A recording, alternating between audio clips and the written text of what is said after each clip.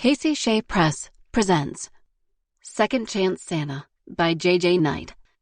Narrated by Lee Samuels and Avery Reed at Brickshop Audio Incorporated. Chapter 1. Rory. 24 days to Christmas. I admit it, I look suspicious. Of course I do.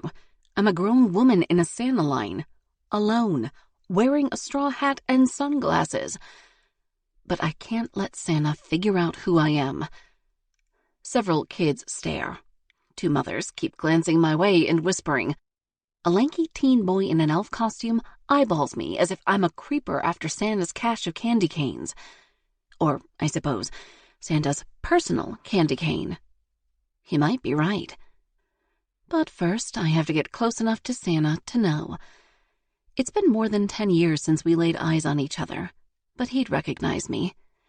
Just as I know him, despite the red suit and white beard. I'm not fooled by that bowl full of jelly. This Santa is ripped underneath that pillow. I've been inside that suit. He's Mac McAllister, or Mac Squared, as he was known when we were in law school together. He was the roughest, toughest, most ambitious of us all. Everyone expected him to take on the world and win. But now he's a mall Santa. I have to see this for myself. I shift closer to a mother with a wiggly pile of children, hoping people will assume one of them is mine, preferably not the one picking his nose. This isn't quite enough to throw off the attention I'm getting. I need them to stop staring, so I stay with the line until we're closer to the front. I want to take a look in Mac's eyes and see if I can read them like I once could. Is he down on his luck? Burned out? Gone soft? The line is slow.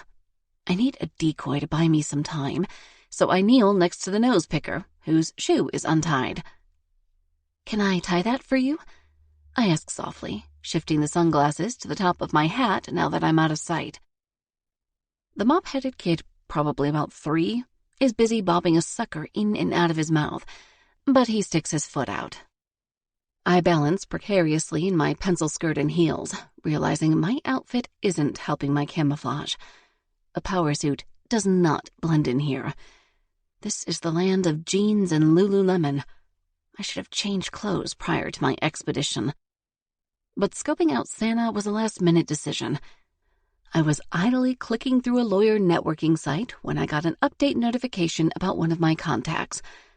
I sucked in a breath when I saw it. Mac McAllister had taken a side gig as a Santa in a mall on the outskirts of L.A., a half hour from my office. I immediately dialed the mall's information desk to ask when the devastatingly handsome, rock-jawed Santa with magic fingers and a panty-melting drawl would be in the chair. Okay, maybe I left some of those details out. But the woman on the line knew exactly who I was talking about. "Oh, he's very popular. He'll be here today from 1 to 6. I set down the phone.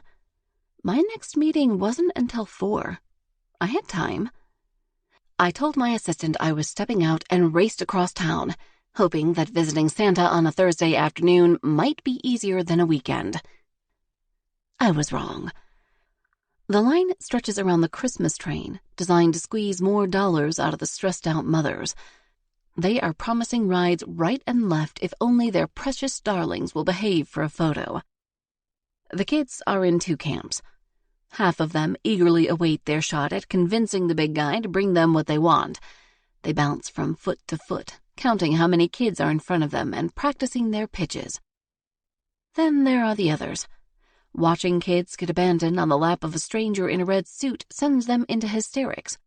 They cry, they beg, they cling to their mothers. 1 or 2 have tried to make a run for it, only to be reeled in like oversized flounder via the leashes attached to their tiny backpacks. My little guy is too short to see his future, so he's fairly chill. I finish the shoelace. The mother hasn't noticed I assisted one of her brood. The kid decides I'm all right and holds out his red sucker to offer me a lick. "That's sweet," I tell him. "No, thank you." But this sticky-fingered Romeo doesn't take no for an answer. He thrusts it at me again, and my peripheral vision tells me the mothers next to us think it's adorable. "Thank you, sweetie," I say, hoping that sounds appropriately motherly. "It's all yours." But the child squeezes his eyes shut.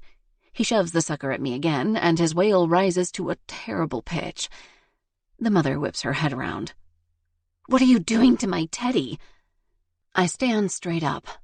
"He just wanted—" Another woman interrupts me. "That's not your kid?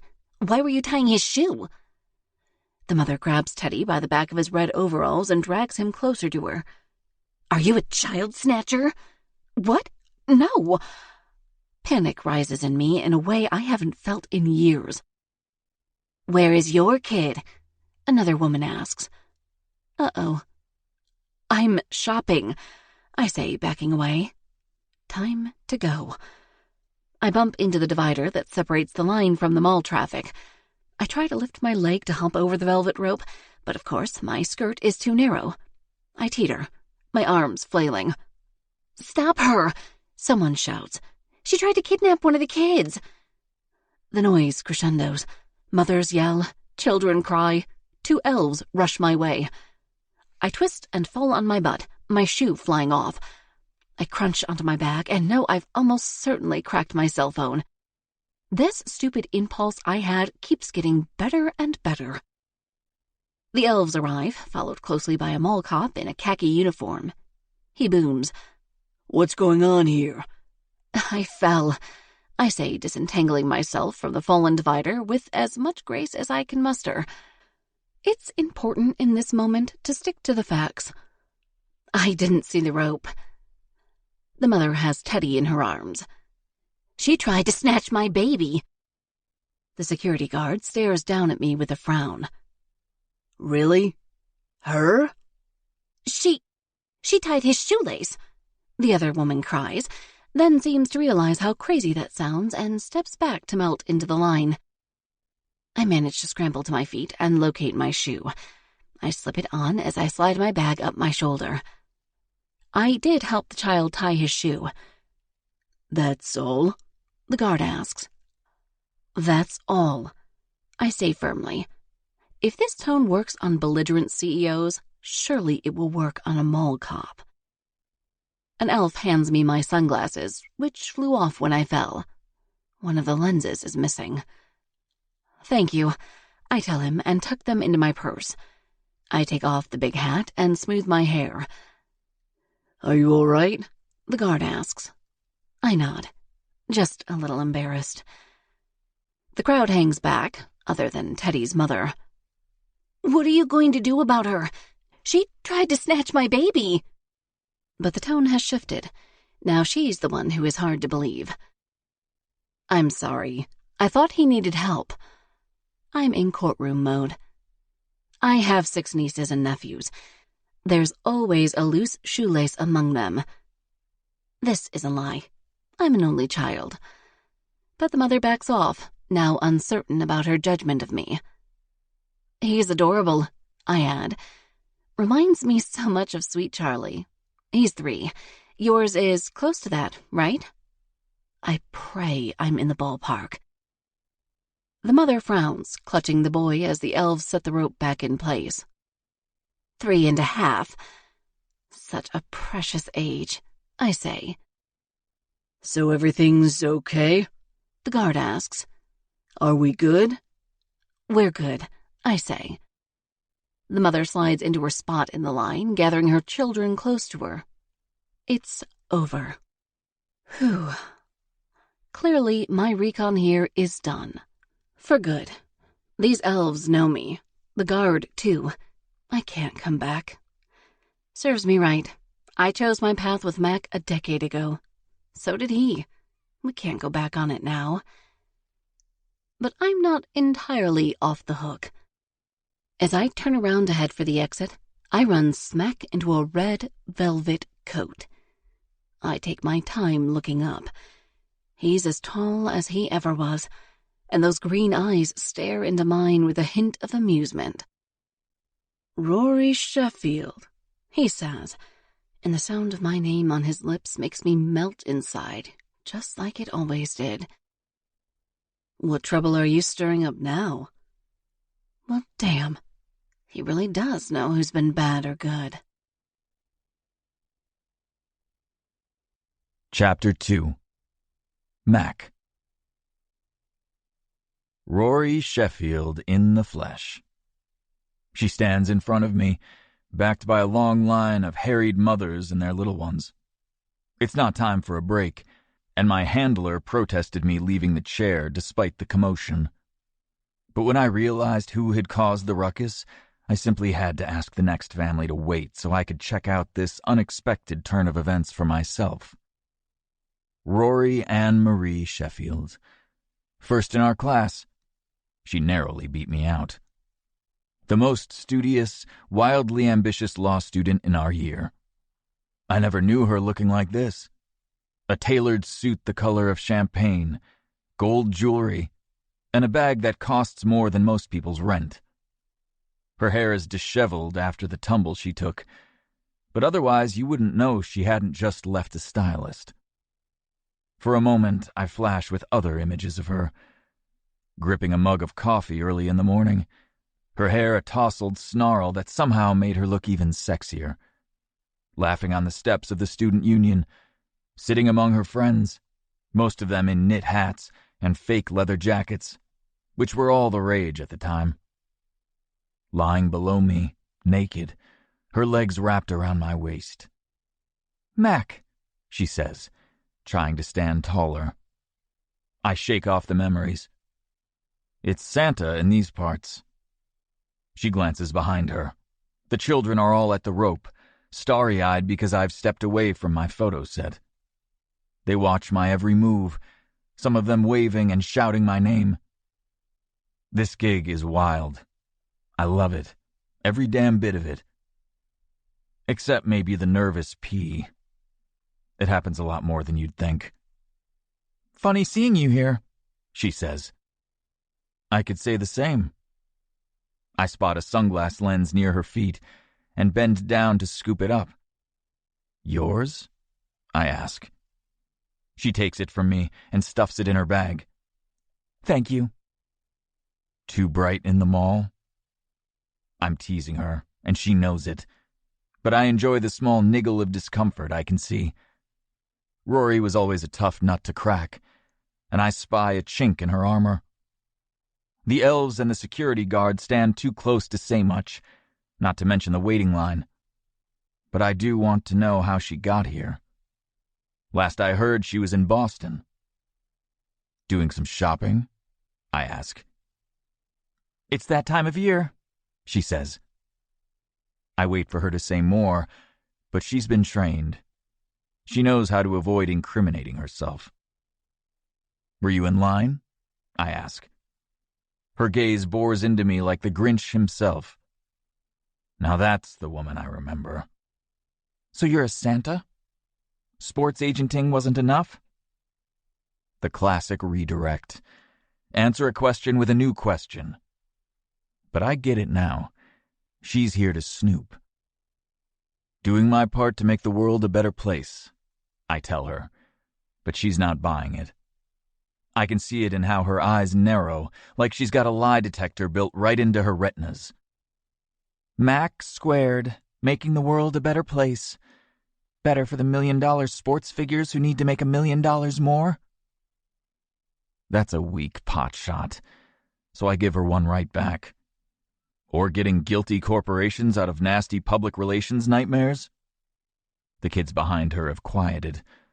I give a loud, "Ho, ho, ho," for good measure. The kids cheer. Rory rolls her eyes.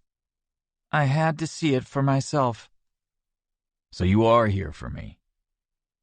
She doesn't give an inch. Her tone is tough as she says, "It's been a long time." She pokes my belly pillow. "You've gone soft." Maybe I've had a lot of milk and cookies lately. She shakes her head. "I never thought I'd see you like this." My internal clock tells me it's time to get back to my red sofa, but I want to figure out what made her come here today. It has to be more than curiosity. Are you in town long? I live here. I control my expression. Rory's back in L.A., and I didn't even know. I used to know everything about her, including the exact spot that made her scream. I swear it's the memories talking when I hear my own treacherous voice say, "Meet me this weekend." Rory's about to answer when a sharp-eared kid yells, "What about Mrs. Claus? The elf is a snitch." This cracks Rory's facade. She laughs so hard that she snorts, and I know how rare that is. Even old Rory liked to appear in control of herself. Except during orgasm. More images flash through my mind. Santa should not be having those thoughts right now. "She wants to see my North Pole," I call out, enjoying the second snort I get out of Rory. The kids chorus, "Show her! Show her!" Rory is losing it. She keeps trying to straighten her expression, but she can't hold it. "You're terrible," she squeaks out.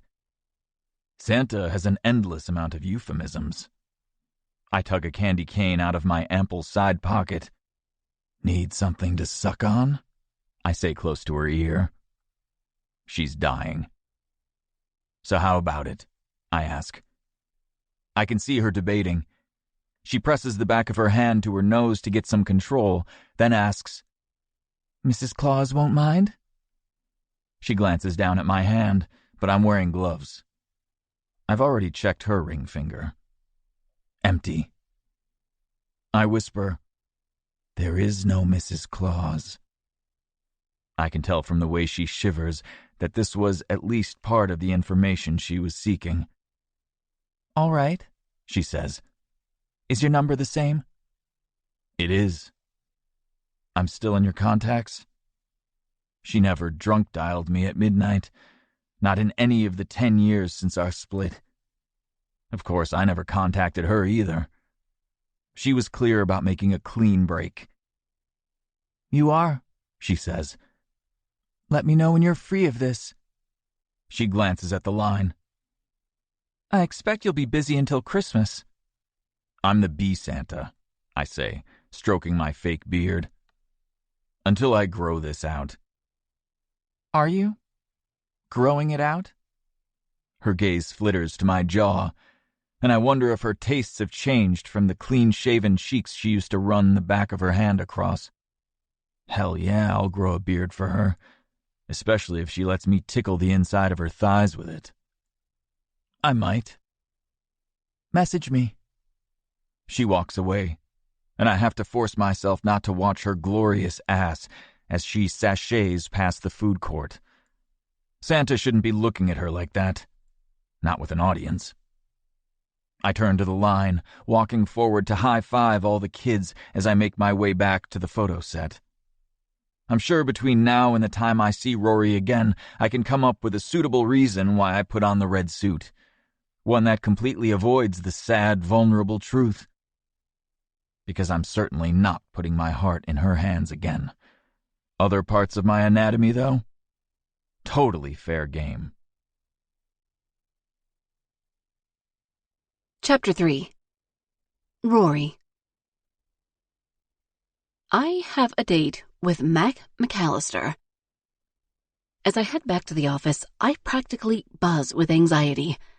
It's not like I've been pining for him. I've had relationships since then. Of course I have. But nothing like him. We were wild. Sex on the first date. On every date. Moved in together at the end of the semester. Never let an evening end or a morning begin without tumbling together in one location or the other. Bed, floor, shower, kitchen table. I have a tiny scar on my hip from when we broke my glass coffee table. We could not get enough of each other. It would have impacted our grades, except we discovered we were ranked first and second for our year. Then the race was on to see who would come out on top. We placed bets on every exam, every mock trial. Whoever won got to dictate the next location, position, the risk level of our crazy acts.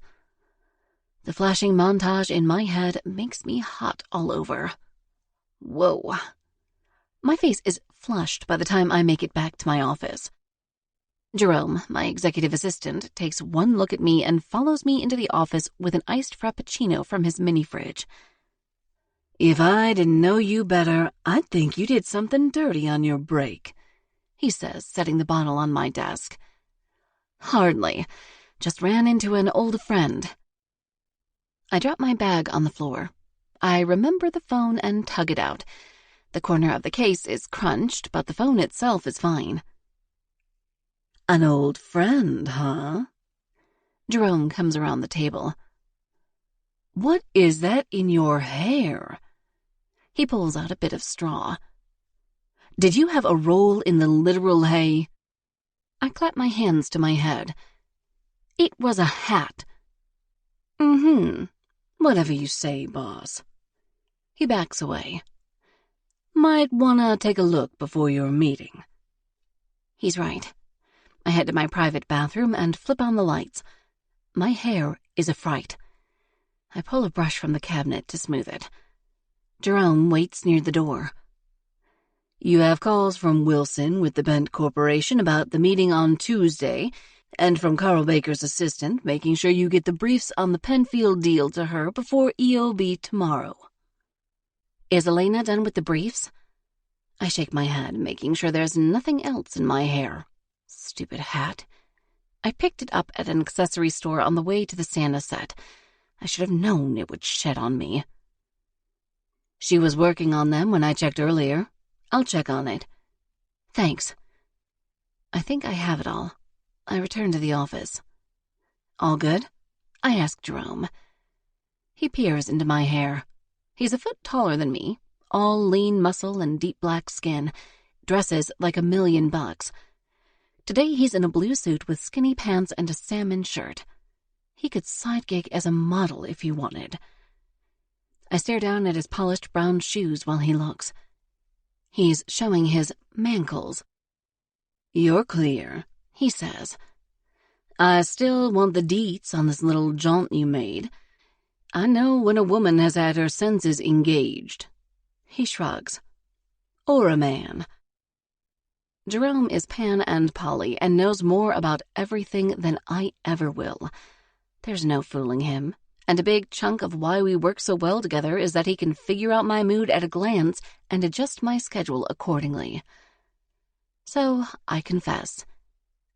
I ran into Mac McAllister. "The sports agent?" Jerome perches on the corner of my desk, eyes alight. "Please tell me you can get me into a party with some of his athletes. Gymnasts, footballers, I don't discriminate." The one and only, and I don't run in his circles. I sit in my chair and examine the phone case again. "Can you order me a new one?" I pass it to him. "Same color and style?" "Yes." He pops the case off. "You're avoiding the most important detail." "I told you where I went." "But not why you were as aroused as a peacock in mating season." He is not going to let this go. "We have a history." "You and Mac? Why do I not know this?" I roll my chair to face my computer screen. "Because it's history." "Not by the shade of your blush, it isn't." I shake my mouse to wake the computer. I agreed to see him again. I'm not sure it's the best idea, though. Jerome walks around the desk to stand behind the monitor. He's after the whole story. "Now we're getting somewhere. How long ago was this history? I've known you for 4 years. "Law school, Berkeley. We were together for about 2 years. "And it just ended? Poof?" "We graduated, went our separate ways." I glance at him for only a moment, then focus my eyes on the screen. I don't want him to think this is some big emotional blowout. It happens all the time. I got a job in Boston, he stayed west. So there's about to be some rekindling going on, I take it. He never married either? I shrug. He has zero personal information on the web, but he's not married currently. You asked? He offered. Jerome taps the top of the monitor with his finger. We can order prior marriage documents. It's public record. I'm sure I'll find it out for myself soon enough. My phone buzzes. Jerome is still holding it. Looks like Saturday night, he says. I guess it's a good thing I told him, since he saw the text first. He hands the phone to me. The notification screen shows the preview of a message from Mac. Saturday, 8. I tap out. Where? Like it matters with what you two are going to do, Jerome says. He's leaning over the monitor to spy. Hush. The next text arrives with a buzz. Santa Monica Pier. Ferris wheel. That's romantic, Jerome says. Is it? I find it odd, but I text, sure. Don't sound eager or anything, Jerome says, rolling his eyes. Sure. Not yes or can't wait, but sure. I set the phone by my keyboard. Thanks for ordering the case. I need to review the documents for my next meeting. Okay, boss. He heads out again. I better get a full rundown on Monday. And if you end up at a party with pretty people, I expect a text. I wait for the door to close before I sag in my chair. It's hitting me, everything that's happened today. What have I done? Agreed to a date with Mac? How is that going to end? A rush of heat to a certain part of my body is my first clue. Chapter 4. Mac. I have to admit, I have trouble focusing after Rory leaves. I can't believe she sought me out. Showed up at Riverside Mall. Talk about the ghost of Christmas past. But I text her during my break, and it looks like we're getting together. So I managed to get back into my Santa mindset. Just in time, too. A mom leads an angry, foot-dragging 6-year-old boy toward me. I might have a runner. Some of them can be real fighters, too. I got punched in the gut on my first day by an 8-year-old who wanted, I kid you not, a flamethrower. This one has his eye on the side gate. I reach into my pocket for a candy cane. Some kids get the reward at the end. Others need the bribe up front. I hold it out. Ho, ho, ho, I say. Would you like a candy cane from Santa? He stares me down. I don't take candy from strangers. His mom clutches his shoulder. She's harried from standing in line, her hair mussed, her shirt askew, no doubt from tussling with this kid while they waited. She must really want her picture. Mitchell, he's not a stranger, she says. He's Santa Claus. I don't know him, Mitchell says. He comes into our house every Christmas to leave presents. So he's practically a criminal. The beard hides my smile. I love the quick thinkers. I'm only there to fill your stocking, I tell him. Stockings are dumb, he says. An Xbox doesn't even fit. Good, good. As soon as they tell me what they're after, I can work with the situation. I make eye contact with the mom, then ask Mitchell, So, you're hoping for an Xbox? She gives a quick nod, and I know this gift is part of the plan. It's infinitely harder when it's not. I'm not a Santa who promises presents that aren't going to happen. Who wouldn't want an Xbox? Mitchell says with exasperation. I'm ready for this. Are you going to play Sonic? Spider-Man? Minecraft, he says. I'm going to build a dungeon like my friend Joe. I relax, now that the dialogue has begun. The hard part is over. I lean close. What did Steve say to the skeleton? He seems surprised I know who the main character of Minecraft is. I don't know. I have a bone to pick with you. Mitchell rolls his eyes. I slide right into the next one. Why didn't the skeleton fight back? But Mitchell knows this one. His face lights up. Because he didn't have the guts. That's right. The kid cracks a smile. Time to get Mom's picture. Can I tell you my Minecraft secret? Mitchell steps forward, and he's in camera range. Bingo. I cup my white-gloved hand near his ear. This is a favorite pose.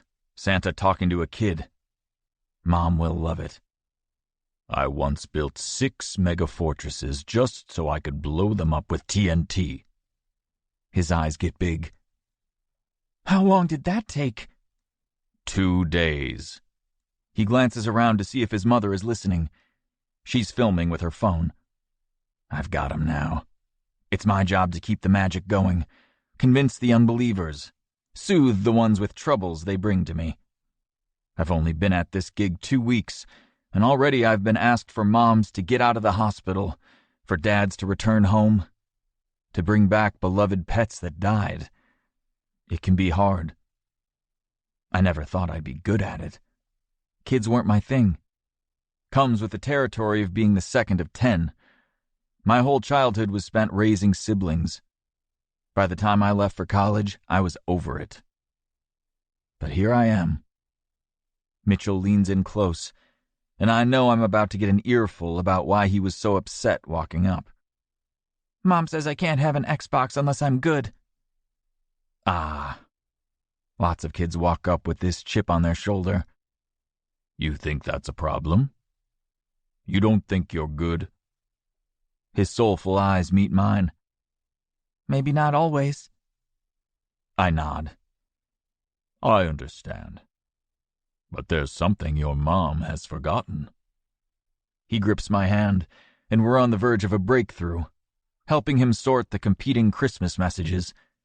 Rich and poor, deserving and undeserving. Money spent equals love. He's old enough to have started seeing the hypocrisy. What did she forget? He asks. I give him a wink and point at my chest.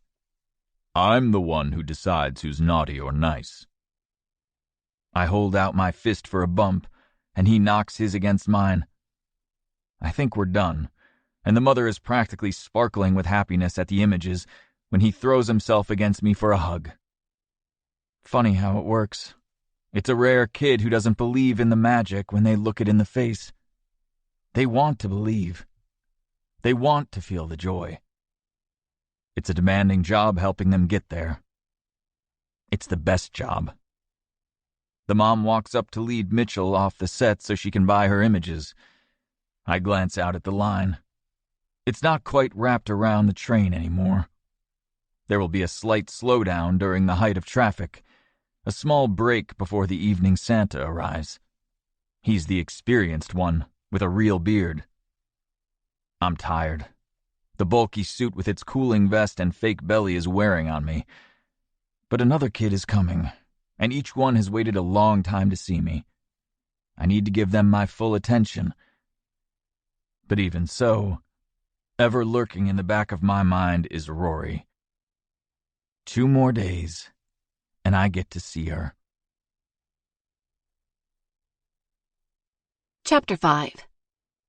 Rory. 22 days to Christmas. My gold bracelets jingle as I maneuver my car into the parking lot below the Santa Monica Pier. The beach and boardwalk are busy on a Saturday night, and I have to hunt for a spot. It's Southern California, so most of the people walking around wear some variation of bathing suit and cover-up, even in December. I chose a striped cotton skirt a touch shorter than I would wear to work, and a lush silvery gray sweater that falls off one shoulder. That's about as casual as I get. My dark hair is twisted into a comb. If I dared to leave it down this close to the ocean, it would kink into an unruly mess no matter how many products I slathered into it. Even with my efforts, curls are tightening into coils around my forehead. I check the rearview mirror before I leave the car. My makeup is on point. I wish I didn't have a resting Grinch face. Smile, Rory. Don't look like you're about to destroy him in court. I take my time walking up the steps to the pier. Meet at the Ferris wheel, Mac said. What a bizarre romantic notion. It seems further proof he's going through some sentimental midlife crisis. The crowd grows thick as I start down the wood planks of the boardwalk. It's gaudy and loud, all kitschy souvenir stands and food to eat standing up. But I can't deny the happy energy. My childhood didn't involve many days at beaches or amusement parks. Mom wasn't into unbridled leisure. She was a workaholic who raised me to be one too. Despite my upbringing, I understand the appeal. Dig into the sand, eat a cone full of spun sugar, scramble your insides with a death-defying ride. It can take your mind off your troubles, if only for a day.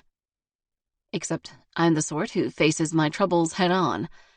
Mac McAllister is currently one of them. I tuck my phone from my purse, ready to text Mac. He's absolutely mad to think we'll be able to find each other in this crowd. I didn't get a clear look at him due to the Santa suit. What if he's really aged? What if I'm wrong about the ripped abs? My steps falter. I don't care if Mac is different. Of course not.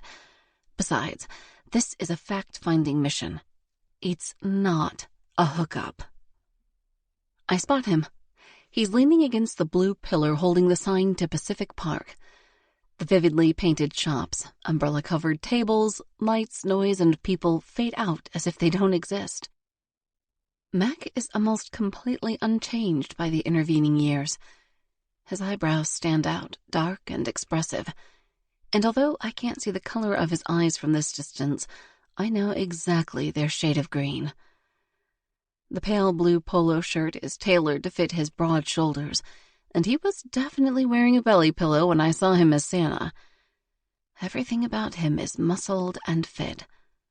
I shiver, remembering all the ways I manhandled that body. It was once mine to do with as I pleased. My feet have sped up of their own accord, eager to reach him. He's seen me, and I'm drawn to his gaze like a tractor beam. If I follow my urge right now, I'll tackle him. I stop several feet away to avoid the intense pull of his magnetism. I had no idea he'd make me feel this way once we were away from the kids and his Santa gear. Rory, he says, and my name on his lips knocks me completely off center. Not that I was balanced before. When I first try to respond, my throat is knotted up. I forgot what this feeling is like. Being near Mac is a full-body experience. Hello, I finally manage. Quite a spot. He glances around, as if only now considering his choice. I like it. It's a great mix of people. Young, old, in between. He looks to me then, and I understand what he's saying. We were young once, and not quite old now, but different from before. He turns to face the bright noise of the amusement park. Shall we shake things up? Maybe. I follow him into the chaotic section of the pier, the roller coaster rumbling over our heads. He pauses at the ticket booth at the base of the Ferris wheel. Fancy a ride into the sky? He asks. Perfect view of the ocean. I follow his gaze to the towering circle of umbrella-covered cars. It spins into the darkening sky with a dazzle of lights. The line is moderately long, and I see that this is an opportunity for a lengthy talk. Mac was always clever. He thought this one through. Sure, I tell him, although sure is something I'm not. I have a healthy fear of heights. I think being in the car will be fine. It's not like I'll be standing on a ledge. But here I go, doing two scary things at once. an amusement park ride, and a conversation with Mac McAllister after a decade of silence. Once we have tickets, we take our place in line. People stretch along a queue surrounded by rides moving and blinking in every direction. I have to resist the urge to duck every time the roller coaster crosses over our heads. I'm unsure of what to say next. I'm wildly curious about the Santa gig, but I can't quite find the words to ask my question. Mac seems content to look around, occasionally pausing on my face. Maybe he's just as unsure. The silence is out of character for us both. But then we did blow up spectacularly 10 years ago. I opt to go with a safe topic. Friends from our past. Do you hear much from Marta or Henry or Janessa? He smiles, and I'm struck by how familiar his expression is. Sure. Henry and I meet to watch a ball game about once a month. I haven't talked directly to Marta or Jen in a while, but I saw online that Jen had a baby a couple of months ago. Did she? I tried to picture the crazy woman who always did shots in dive bars holding a baby instead. Mac tilts his head quizzically. You don't keep up with anyone? My chest tightens. I don't. And I can see that looks bad to him. I rush to explain. None of them went into corporate law. Instantly, I regret saying it. It sounds like they aren't important enough to talk to because they aren't part of my career. Is it true? I don't have time to think about it because Max says, You always were the networker. Before I can ask what he means, or even glean whether it's an insult or compliment, he goes on. I regret losing touch with Saul. His face is solemn. I agree with that. He left for the Peace Corps, and that was it. Goes to show the legal rat race isn't for everyone. We take several steps forward. The wind picks up, pulling more errant curls from my hair. Such a shame. Saul was brilliant. Mac frowns. I'm sure he's being brilliant wherever he is. Dang, I can't say anything right. Maybe I shouldn't have come. So what if Mac is a Santa now? What business is it of mine? I should have left us in the past. All I can do at this point is confirm we were never the right fit. But we're stuck between metal fences lined with mesh, a long line ahead and behind. My last attempt at jumping a divider to escape Mac didn't end well. In front of us, a teen girl leans her head on a boy's shoulder, their hands clasped between them. A wave of melancholy washes over me. Did Mac and I look like that to outsiders? I don't think so. They're so connected, so close. Mac and I always had a hefty mutual respect, and definitely an addiction to each other's bodies, but we were never what you would call sweet on each other. Mac turns and catches me watching. Young love, he says quietly. I avoid his gaze, instead staring up at the giant wheel. I'm not ready to be hit with what I've never had. The night sky deepens to black behind the vivid display of lights and patterns. Have you done it before? Mac asks. I hesitate, thinking he is talking about love, but he adds, the Pacific Wheel, I mean. My shoulders relax with relief. No, the only time I came to the pier was for a business retreat. We didn't ride any of the attractions. Mac points up at the giant wheel. Did you know that this is Iron Man's favorite ride? I'm confused. Do you mean the comic book character or Robert Downey Jr.? He grins. Either one. It's a Ferris wheel. I drop my jaw. Ferris. Ferris. Ferris is iron. Did you just tell me a dad joke? Well, I am Father Christmas. Oh my God. I groan, but Mac has given me the opening I've been looking for. So why are you doing it? Are your clients starting to look for someone more family-friendly? Do they need a kid-first publicity angle from you? He rocks back on his heels. Rory Sheffield, always looking for an angle. What's wrong with that? I'm trying to understand how it benefits you to take a side job so far out of your career path. His gaze pierces me, sharp and true as an arrow. Why would you even care? It's not like you ever looked back after you left. Ouch. If you're so mad after all this time, why am I here? Heat rises in my cheeks. I believe you were the one who found me. I believe you were the one who asked to see me tonight. I shoot back. The couple in front of us glances behind. I clench my jaw. I hate being a public spectacle. Mac shoves his hands in his pockets, back to watching the lighted wheel. His mannerisms have changed. He was always so self-possessed. The Mac I knew didn't fidget. What happened to you? I realize too late how harsh the question sounds. I bring it down. What I mean is, you were always such a tiger. And now I'm a pussycat? His green eyes lock on mine. Is the Mac I used to know buried in crushed velvet and fur? A gap has formed in front of us, and Mac moves us forward to close it. Let me ask you a question. His voice has an edge, like he might use in a courtroom. He's redirecting me. I almost want to say, I object, but suspect it will sound more like Reese Witherspoon in Legally Blonde than the put-together image I'm going for. So I wait.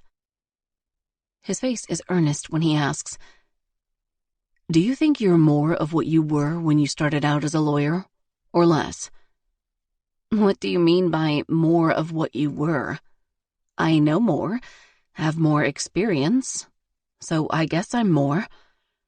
He shakes his head. No, I mean more of what makes you, well, you. Are you more ambitious, more aggressive, or have you evened out?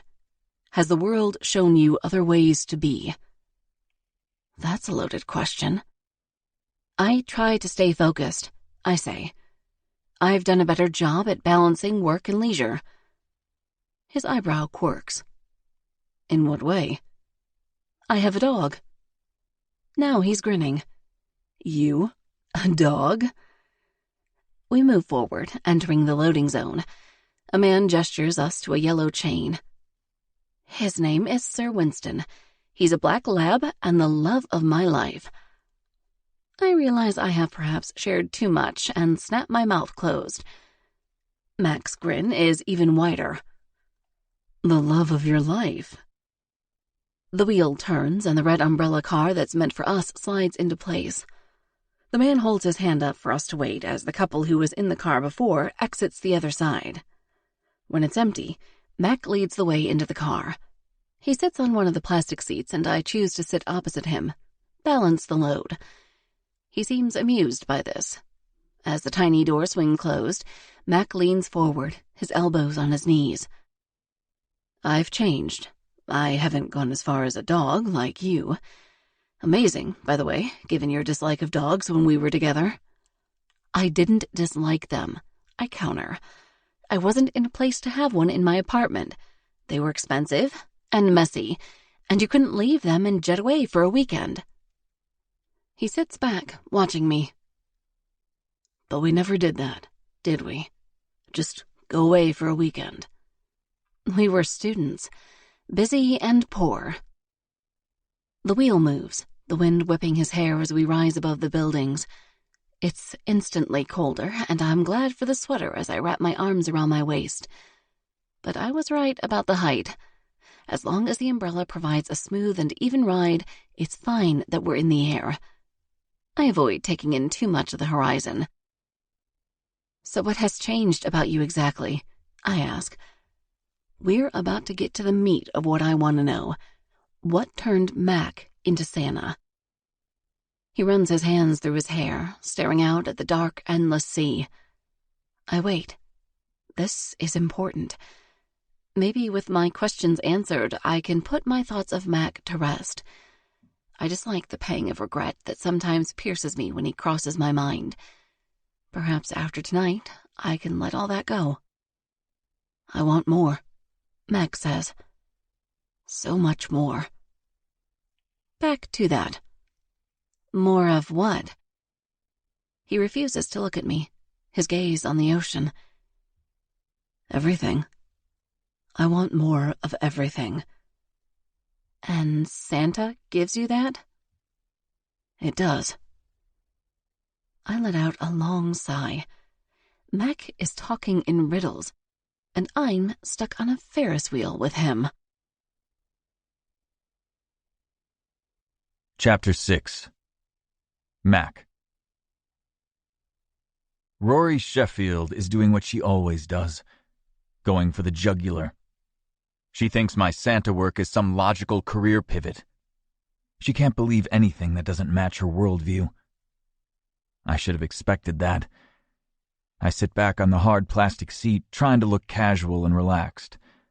She watches me from her side of the car, her hands clasped tightly together, her elbows drawn against her body. You could bounce a quarter off the tension in her shoulders. You always could. I decide if she can quiz me about my Santa gig, I'm going to ask her what I want to know. So anyone important in your life other than Sir Winston? I doubt it, since she's out with me. But she could have agreed to this excursion with the ridiculous notion that we could be friends. She tightens up even more compactly into her gray sweater ball. This question unnerves her, and she's all out of redirects. Interesting. Her position across from me provides an incredible view of her long legs. I remember running my tongue along every inch of them. The visions are seared into my brain. I can't stop overlaying our history on top of the woman she is now. There has been no woman like her ever. I've been in several relationships, she says finally, her eyes daring me to question it. As if I'd know. No one currently. How long since the last? It's not even a fair question, but I feel like going there. The idea that she's been with someone else, anyone, sends a fire raging through me. That's why I never looked at her social media. I didn't want to see. Why should it matter to you? Her eyes spark fire, and I should heed the warning. But instead I plunge forward. I'm wondering how sloppy the seconds are. Oh my God. What the hell, Mac? She leans to one side of the car as if she can escape me. I should backtrack, apologize. But I don't. I foolishly dash ahead like a crazy man aiming for a cliff. Were any of them half as good as we were together? You have no right to ask any of this. She slides to the end of the bench to put more distance between us. We glide to a stop to load more riders, and the car tilts with a shift of her weight. It's not much, but she bumps against the wall of the car, making it rock. This triggers something in her eyes, and she clutches her side of the car. This movement makes the umbrella rock again. Why are we stopped? She sucks in a breath. Are we stuck? She presses her hand to her chest. She can't seem to exhale. Rory? I shift toward her, but this sends the car even more off balance. Rory yelps. The tilt isn't that dramatic. There's no way to make the car swing in a dangerous way, but it's enough to scare her. I shift to the opposite end of my seat to balance out the weight. Even as the car levels out, her breath wheezes in and out. Rory. She doesn't respond. The terror in her eyes cuts me to the core. Are you afraid of heights? I can't move even the smallest bit without creating a shift in the car. Around us, other riders shout and rock their cars for a thrill.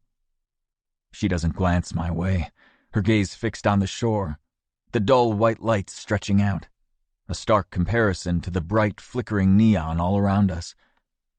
She gasps to draw in air. "Rory," I say louder, hoping to startle her into breathing right, into listening to me.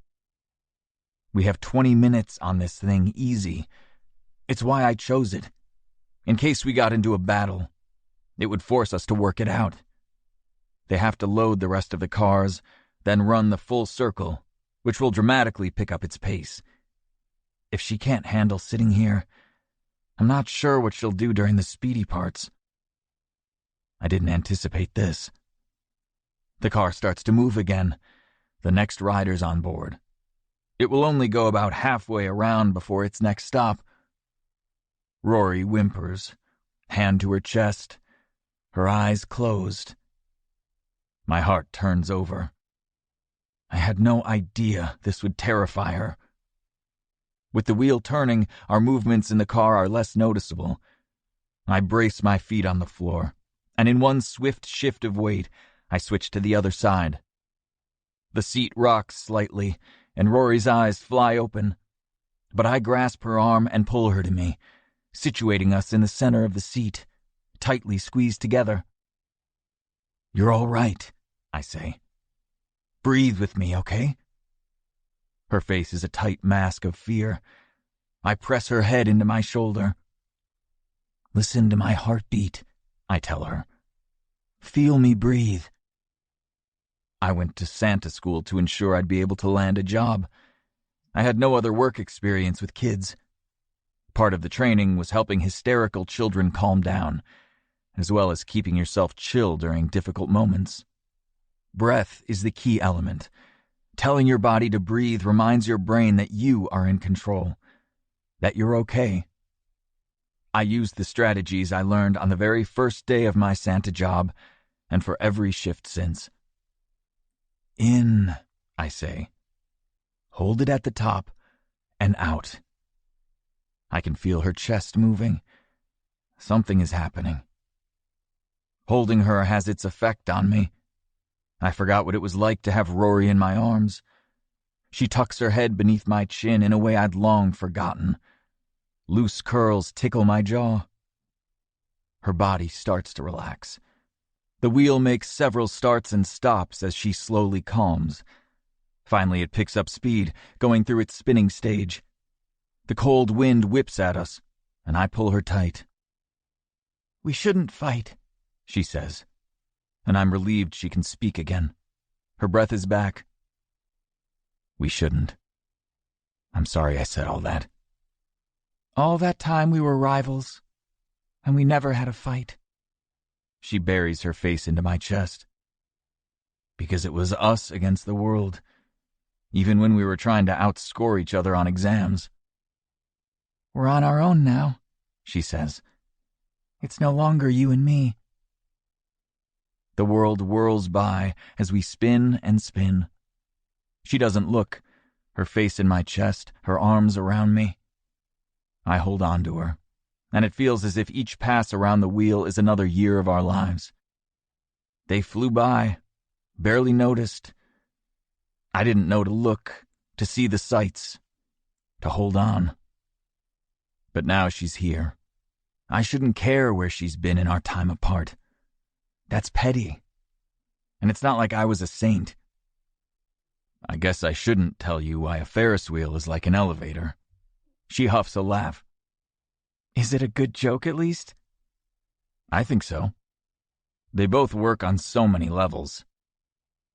She shakes her head against my chest, mussing her perfect hair.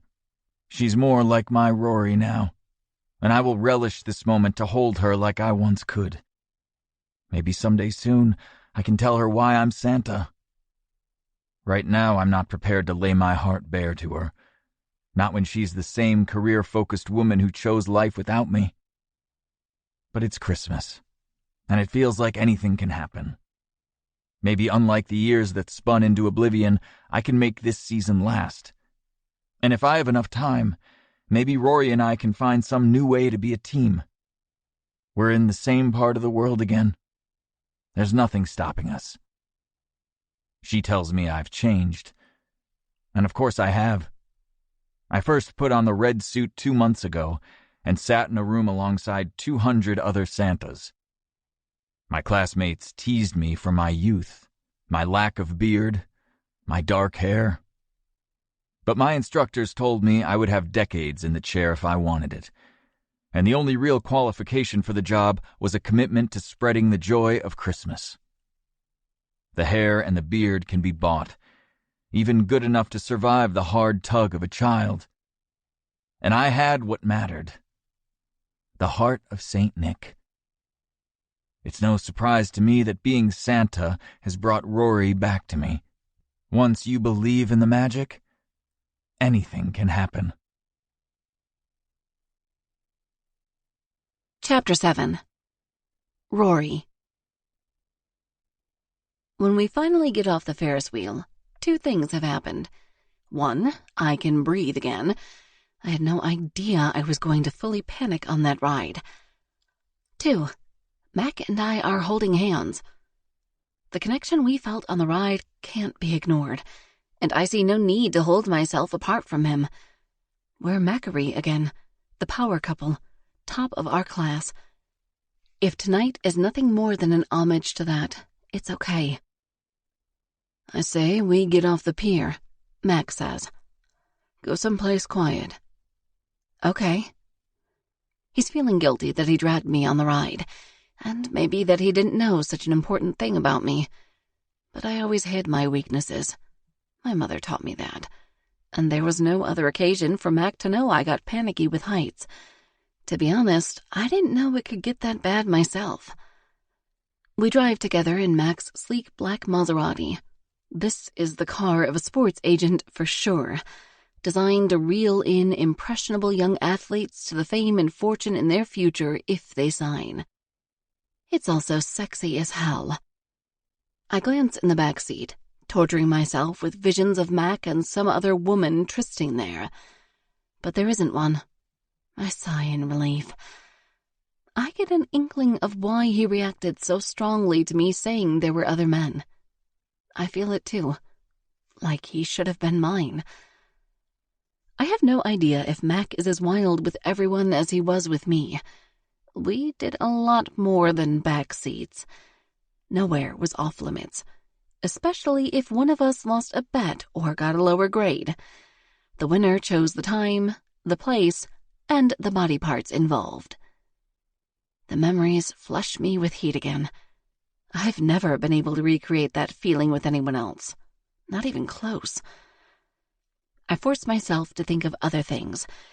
Not sexy cars, not sexy Mac, not sex with Mac. Outside the windows, the lights of Santa Monica are bright. I rarely come down here, I say. It's pretty. I like it. Do you live close? His gaze remains on the road as he makes a turn. Yeah, I have a condo a few miles from here. I live in LA proper.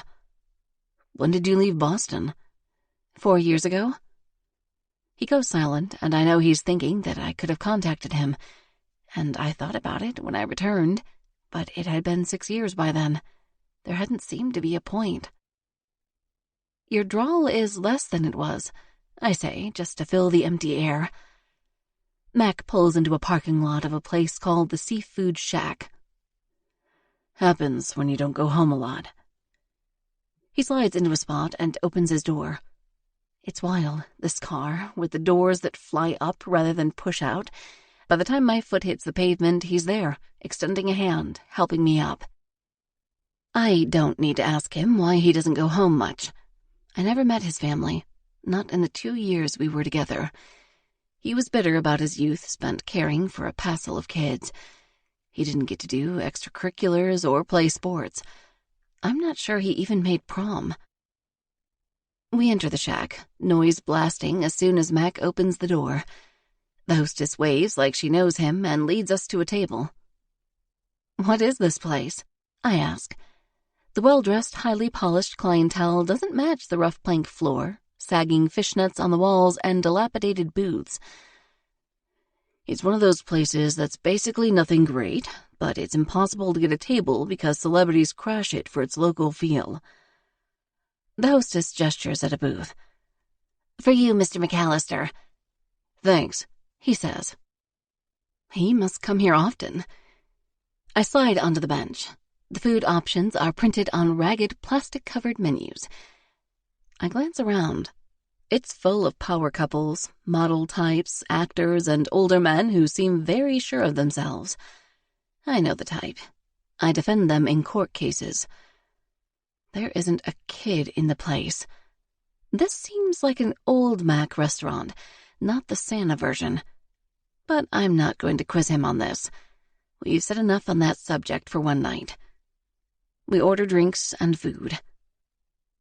You're quieter than you were in law school, Mac says. He's pegged me. I straighten my knife and fork next to my plate. I try to think before I speak now. That's new. He looks amused as he takes a bite of bread. I'm different in a lot of ways. It's time to be a grown-up. I draw in a breath for courage. Mac, I want to apologize for how I left things. I was so focused that I left you after graduation without a proper ending. He sets the chunk of bread down, eyes on his plate. I'd like to say it didn't matter, but it did. I thought I'd done something terrible to make you not even want me to follow you to Boston. His green gaze meets mine. I would have followed you. I know. I twist the linen napkin in my lap. I felt the job offer you had here in California was the logical one. I didn't want to get in your way. We had a long way to go to know where we'd land in our careers. He holds my gaze. I accept your apology. A heaviness lifts from my chest. I should have done that a long time ago. Instead, I left him and all our former friends behind. There was no one to tell me how he'd fared, or to draw me back. I threw myself into my work. I snag a bit of bread myself, suddenly hungry. So tell me everything that's happened since we graduated. Leave nothing out. The waiter brings our drinks, and I sip mine, watching him over the rim. Mac rolls his beer bottle between his palms. I took the agency internship. Mostly did background work. Then one of the lead agent's clients refused to re-sign with him. Ooh, work dirt. I lean forward. Was it over money? I think he'd made some unwanted gestures. Gross, right? It's such a problem in sports. A problem everywhere. He nods. Because I had done the original paperwork, I knew this athlete had a big event coming up. If she did well, tons of endorsement offers would come in. All new contracts, which a second agent could negotiate. Exactly. I made her an offer, and she took it. But I had to quit my old job. I wasn't allowed to take anyone with me, so I branched out on my own with my future pinned on a 19-year-old tennis player. I had no idea this happened. Agents aren't part of my legal circles. Don't keep me in suspense. She nailed it. We got 6 deals. It was enough to keep me afloat while I signed some other tennis stars. Then one of them started dating a football player, and he was about to get drafted. So I got my first pro football contract. And suddenly I had big deals on my desk as he mentioned me to his teammates. How do you have time to be Santa? I hired some staff, took on a junior agent. There's only a couple of clients who need hand-holding this season. Our food arrives. The cracked crab is buttery, and the roasted garlic mashed potatoes smell heavenly. I take a bite and almost swoon. It's so good. I'd make a crab joke here, but I hold up a hand. Please don't. I'm not sure I can stop it. I shake my head. Mac was always glib, but the joke-telling is new. All right, but only one. He stares at the table a moment. I have so many. I can't pick just one. Only one. All right. Why didn't the crab share his French fries? Oh, God. Because he was shellfish. Mac. What does a crab call his house? Mac, Only one. Michelle. No more. Just one more. Mac.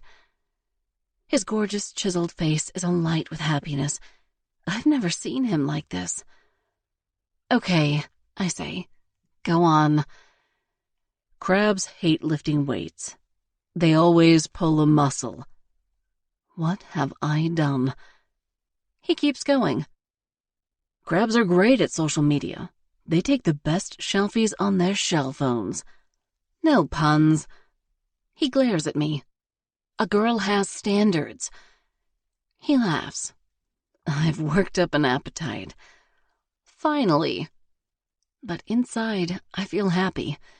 The tension seems to have melted away. Like my butter. Oh no, I'm starting to think in dad jokes. I quickly stuff my face with a forkful of potatoes. We settle into the food for a moment. Then he asks, "So what about you? How did you fare after graduation?" I take a sip of my drink. Very typical trajectory. Drudge work for years, worked up until I had a better title. Then took that title and moved to a medium-sized firm willing to make me a partner. So you're already a partner? I sit a little taller. I am. Wow. Well, you own the whole agency on your end. Mac sits back in his chair. I guess you were right. Separating made us successful. But despite his praise, his tone isn't quite right. He's back to thinking of my departure. I twist the napkin beneath the table. I like to believe so. Now what? His question hangs over the table like the aftermath of a clap of thunder. The storm is here. Does there have to be a plan? I suppose not. We've gone up and down the range of emotions tonight. I suppose it could only be that way, given so much history and all the silence in between. The waiter takes our dishes, and we're quiet while Max settles the check. I wonder if this is all there's going to be, this one night to close out the time we were together. We don't hold hands on the way back to the car, and the drive back to the beach is silent. Mac turns on the radio, and obviously the universe knows we found each other because immediately Lady Gaga's You and I starts to play. As soon as the lyrics roll, Mac catches my eye. There's something so different about him. He takes things in. They affect him. The song gets to me. It applies to us so much more than it did 10 years ago. This thing we used to be, all sex and competition and focus, is returning in some strange new combination. There's emotion now. I give a damn about what he's feeling. And in a minute, we're going to get to the part of the song where I know exactly what he's thinking about. Chapter 8. Mac. This song. Damn. It was all over the radio back then. I try to focus on the road, but visions are filling my head. I haven't heard this song much in the intervening years, but when I do, I always think of Rory. It was playing on our first date. We'd known each other a while in class. The rivalry was thick already. We'd been doing research on a legal brief for days, holed up in the library with Saul and Janessa. Janessa said, "You two are the most intense people in our year." Saul agreed. I never thought of myself as intense. I got through undergrad on scholarship by the seat of my pants, trying to fill in holes in my education as I went along. Law school had only been a pipe dream. But after a couple of years of working and applying, I'd made it. I had to work for every small thing. I certainly didn't have a legacy of educated people in my family to lead the way. But if what Janessa said was true, that this beautiful woman sitting across the desk from me was as intense as I was, then we should lean into it. I looked at her and said, "I think we should get out of here." Janessa elbowed Saul with a nod. Clearly, everyone expected this. Rory watched me for a moment, as if trying to make a decision. I didn't know much about her outside of class. Hell, she could have had a boyfriend, and I wouldn't have had a clue. But she slowly nodded and, with careful deliberation, began packing her books into her backpack. I was outrageously broke, trying to minimize my student loan debt as I paid my way through school. So our first day alone together wasn't much more than walking through campus and picking up sandwiches at one of the cafes. But the conversation was fierce. It started with our classwork and veered into philosophy. From there, we went into religion's impact on morality and the law, then skated straight into the Kama Sutra somehow. Once our conversation went in that direction, there was no stopping my wild imagination about what to do to Rory. I almost miss my turn in the Maserati and have to whip the car into the left lane. "You're deep in thought," Rory says. "What's on your mind?" Might as well confess. Our first date. I look to the radio. The song. You know. "I know," she says quietly. I remember the backside of the stadium. The wood benches. The light flashes on her face as we drive, and I catch a grin.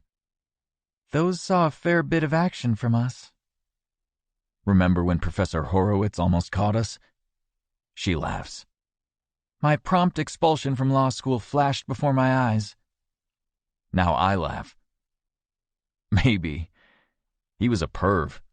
He might have watched. She shakes her head. "If you say so." I know so. He hit on a lot of girls in our class. Her jaw drops. "You never told me that. He never hit on me." Because I would have killed him with my bare hands. She huffs. "He didn't even know we were together." Everyone knew we were together, Rory. She fiddles with her skirt. "Probably so." You weren't sure about me at first. I can picture how she drew in a shuddering breath as I moved toward her on that bench, almost as if she was afraid of what we were about to become. "I was pretty inexperienced, if you will remember." She turns to me in the dark. I remember. I spot the road that will lead back to the beach. The picture of Rory just before our first kiss hovers in my mind. Her hair was longer than it is now, curling onto her shoulders and down her back. Her honey brown eyes always paid attention, and on that bench 12 years ago she lifted them to mine, as if unsure she could put her trust in me. Rory had a tough shell. She talked loud and never backed down. She could be prickly. That first kiss was probably the only time I saw uncertainty in her. Dark had fallen. The night was quiet and still. Few students about so late on a weekend. The explicit conversation had done a number on me, and I wanted to hold her close. When we sat on the wood bench, I pulled her tightly against me. And that was when I saw it. That hesitation. She was thinking, questioning, not barreling forward in a mad rush like usual. Somebody opened a window in the International House, which was right behind us, and the Lady Gaga song was playing. Rory relaxed against my shoulder, her hand on my chest. She was in. The moment my mouth landed on hers, all doubt evaporated. She was as hungry as I was, following my lead. If I knew in that moment she was a virgin, things might have gone differently. But when she put her arms around my neck and arched to me, I moved fast. I slid my hands beneath her shirt, savoring the smooth feel of her skin for the first time. Her bra was dainty, and I unhooked it easily, filling my palm with her warm, full breast. She groaned against my mouth.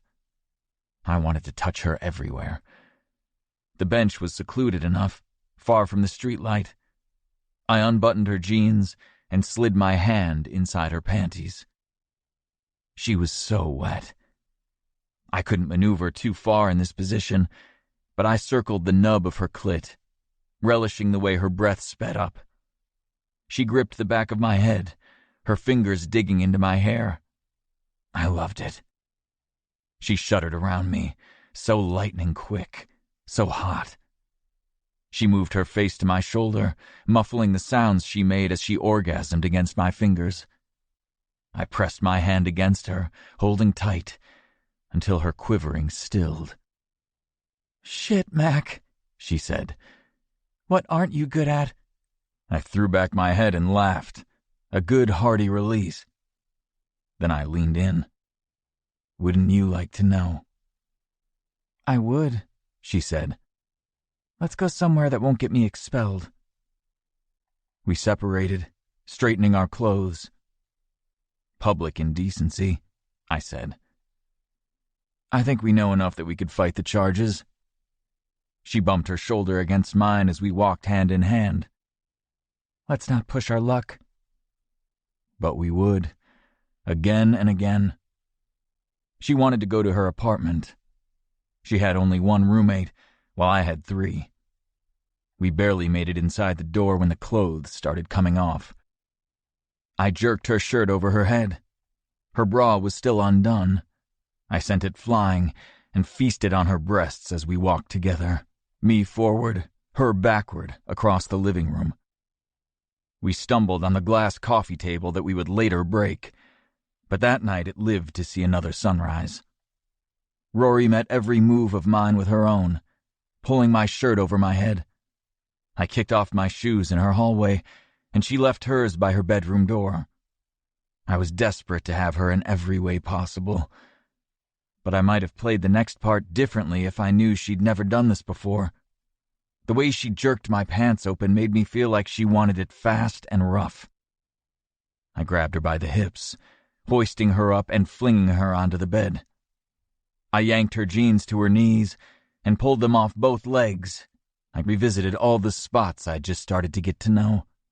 Her mouth, the sweet curve of her neck, down her collarbone, and landing on the taut nipple of a naked breast. Her back arched to me, a long groan escaping her lips. I loved the feeling of her shuddering around my fingers on the bench. I wanted to feel it again, this time with my mouth. I made my way down, dipping my tongue into the hollow of her belly button.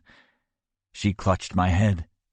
"Yes," she said as I nipped my way down and dragged the panties away. They hit the floor in a whisper of lace. I shifted on the bed, knocking her thighs apart with my elbow. She gave a startled cry, but I dropped down, my mouth on her, sliding my tongue inside those wet folds. "Oh my God, Mac." I was relentless, cupping her ass to lift her to me. I moved swift and hard, sucking tightly on her clit. She bucked and shuddered. I looked up at her with her eyes closed, her hands gripping the sheets. Her body began that quivering I already recognized. She panted, jerking the sheets off the corners of the bed. I moved faster, harder, reaching up to pinch a nipple. She screamed this time, no longer trying to avoid attention on a public bench. The pulsing began, strong and hard against my mouth. I had her. She let out a long, deep groan and finally collapsed back down on the bed. "Mac, Mac, Mac," she said. "What are you doing to me?" I crawled back up to her, dragging my mouth across her body as I went. "We're just getting started." I unbuttoned my jeans and extracted my wallet before sliding them off. "Condoms okay by you?" I asked her. She nodded, her arm across her face. She seemed spent, but I could get more from her. I grasped her hips and flipped her over in one quick move. She let out a startled cry. I pulled her hips back so her curvy ass was flush against my belly. "Is this way all right?" "Yes," she said, and shoved back against me as if to prove it. Looking back on this night, I often wondered if I'd fingered her first, I would have known. I hadn't dived in deep on the bench, hanging out on her clit, and tongues only reach so far. But I had no idea, and held onto her hips as I thrust inside her in one fast push. She did not cry out, gave no signal of distress. She met me move for move, backing into me, taking it deeper. I grabbed her hair and pulled it back, and she groaned, loving it, urging me to move harder, faster. I reached around her to bring our end together, but she moved my hand away and kept our rhythm, solid and unrelenting. I unleashed and fell on her back. We both collapsed to the bed. She laughed then, a sound I've never forgotten. "Mac squared. You're a good time," she said. I wondered if she did this a lot. She was so into it, so willing. When we rolled over on the bed and I saw the blood on the sheets where she'd landed, I knew exactly what it meant. If she was on her period, I would have known an hour ago. Shit, Rory. I looked up from the smear. She was staring down at it quizzically. But she was logical to a fault, even then. "I wasn't sure that would happen. It doesn't always. Do you know some women don't even have a hymen? Really screwed up their lives if they were in a patriarchal or tribal society that required proof of virginity." She went on about violence against women with purity tests, and I could barely see for the haze in my eyes. Rory, I was rough. I could have been gentle. She smacked my chest. "I loved it. Couldn't have asked for a better first. Next time we can do that simultaneous thing you were going for." I dragged her against me while she chatted on and on about the legal brief we'd been working on in the library, as if everything in between had been inconsequential. But she'd given her virginity to me. I kissed her hair and tuned back in.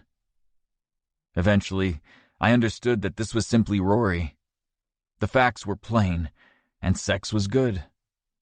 It remained that way for our final 2 years of school until she left. We make it back to the beach.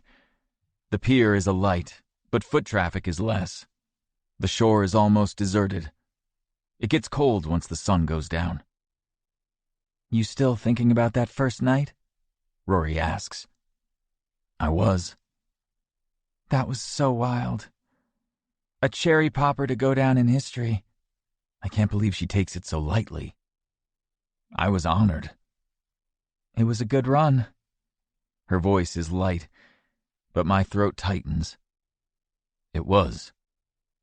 I want to say, "What now?" but I can't make the words come. She watches me in the dark. I can feel her gaze even though her face is in shadow. "You're so different. I don't remember a sentimental Mac." Maybe you just never saw it. "But you wouldn't go home. You skipped holidays and threw yourself into your studies." That was how I coped. Until I couldn't anymore. After you left. "Are you saying I broke your heart?" Her voice tells me she doesn't believe it. I would have followed you. She slaps her hands on her thighs. "But that wasn't logical. You were destined to be an agent. No telling what random job you would have taken if you'd gone to Boston." "Some things aren't logical," I tell her. "I know, like you right now." I can't take one more moment, so I do the only thing that feels right.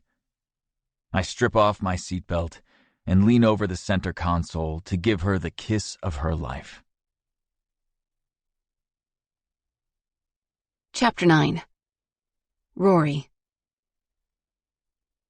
I forgot what kissing Mac McAllister is like.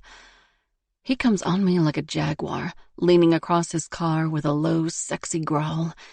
His lips are exactly as I remember, firm but tender.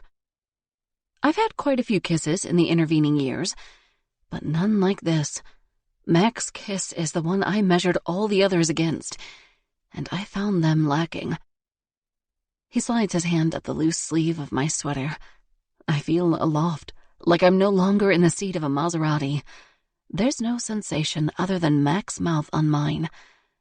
I intend to hold myself apart from him, to enjoy the kiss without expanding it, but his mouth is warm and gently explores mine. My body's memory of feeling safe in his arms is too recent, too perfect. I lean in. The kiss is a renewal of us, tongues reunited. I reach over to squeeze his muscled, strong arm. I'm not sure anymore about holding myself aloof. Why did I want that? Our separation no longer makes sense. The pulse of my need starts to beat low in my belly, spreading throughout my body. I remember this feeling. I will have to rein it in, or we will be repeating some of our greatest hits. Sex on the beach, sex in cars, sex in public. We were crazy. Unlike this Maserati without a back seat, my car in law school had one long vinyl row. The number of times we crawled back there, too far from home to wait, too full of each other to care who might peer in, was a lot. I want to touch his face, feel the line of his jaw. I give in, letting my fingers revisit all the places that once had been mine. My thoughts get tangled between the present and the past. One time in my old car, he set the passenger seat back and pulled me on top of him. We were parked in the student lot at UC Berkeley, and people passed every few minutes. "Mac," I said, "this is crazy, even for us." "Leave your clothes on. Nobody's going to see." He reached low, slid my panties down my legs, and spread my skirt over us. I felt between us for the buckle to his jeans. I can't believe we're doing this. By then, I was on the pill, so we had a lot less fuss. I pulled him hot and hard out of his boxers and situated myself over him. "Max squared, you are one crazy man. I didn't even lose a bet for this one." "I'll take it as credit against your next loss," he said, his voice hitching as I lowered down on him. He held my hips, moving me over him. I braced my knees on the seat, glad now for such a boat of a car with plenty of room. I clutched the headrest, realizing I had real leverage to hang on to here, unlike the loose sheets of the bed. The grinding of my pelvis down on him made him absolutely mad. He groaned and slipped a hand beneath my shirt and under the bra, thumbing my nipple. "Work it, Rory," he said. I didn't need any encouragement. I had all the power, pushing fiercely against him, the friction hot between us. The orgasm was easy, deep, and lasted so long, sizzling out in zigzags of electric heat. I never wanted it to end. Mac throbbed inside of me, but I kept going, drawing out the rhythmic pulse, my whole body zinging with the intensity. Mac waited, his hands on my waist, and when I finally opened my eyes, exhilarated and high on endorphins, he was smiling up at me. I smacked his chest. "What?" "You're the most beautiful creature ever to walk this planet." Usually I would argue with him that, objectively, the average model was 70 times hotter than me. But in that moment, I glowed with the connection between us, the good sex, the comfort we had with each other. I lay flat on his chest. "Thank you." I kissed his nose. In the Maserati, I realized my hand is inside Mac's shirt, flirting with the snap of his jeans. His mouth is on my neck, and the wide neck shoulder of my sweater is falling over the swell of my breast, pushed up by the strapless bra. What are we doing? Is this what I want? Parts of my body are saying, "Hell yes, I do." I hover for a moment. Do we fall back into this? Here? Now? It would be classic Macri. But then a light flashes across the front windshield, illuminating us for a moment. I jerk back from Mac. "Night, security," I say quickly. Mac lets out a long, slow breath and pulls away. "Right. We're not young law students anymore." I don't have any experience in criminal law. Mac looks at me a moment, then bursts out laughing. "Rory, you haven't changed one bit." "Neither have you, mister." Mac clears his throat. I didn't plan to make any moves. You didn't, given our history? His laugh is throaty. I'd say, given our history, I didn't plan on ever seeing you again. Ouch, but I deserve it. I did walk away and not look back. What do we do? His frown is evident, even in the shadows. I'm not sure anymore. The silence hangs. The happy sounds of the pier filter in. It feels out of sync with who we are now and who we once were. I should go, I say. Can I see you again? Mac asks. Yes, I say before I can think twice about it. Good, he says. A wave of seriousness crosses his face. I throw open the door, glad for the chill to cool my body. Before Mac can follow me, I've hopped into my car and fired up the engine. Was this what I wanted? Back with Mac? He's so different, so sentimental, emotional. It has to be the Santa gig. I still haven't gotten to the bottom of that. He only said he wanted more. But by all accounts, he was at the top of his game as the best sports agent in town. What more could he possibly want? Something in the way he sits there in his car, waiting for me to leave the parking lot first, suggests that the thing he wants more of is me. Chapter 10. Mac. 21 days to Christmas. I spend Sunday morning searching the internet for the right place to take Rory next. It comes time to meet my friend Henry to watch football, so I give up the search for the moment and head to the private sports bar where we generally meet. Everyone here knows me. The general public can't get in, so this is where I take both my current and potential athlete clients while I'm wooing them. Walking in is a lot like that old TV show Cheers. When the door opens, everyone turns to see who's come in, and most of the time, a big cheer goes up. Sure enough, as I step inside, quite a few patrons call out my name. I wait for my eyes to adjust from the bright, sunshiny afternoon. The dim interior is lit by the double row of big screens lining the walls. Every sport is on. There's a lot of footballers, all retired of course, since it's Sunday in December. Prime pigskin season. In fact, it looks like the Rams are having a bit of a reunion as the current team plays Dallas.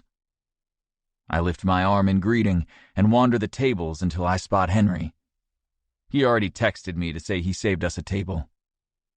We're exactly the same age, but the trajectory of our lives has been vastly different. Henry's gone domestic, married with 2 kids. It shows in his dad jeans, his sneakers. He's prematurely bald, so he buzzes his hair short to hide the receding hairline. "Hey, Mac," he says, shoving a menu at me. "I already ordered us a pile of nachos." "Thanks." I drag out the chair and plunk down across from him. The various television sets blare at us in surround sound. You can only start to pull out the audio of the one you want to hear if you read the closed captions. "You look hella distracted," Henry says. "Did that gymnast not sign?" "She did." "Huh. You look like someone poked a hole in your kiddie pool." "Been a week." A tiny waitress with a disproportionate amount of cleavage sidles up. "Your usual, Mac?" she asks. I nod. Henry raises his eyebrows as she bounces off. "I know something's on your mind. It's never a woman with you. So which client is it?" I could make something up. Say some athlete is causing trouble. But I don't. This is Henry, one of my best friends. Actually, it's Rory Sheffield. Henry smacks his hand on the table. "What the hell, Mac? Why are you even speaking her name?" I watch his face carefully as I ask, "Did you know she was back in L.A.? Been back for 4 damn years." Henry's good at hiding his thoughts, being a trial lawyer. But not that good. His eyes shift down before meeting mine again. "I knew it," I say. Did everybody know she was back in LA but me? Henry fiddles with his napkin. To be honest, we all assumed you knew and were avoiding the topic. Who all is we? The poker group, Janessa, all the old guard. Nobody said anything for 4 damn years? I can't believe it. Like I said, we assumed it was a sore subject.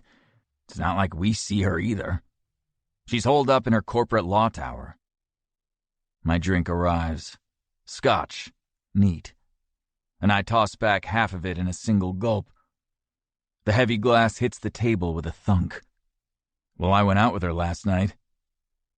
This makes Henry sit up straight in his chair. Seriously? What the hell? She showed up in the Santa line. She has a kid? No. She was checking me out. Henry shakes his head. She has a lot of nerve just showing up. I don't know quite how to explain to Henry how I feel about this. My actions don't make a lot of sense. I pretend to study the TV over our heads. When Rory left after graduation, it caused a rift in our friend group. They all knew I planned to follow her. For a while, I let them think I was the asshole for not leaving. Henry was first to figure it out.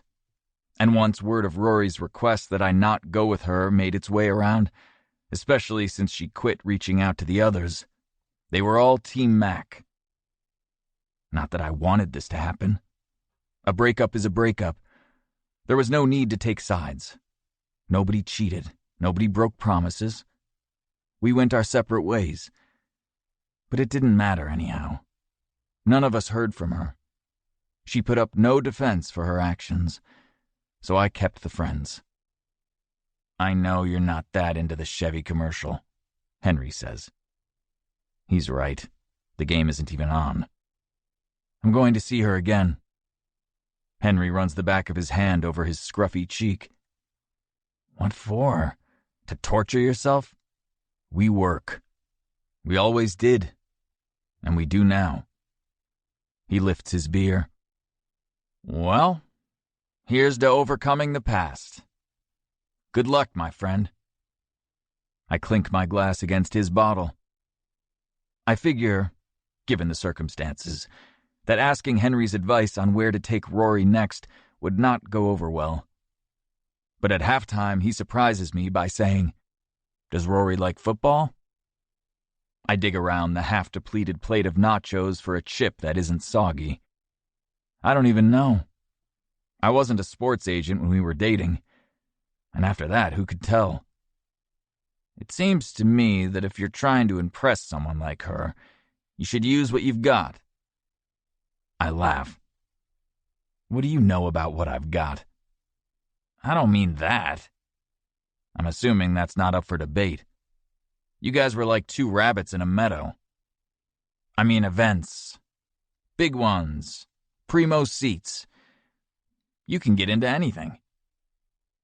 He's right. But I can't imagine uptight Rory eating a hot dog at SoFi Stadium in her designer outfits. Henry tilts his head toward a screen in the corner. A girl is flipping along a blue mat. Don't all women love gymnastics? I never say all women about anything. Not if I want my dick intact. Henry grunts. True. But you have some gymnastics people, right? Is there anything happening locally? Maybe. I click through the calendar my assistant keeps for all the sporting events my clients are engaged in every day. Generally, she will formulate a generic message about their performance for me to pass on, and I will personalize it. Today is busy with football, of course, but then I notice something else. An ice show. One of my former gymnasts switched to skating. There's an exhibition tonight in San Diego. It's a bit of a drive, but that makes for quality talk time. Rory and I seem to need that. I dash off a quick message to Rory with the link to the show. One of my clients is performing tonight. Interested? She's good. Henry catches me staring at my phone. Figure something out? Ice skating. Now that's a slam dunk if I ever heard one. I'm practically holding my breath waiting for a response. Henry notices. Of course he does. Finally, I get a reply. Never seen live ice skating. Too far to both drive. It's in San Diego. Should I pick you up? There's another hesitation, and I wonder what she's thinking. Does she want to avoid being trapped with me again? A tendril of doubt trickles through me. This woman nearly killed me 10 years ago. What am I doing? How much punishment do I need? But when she replies, Okay, followed by an address, the way my chest expands in relief and anticipation tells me all I need to know. I'll take whatever Rory dishes out, and like it. Chapter 11. Rory. I'm glad I came. I might have felt some hesitation about seeing Mac again. We were so all over the place last night. But I've never gotten a chance to watch ice skating live. Growing up, the Olympics were an enigma. They were always in some far-off place where travel plans had to be made years in advance. But we always watched them. Mom wasn't much on leisure activities, but the Olympics were different. "This is where you see what it takes to be the best at something," she told me. So it was a huge event. We'd map out the nights and weekends, which events to watch, what to eat, down to the bathroom breaks. We had lessons on judging, on how points were scored. Mom would point out which events had elements of subjectivity and which were purely objective. And we loved the ice skating. It's one of my few truly positive memories of childhood. And now, here we are. It's not the Olympics, but it feels the same. The arena is big. The very idea of building an ice rink where there would normally be a concert stage never even occurred to me. Our seats are incredible. Of course they are. Mac would settle for nothing less. It's chilly so close to the ice, but Mac warned me to bring a sweater. In the breaks between events, he tells me about Gemma, who is up in the next round. "When did she start skating?" I ask. "As soon as she could walk, as she tells it. That's common in the Northeast. She got serious about gymnastics around age 6. But when she didn't qualify for the Olympics in gymnastics, she retired. She felt she was aging out and couldn't push any more than she was." At 23? I'm incredulous. It's a sport for the young, at least in the U.S. It's not as bad as it used to be. The minimum age to compete was 14 for a long time. It's 16 now. Poor thing. All that work. She loves skating more. I think she's happier. She certainly looks it, gliding into the rink to take the spotlight in the center. I've seen some fantastic performances today, but I've been itching to see what it is about Gemma that made Mac sign her. The music begins, flowing and melancholy. Gemma moves fluidly around the oval, arms outstretched, eyes closed. She bends, arms fluttering, and I can feel her despair. I wonder what she thinks about to portray heartbreak so well. The tempo speeds up and she flashes around the rink, jumping, twirling, spinning in the air. The crowd cheers. Then, just as quickly, she's back to the lament, lost, reaching for something slightly beyond her grasp. There's no one else like her on the ice. Not today. I grip the rail in front of us. Her face is expressive, skates weaving in and out as if she can't find what she's lost. Her ice blue skirt flutters behind her as she speeds up again, anxious, desperate, until she swirls into a wild spin. It goes on and on and on, defying the laws of motion, her body a blur.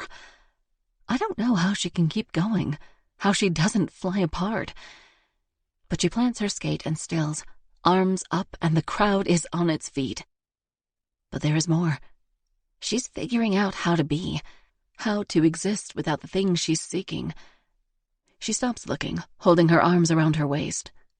She must be enough on her own. I'm crying. I hate that. I never cry. I pretend to straighten my hair and quickly dash the tears away. When she hits her final pose, I leap up again, clapping and screaming and cheering. Mac stands next to me. He seems bemused, a half smile on his face. People toss flowers onto the ice, and Gemma glides along, picking them up easily. I wonder where they got those flowers. I wish I had some to throw.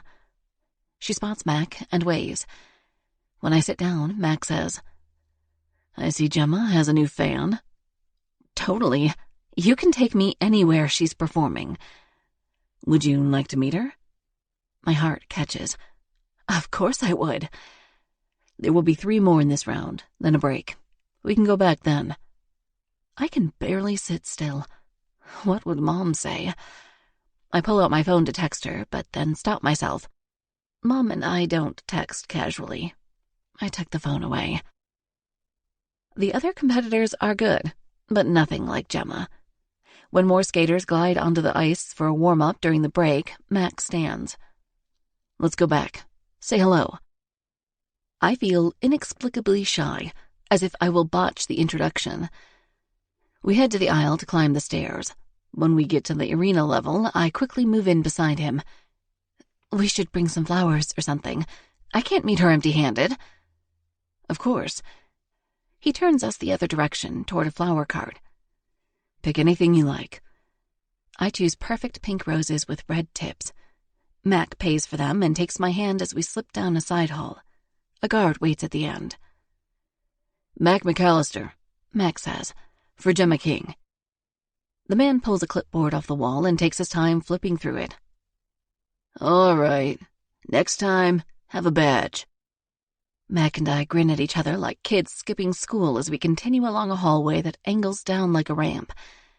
Soon we hear noise ahead, people pushing racks of costumes, competitors with bags talking earnestly to coaches. "This way," Mac says, and I follow him through the crowd to a set of double doors thrown open wide. Inside is a makeshift dressing room, tables set up, chairs everywhere. Skaters examine themselves in mirrors, tap on phones, or sit and wait. I recognize several from the earlier rounds.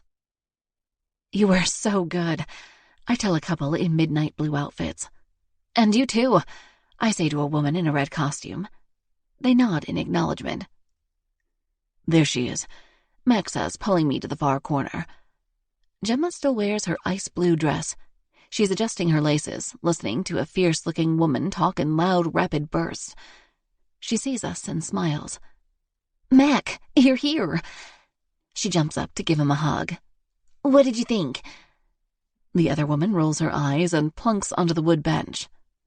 Mac squeezes Gemma. "You were superb. Everyone is going to be talking about you after the medal ceremony." I watch him envelop the tiny woman in his arms with a twinge of jealousy.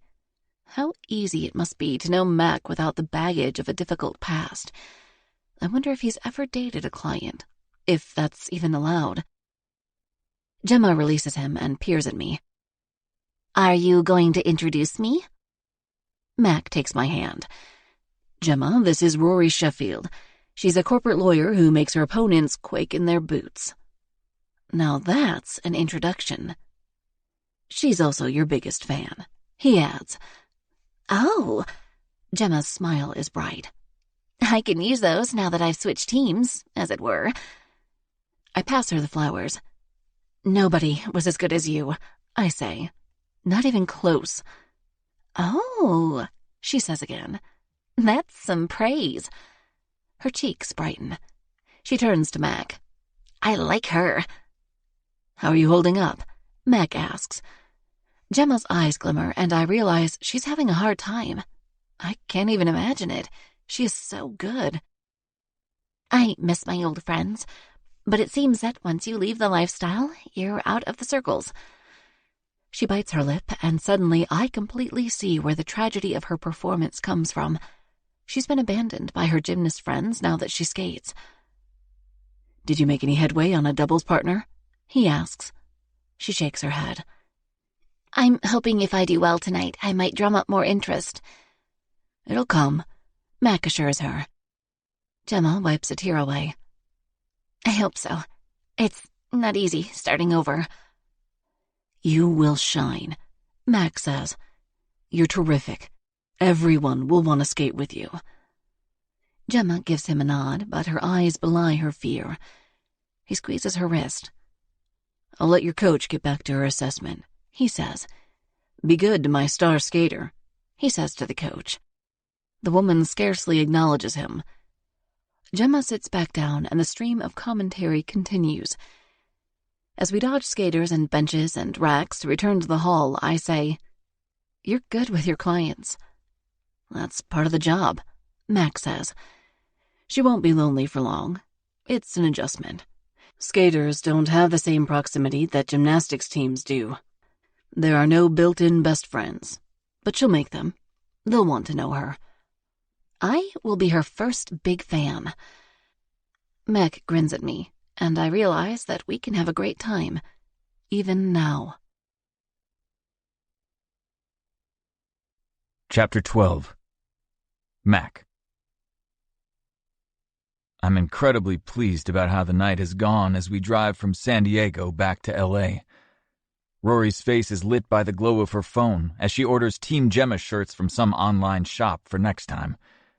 She's getting extras so she can recruit superfans. I forgot how she can throw herself into a project. It's beautiful to watch. So when is her next competition? Rory asks. I want to make sure I get these in time. I'll text it to you. It's not until January, although she might have a Christmas exhibition. Oh, but you might be working. We'll be getting into the holiday party zone soon. I'm not taking any private gigs. Well, other than a couple of hospitals. She sets her phone down. You're going to be Santa in some hospitals? The highway lights flash by as I focus on the road.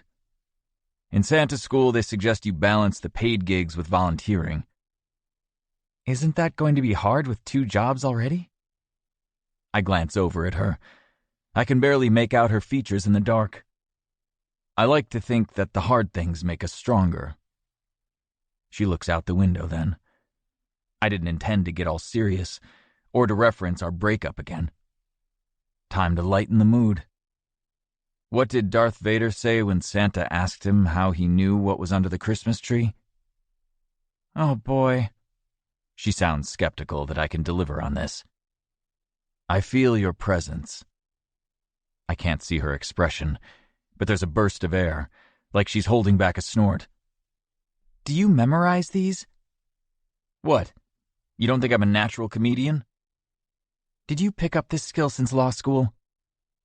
It feels good to laugh with her. Nah, just recently. I want to be able to make the kids giggle. Makes for good pictures. So I'm not the target market for your humor. I think you're the perfect test subject. If I can make serious, all-business Rory Sheffield laugh, then I can do it to anyone. She chortles at that. All true. I'm pretty immune to dad jokes, though. So when does a joke become a dad joke? When nobody laughs anymore? Nice one. But it's when the punchline becomes apparent. Oh, no, you didn't. She presses the back of her hand to her mouth. I guess since I tell so many dad jokes without having any kids of my own, that makes me a faux pas. She waves her arm at me. You have to stop it. I spot a sign for a scenic overlook ahead and decide to make a stop. As I slow down on the approach, I say, Did you know the ocean never says goodbye? She sobers at that. We've returned to farewells. What does it say instead? It just waves. I exit the freeway and pull into the pair of parking spots at the overlook. There's no one else there. A concrete barrier creates a sturdy point where the white foam of the sea breaks against the cliff on either side. Let's take a peek, I say. The roar is enormous as we come together in front of the car and lean against the concrete wall. The moon is almost full, sending a wavering white line of light along the surface of the water. There might be no one else in the world. The exit goes only here, then back to the highway. On either side are cliffs covered in rock and scrub brush. The waves are relentless, crashing one after the other, an incessant beat of the ocean. A place like this makes you feel powerless, Rory says. Insignificant and small. It's humbling. I shift closer so that our bodies connect. She tugs her sweater around her. I missed this when I was in Boston. Sometimes I swore the West Coast was calling me to come back. Is that why you returned to California? Partly. My mom's here too, and my grandparents. Do you see them more than you did back then? I only remember you going back for Christmas. Still just Christmas. I never did meet your mom. It didn't bother me in the least during those 2 years that Rory never took me to see her family. I never took her to see mine either. We had a tacit understanding that such a meeting wasn't important to us. Escaping a difficult home life was one of the things that formed our bond. What do you do on holidays these days? She asks. We always spent them together. Volunteer mostly. I did have Thanksgiving dinner with Henry a couple of weeks ago. Does he have kids? Oh, yes. 2 real ankle biters. She shoves her shoulder against mine. Santa can't say that. I say it with all the love in my heart. We stare out at the water. The power of the crashes seems to diminish as we stand there, even though the force of the waves is the same. It gets ordinary, expected, like hard things tend to do. It becomes your new normal. What did you miss the most when you struck out to Boston? I don't know why I ask this. It's not like Rory is going to say, you. It's almost as though I'm needling the wound. But her answer surprises me. Sex. I almost choke on my reaction. What? Really? She shrugs. Sure. You and I had this long-standing relationship built on wild attraction and perfectly matched sex drives. I couldn't recreate that out of nothing. I'm not sure I want to hear any more about her attempts to get crazy with some other man. But before I can interject, she says, I didn't even bother. I let out a sigh. But then I catch myself. For how long? I itch to know the answer. I said those awful things on the Ferris wheel, which made her scoot away from me and start the whole panic attack. What she did without me was none of my business. But damn it if I was going to let her forget what it was like. As if nature itself has heard my thoughts, the wind picks up, and a light mist from the spray crosses our bodies. This is wild, Rory shouts. I turn her toward me to shield her, and before either of us can think twice about it, we're interlocked in a frenzied kiss that rivals the crash of the sea. Chapter 13. Rory. Something about this spot has put me over the edge. I cling to Mac, wild with his kiss. Our mouths devour each other. Lips, jaw, neck. I snake my arms inside his jacket, reveling in his warmth, the hard, muscled plane of his chest and flat belly. His need for me is clear as our bodies press together. It's been so long, so terribly, achingly long. Once again, I don't confess to Mac the truth about my sexual history. I was a virgin the first time with him, and since then, no man I've dated has come close, not in kisses, not in touch. So I've never turned my body over to anyone else. It didn't feel worth it. But I'm back where I used to be, lost in the fervor of Mac. He tugs my silk shirt from the waist of my skirt, sliding his hands along my skin. He reaches behind my back to release the bra, and his palms cup me as I arch for him, warm and naked. I'm not shy with him. We were never reluctant or coy. We played no games when it came to this. I unfasten his tailored dress pants and jerk down the zipper.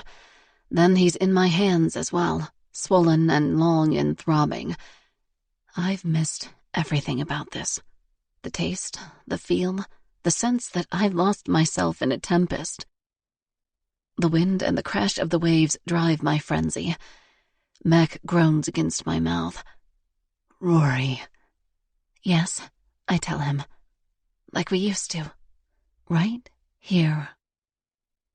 He lifts me to sit on the wide ledge of the concrete barrier. The ocean crashes at my back, the mist soaking my hair. But I'm not cold.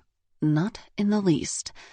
I'm hot and thrilled and more ready for this than anything that's happened to me in 10 long, terrible years. I forgot how intoxicating this is, how passionate and wild. Mac jerks down my panties and, when they catch on my boots, rips them away. He spreads my knees and his fingers are between my legs, his thumbs circling my aching clit. I try to control myself, not give away how long it's been. But I'm overwrought, wound too tightly. The orgasm begins so fast and so hard that its will is stronger than mine. I cry out directly in Mac's ear, and he holds me close against his chest, cupping me as the pulsing goes on and on. I'm crying, which never happened before, and I'm glad, so glad for the wind and the mist and the dark. I'm not emotional, was never emotional. Why has this act brought me to tears? I bite down on my lip to make it stop and reach for Mac. "I want it now," I tell him. "Don't hold anything back." He knows what I mean. He shoves my legs even farther apart, dragging me forward on the ledge so that my skirt snags on the concrete. I hear another rip, a seam giving way as he jerks me toward him, his aim perfect, and my body receives him like the perfect fit of a puzzle piece. I drape my arms around his neck, hanging on as he grips my hips, slamming his body against mine. It's fierce and powerful and makes my head go light. We're fitted together as if merging as one, the length of him creating the connection that makes us whole. My thighs ache, but the hunger is ravenous. I need him as deep as we can go. We reach that space where the friction of his body and mine sends lightning bolts of crazed pleasure through my belly and hips. I tilt up to him, ignoring the strain, wanting all of it, to feel everything I've missed. I let go and brace myself on my hands, my sweater falling away, the wet silk clinging to my body. Mac is like a beast now, shoving the shirt aside, exposing me to the wind and mist and fury of the cliffside. The coil I've held so tightly inside me begins to unfurl like a tornado dropping from the sky. Mac holds me, plunging in, out, also meeting his edge. For a second, everything goes silent, inside and out, like the dead calm before an explosive blast. I can almost see us as if I'm a bystander, my clothes peeled away, naked skin exposed to the mist. I'm held by Mac's strong arms, his hand beneath me, my knees on either side of his body. Time stops for a moment. The waves cease to crash. The sky is dark, the stars dazzling. The storm awaits, holding this scene in place for me to examine, to feel completely, to absorb into my soul. Then everything unleashes at once. The orgasm, the emotion, the fear, the regret. Even as my body contracts around him, I can't help but scream into the crash of the waves. Mac calls out, "Rory," in a primal yell as he spills into me, arms straining, the cords on his neck standing out. I want to keep yelling until I'm hoarse, until I can drown out all the mistakes I made, rewind time, make things right. But Mac falls over me, his forehead on my shoulder. I clasp his head and bring his face up to look at me. He seems tortured, as if this was exactly what he sought to avoid, but I brought him down a second time. The pain is there, as if he's sure he will lose me once more. "I'm here, Mac. I'm back. We're back." He kisses my shoulder, my neck, my breasts. He wants to touch it all, taste it all, and I let him have his reunion with my body. Every place his mouth touches sizzles in the mist.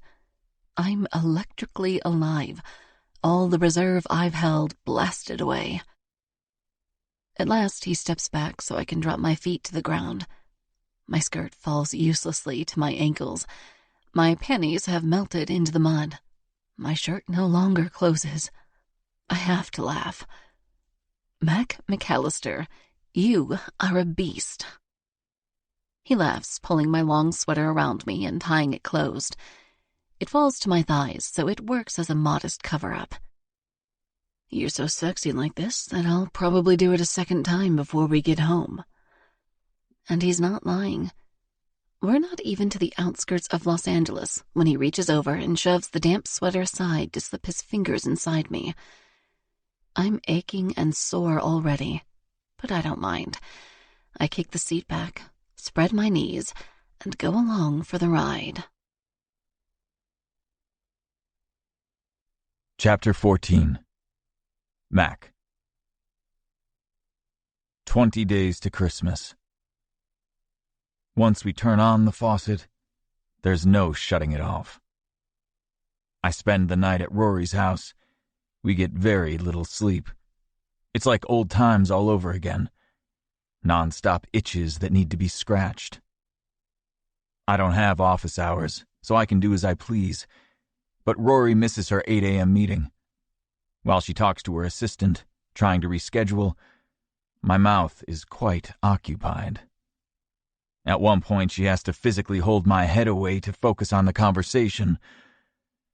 It's beautiful.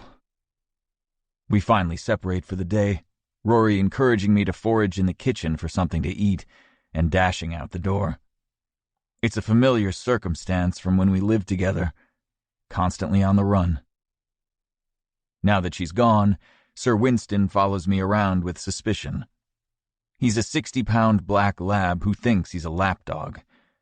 Every time Rory sat down, he tried to squish his way on top of her, which is why we started in the shower last night. But he doesn't sleep on her bed, settling in his own big sheepskin enclosure emblazoned with his name. So we didn't have company there. He gives me the stink eye as I look around the kitchen. You'll have to get used to me, I think, I tell him. Rory's kitchen looks like a magazine spread, all gleaming marble countertops with bright teal accessories. I spot a cookie jar labeled Sir Winston and open the top. Dog biscuits. I know the way to a canine's heart. I bend down to feed one to him. He snatches it from my hand and walks several steps away, watching me with disdain. I get it, I say. She was all yours until I came along. I open her fridge. Every fruit and vegetable has its own clear container. Her lunches are neatly pre-packed in a row. Maybe her dinners, too.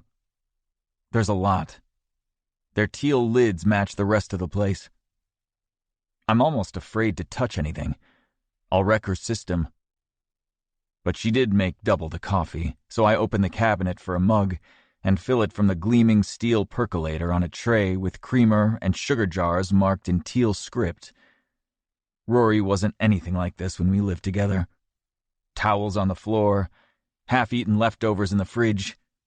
It wasn't a pigsty. We kept the basics clean. But our place was definitely cluttered and disorganized. I sit on a stool at the bar and contemplate this change. Too much time on her hands? A bevy of housekeeping staff? Has she gotten straight-laced with her home life? Meticulous like her studies used to be? I bet that's it.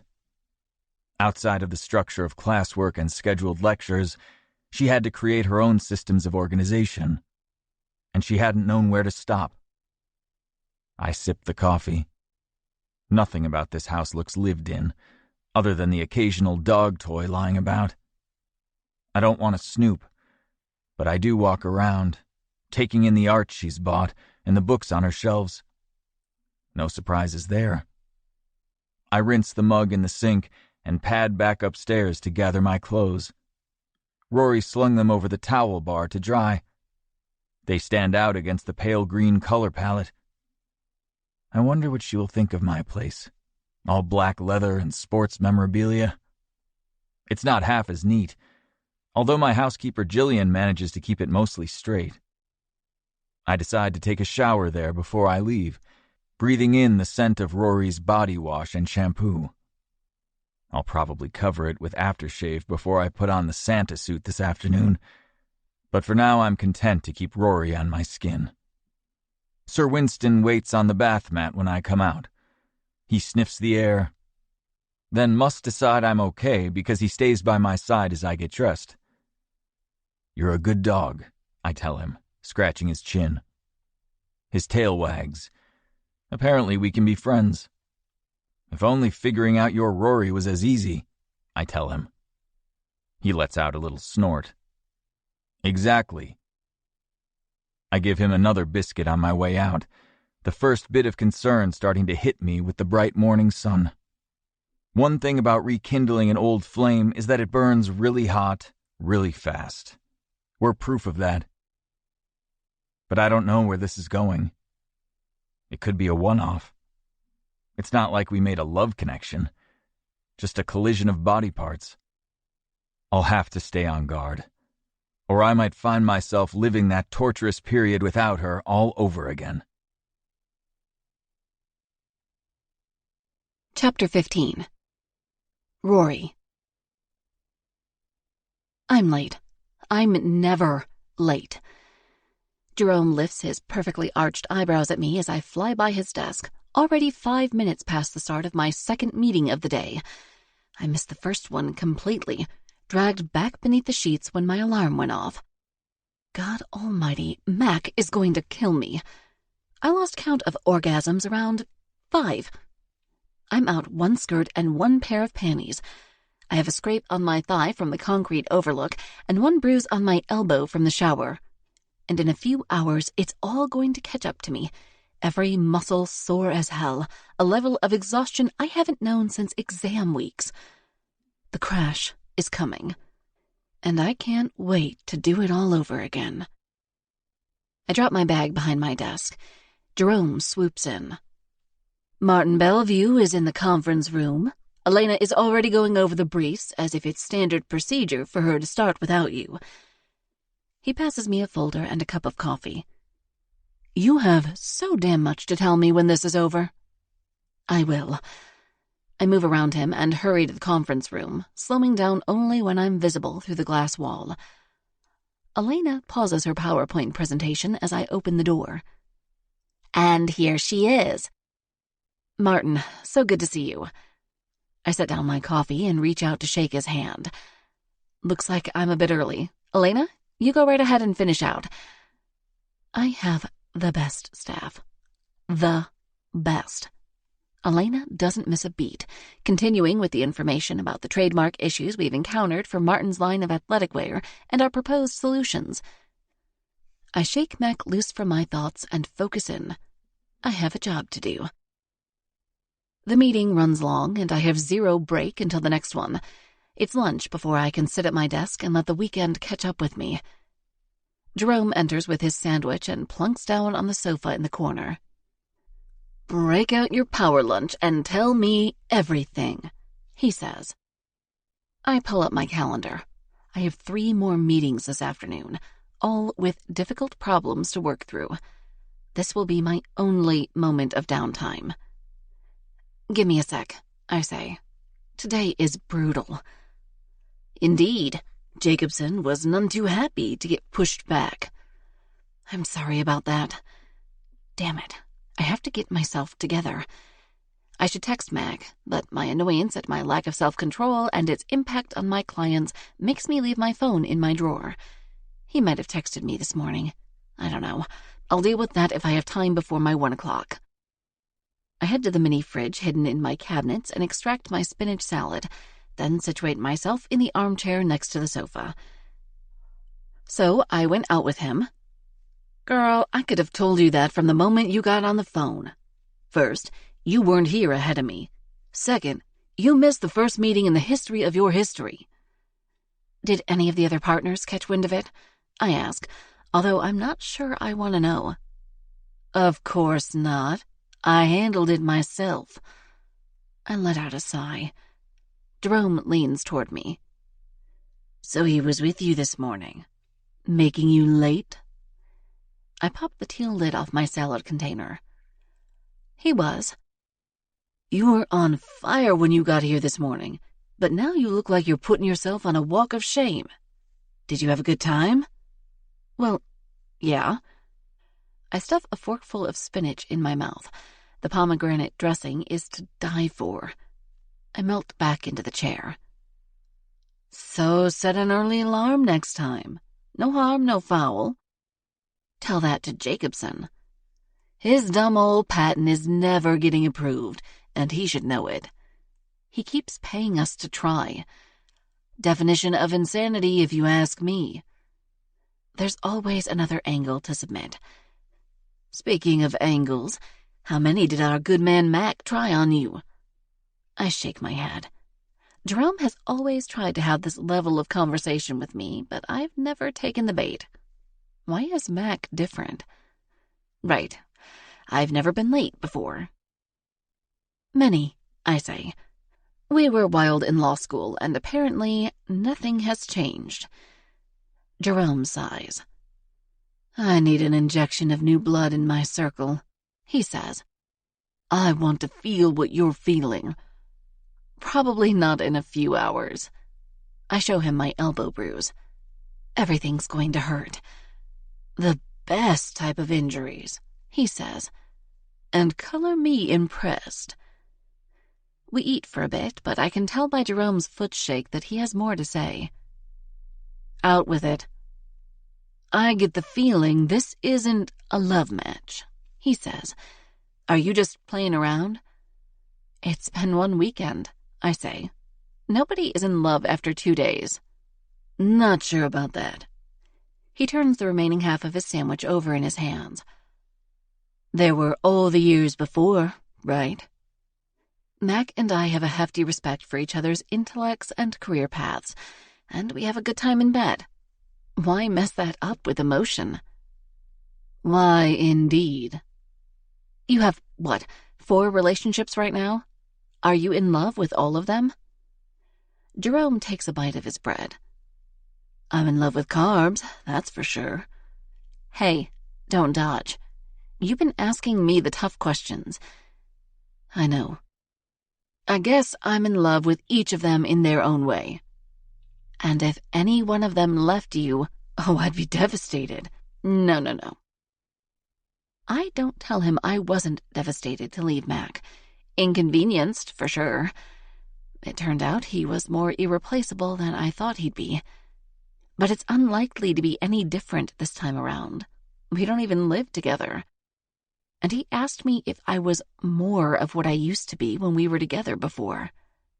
I think I must be, because I am definitely more determined not to let my personal life impact my career. Chapter 16. Mac. I feel bad about Rory missing her meeting. I tell her so in a text, but I don't hear back until late in my afternoon shift when I take my only 15-minute break. Finally. I was beginning to wonder if we were over as soon as we started. I read it with the eagerness of a preteen boy. "Today's been brutal. Did you find some breakfast?" It's not exactly what I was looking for from Rory, but after seeing her place, I know she's gone further down the rabbit hole of trying to orchestrate the perfect life than before. I say what she might expect me to say. My early morning snack held me over pretty well. "Mac." When do I get to feast on you again? It must work, because her next text reads, "I thought I might need some recovery time, but it turns out you're both the illness and the cure." This makes me smile bigger than a 5-year-old on Christmas morning. I want to suggest tonight, but to do that, I'd have to cancel my late night with the footballers on my list, the ones no longer playing. They watch the Monday games and talk trash about the current stars. We do this every few weeks, and I hit them up with opportunities I've seen for sponsorships and the like. It won't end until well after midnight, and I did already keep Rory up too much last night. There's no gap either, not between Santa hours, home, cleanup, and racing across town. I decide this is too much for texting, so I make a quick call. She answers on the first ring. "Hey, Mac. Are you home?" "Just got in." I glance at the clock on the wall. "You worked late." "It was a meeting-filled day, so I had to play catch-up." She yawns. "Tired?" "I didn't get much sleep last night for some reason." I can almost see her smile. "I would very much like to keep you up all night again soon." "You will have to let me recover." I bet she does. Not a problem. I'm working like mad anyway. I'll be Santa Monday through Thursday all the way to close this week. "I thought you were the bee Santa." "The other Santa has some private gigs this week, so I got all the shifts." "How do you manage in that suit all day?" she asks. "It has a cooling vest." "Nice. And a pillow, I guess? You looked rather plump the time I saw you." "It's special padding that goes under the jacket. I'm not a proper Santa without all my accessories." "So it sounds like Friday before we'll get together?" I hate to admit it, but she's probably right. Friday seems so far away. She laughs. "You sound like a teenage boy." "I feel like a teenage boy." "You were recycling like a teenage boy." "You bring out the best in me." I spot curled elf shoes coming down the stairs to the green room. It's Steve, tonight's Santa handler. We're in a level underneath the mall, directly below the stage on the main concourse. The secret stairs allow Santa, or whatever act is performing, to reach the stage without wandering the mall first. "Time for me to get back out there," I say. "All right, Mac. Have fun." I set the phone in my secure locker and chug a glass of water. It's go time for Santa again. "It will get crazier and crazier all the way to Christmas Eve," Steve says. He bends down to straighten his striped tights. He doesn't love the gig. At least twice a day he mutters, "Serves me right for getting a degree in fashion design." His work in costuming dried up, and he ended up wearing the very elf suit he designed to pay rent. "I guess we better get back in there then," I say. And up the stairs we go. Monday and Tuesday are a blur of Santa sessions. On Wednesday, Steve has to leave early, so my handler is Theo, who is not quite as adept at managing the flow. I'm already 4 hours in without a break, but manage to keep it going. I might have to start chugging Red Bull. A mom holding a baby leads a small girl in pigtails up to me. "What's your name?" I ask her. "Amelia." She stands by my knee and gazes up at me with solemn eyes. "Are you the real Santa?" I get this about 1,000 times a day. "I can definitely listen to what you want for Christmas." This is enough for her. It usually is for the preschoolers. She climbs up onto the sofa to sit beside me. Mom lowers the baby into my arms. I'm well practiced. Long before the Santa gig, before Rory in law school, I was a big brother tasked with taking care of the smallest of our brood. I can change a diaper in 10 seconds flat. My younger brother Simon used to time me. "You have to hold her head up more," Amelia says, getting on her knees so she can adjust her baby sister's position. Mom steps back so the pictures can begin. "Do I have it right now?" I ask her. "It's good enough," Amelia says. "She's not crying." "I cried when I saw you last year. Sorry." "It's okay. New things are scary." She peers up at me. "Do you ever cry?" "Sometimes." "What about?" That's a loaded question.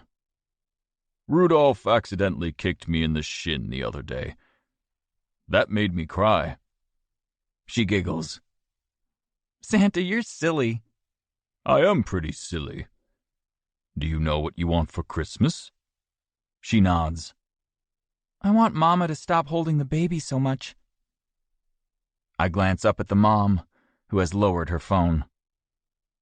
Babies need to be held a lot, I say. You got held a lot when you were a baby. Oh, I was never a baby, Amelia says. I've always been a big girl. I believe you, I say. What if you had your own baby to hold? Could you sit next to your mama and hold your baby while she holds hers? She seems to consider this idea, her head tilted. Would it poop? I don't like it when the baby poops. I chuckle. No, your baby doesn't have to poop. She holds out her hand like a used car salesman. Deal. I shake hers. You want to smile at the camera for a picture? She nods. Mom said if I took a pretty picture, I could have ice cream. That sounds wonderful. Do you like ice cream? I do. I point toward Elf Jess, who shakes a teddy bear over the camera. Amelia turns and gives the big cheesy smile common for kids her age. I shift the baby so she's more visible. A couple of snaps and they're down. If only they were all so easy to convince. Mom takes the baby and whispers, Thank you. I had no idea. No problem. It's common for kids to have requests that have nothing to do with toys. I try to roll with it. There's a bit of a commotion at the start of the line. Theo is blocking someone, but she finally pushes through.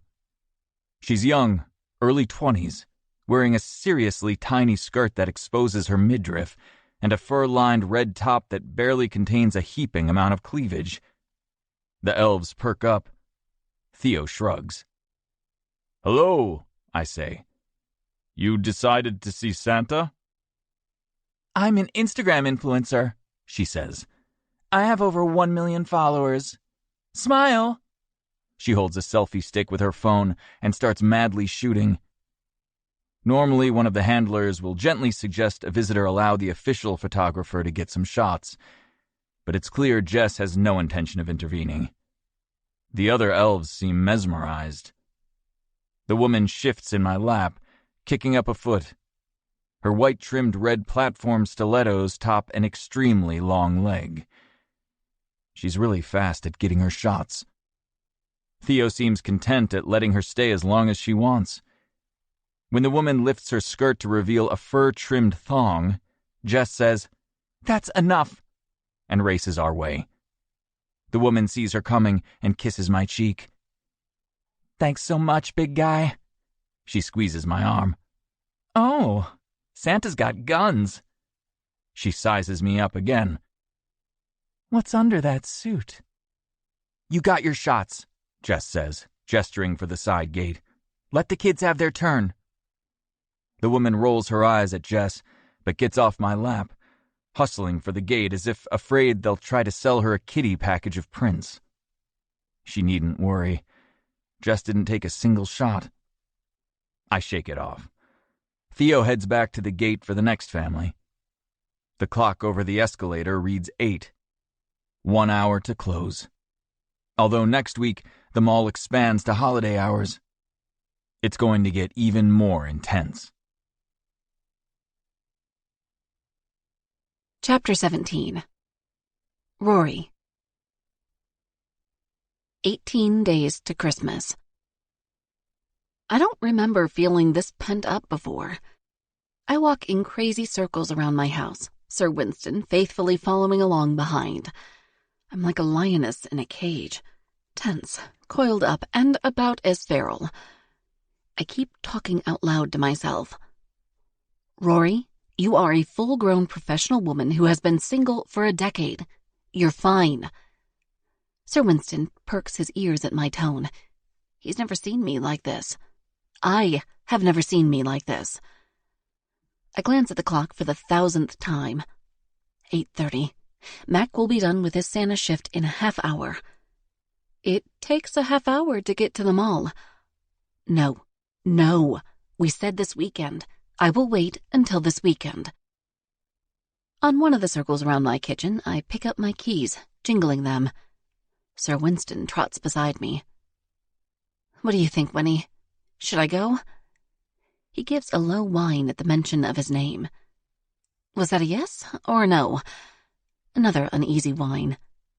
I'm expecting an answer from my dog. I stop cold. What am I doing? Sir Winston sits on his haunches, then lifts his paw to pat against my knee.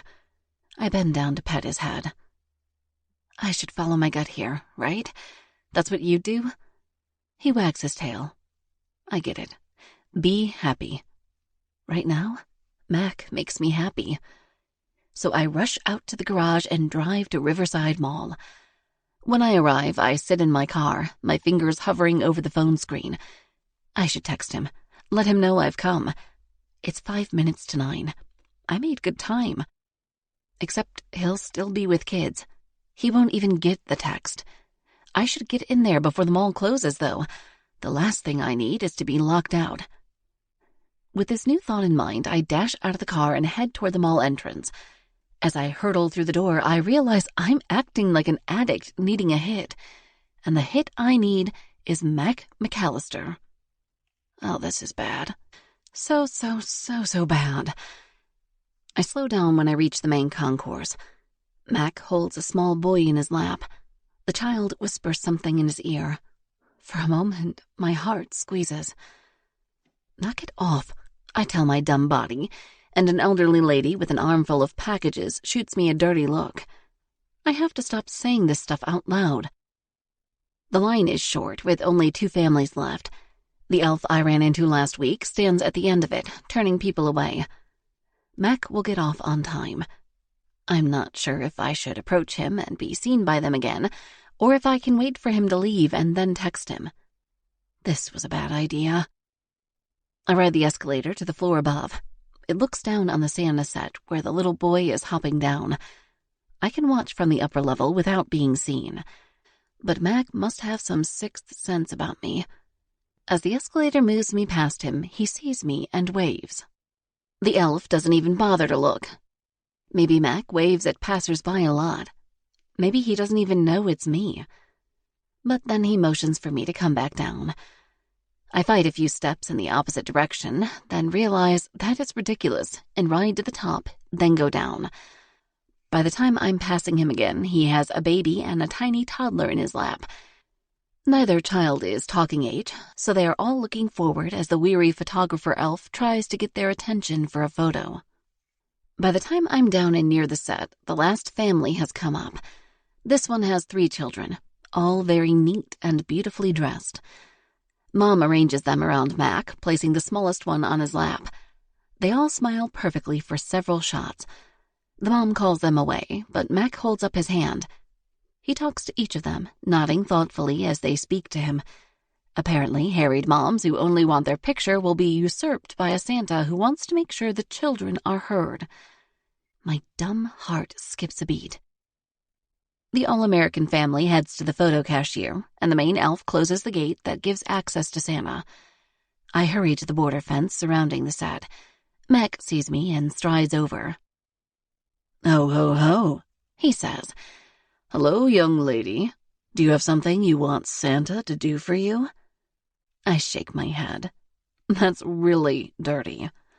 He leans close. "I'm hoping so." My whole body starts to pulse. "How do I get you out of here?" I ask. His eyebrows lift, visible even with all the white hair and glasses. "I think you should come to my secret hideaway." Now we're talking. He walks me along the fence to the exit gate, where the last family is leaving after getting their photos. I wait for them to pass by, and Mac waves at them. "Merry Christmas." He holds the gate for me and says softly, "We'll wait a moment until the concourse is clear." I glance around. A few shoppers walk the open areas, even as the individual stores begin to lower their sliding metal doors to lock up. The photographer elf loads her camera equipment in a cabinet beneath the cash register, and the seller elf closes out the receipts. The elf who tends the line watches me with the same suspicion I recall from last week. "I remember you," he says. Mac turns to him. "Theo, this is Rory." Theo crosses his arms. You jumped in the line without a kid. Caused quite the stir. I did take a tumble. Coming here is starting to feel like the worst idea ever. I can handle things now, Mac says. Are you working tomorrow? No, just Steve. I'll be here Saturday for the madness. That's the A Santa. Theo nods. Benson has been the lead Santa here for a decade. He's a good one. Theo takes off across the set and out through the gate. The photographer elf slides a bag over her shoulder. See you tomorrow, Santa, she says. Mac gives her a wave. You good? He asks the elf at the register. I'm good. Tomorrow, then. He walks toward his sofa and gestures for me to follow. We pass through a narrow entrance hidden by how the front facade of the set overlaps the back. We turn sharply behind the rear wall, so we're surrounded by a powdery white mountain with a snowman on top. We can no longer see the main concourse, and even the upstairs is obscured by the curve of the set. The secret exit, Mac says, tapping his black boot on the floor. It activates a mechanism that lifts a hidden door. He bends down to open it wide, and a set of stairs is illuminated below. Follow me. He starts down the stairs, pausing halfway down to watch me. The first few steps are unnerving, but then I can hold on to the floor, then a metal rail as we descend into a large open room. This is a staging area for performers, Mac explains. The regular acts like the student choirs and all don't use it, but anybody who might be spotted walking through the mall will come through the employees' entrance to this room. I had no idea this was down here. Of course, I'd never been to this mall before last week, either. Mac tugs off his hat, revealing the white wig and beard combination. I move in to take a closer look. I like yours better than the ones that are wild and curly. I was going for more of the silver fox effect. He takes my hand and lays it on his beard. But give it a good tug. I grasp a bit of the straight white hair and pull down. It doesn't budge. That's good. It's a bit of a thing taking it off and on. It's all glued down. Can I help? His green eyes meet mine. Yes. I assume you don't walk out of here as Santa. No, it's in my contract that I dress normally when I exit the building. Some of the Santas have real hair and beards, though. They can only change their outfits. I'm sure they don't want their mall Santa cutting someone off in the parking lot. Exactly. Mac shrugs out of his Santa jacket, revealing a big stuffed tank top. I can't resist pounding my hands on it. Santa's belly. I think I get a hint of what it's like to be pregnant when I wear it. He turns to the side, and I have to laugh. You're more than 9 months along, I think. He reaches behind to unclasp the straps holding it on. I take it from him. That's a lot to lug around. He nods. Now his chest is covered in a sporty-looking blue and black vest. What's that? I ask. The cooling vest. It doesn't last the whole shift, but it helps. He unzips the front and shrugs it off as well. Beneath that is a tight cotton t-shirt that clings to his chest and biceps.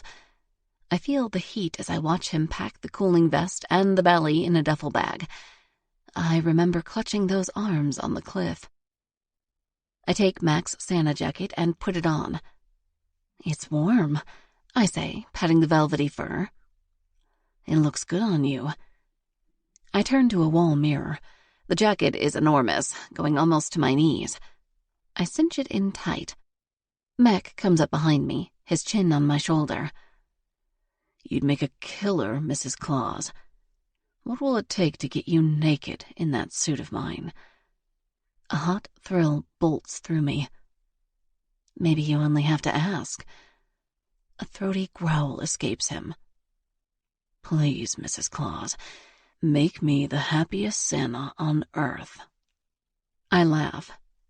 Who might come down here? It's never anyone but me and the occasional elf, he says.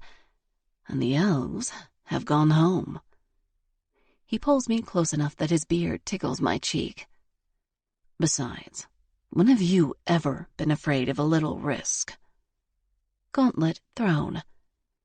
I turn from the mirror and step away from him. So you're suggesting something here in the mall? I reach inside the jacket and unzip my skirt.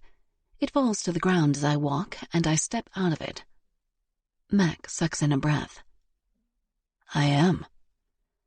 I start unbuttoning my silk blouse, hidden in the fur.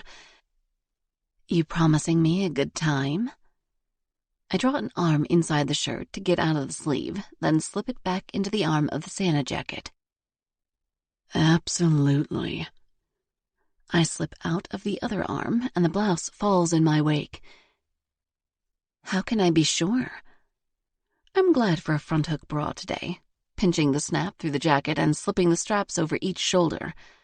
I wait for him to answer. Satisfaction guaranteed. Max stands by the stairs, his arms crossed over the tight white undershirt. He's still in the hair and beard, so he looks very unlike himself. But he's right. He's not a postcard Santa with miles of white curls. It looks like something a distinguished older gentleman might grow. And I like it. I let the bra fall. His eyebrows lift. I can see a shift in those velvety Santa pants. I hold the top of the jacket to me as I part the jacket just enough to find the lace of my panties. Damn, Rory, he says as my bare leg appears. I'm wearing my heels from work. I let the panties fall, whipping the jacket closed. I step out of them and observe the trail of clothes. If someone comes down here... He moves for me like a jungle cat, and I dash to evade his grasp. I run to the other side of the bench, trying to keep the Santa jacket closed. You'll have to catch me. His throaty laugh is like a rumble through my body. You're on. He comes for me, but I dash around the bench again. He leaps over it, narrowly missing the fur edge flying behind me. I lunge for the stairs, tearing up them with little regard for what happens to the jacket as I go. I know we're concealed in the snow mountain. I'm giddy and so high on adrenaline that I could climb the damn thing. It's exhilarating. I feel painfully alive. Mac stomps up the stairs after me in his heavy boots. I reach the top and flatten myself against the inner wall of the snow mountain. Frosty no longer turns above us, and the lights are out. It's much dimmer than before. The mall is closed. Mac's head appears. I inch along the wall with a giggle. I'll catch you, Mrs. Claus, he says, and heads for me. I take off again, making sure this time the jacket is secure. If there are elves on the set, or worse, that same security guard as before, I'll bolt back down. But there's nothing. The concourse is dark, only dim security lights near the walls. The set is deeply in shadow, and I almost stumble as I come out onto the stage. I muffle my laugh, catching myself on the side of the sofa and falling forward over the arm. Mac reaches me, and his arms are instantly around my waist, drawing my back against his chest. You are a naughty, naughty Mrs. Claus, he whispers against my ear. He snakes his hand around me and through the opening of the jacket. His warm fingers capture my breast. I brace myself against the sofa, allowing his hand to explore me beneath the suit. I'm so hot, so wet. I've wanted this for days, and now we're here. I'm on fire. His hand slips down my belly, and I widen my thighs. I'm so aroused that when his finger slides into me, I start to quiver around it immediately. He says. Not so fast. He withdraws, and I want to cry out in need. Please, I say, don't make me wait. Oh, I won't, he says. Good thing there's nobody out here. He whips me around and clasps the sides of the jacket, jerking it wide and sliding it down my shoulders so it pins both of my arms behind me. He bends me backward over the arm of the Santa chair, and I'm exposed to him, breasts high, my head falling back onto the cushion, my hips pressed against him.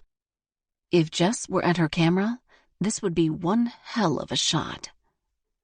He leans over me, his mouth on my skin, biting, nipping, tasting my nipples, tongue trailing over every inch of both breasts. I'm on fire, scarcely able to breathe, focused on where Mac touches me. His beard caresses my belly. Then he reaches down, fingers plunging inside me, thumb on my clit. A sound escapes, and Mac presses his hand to my lips to silence me.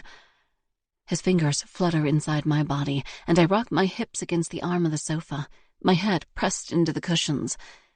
He's a shadow in the dark, a blur of white shirt and beard, a form providing heat and the intense touch sliding more deeply into me. He withdraws a moment, and I'm in agony, but after only a short moment, his naked thighs press against mine.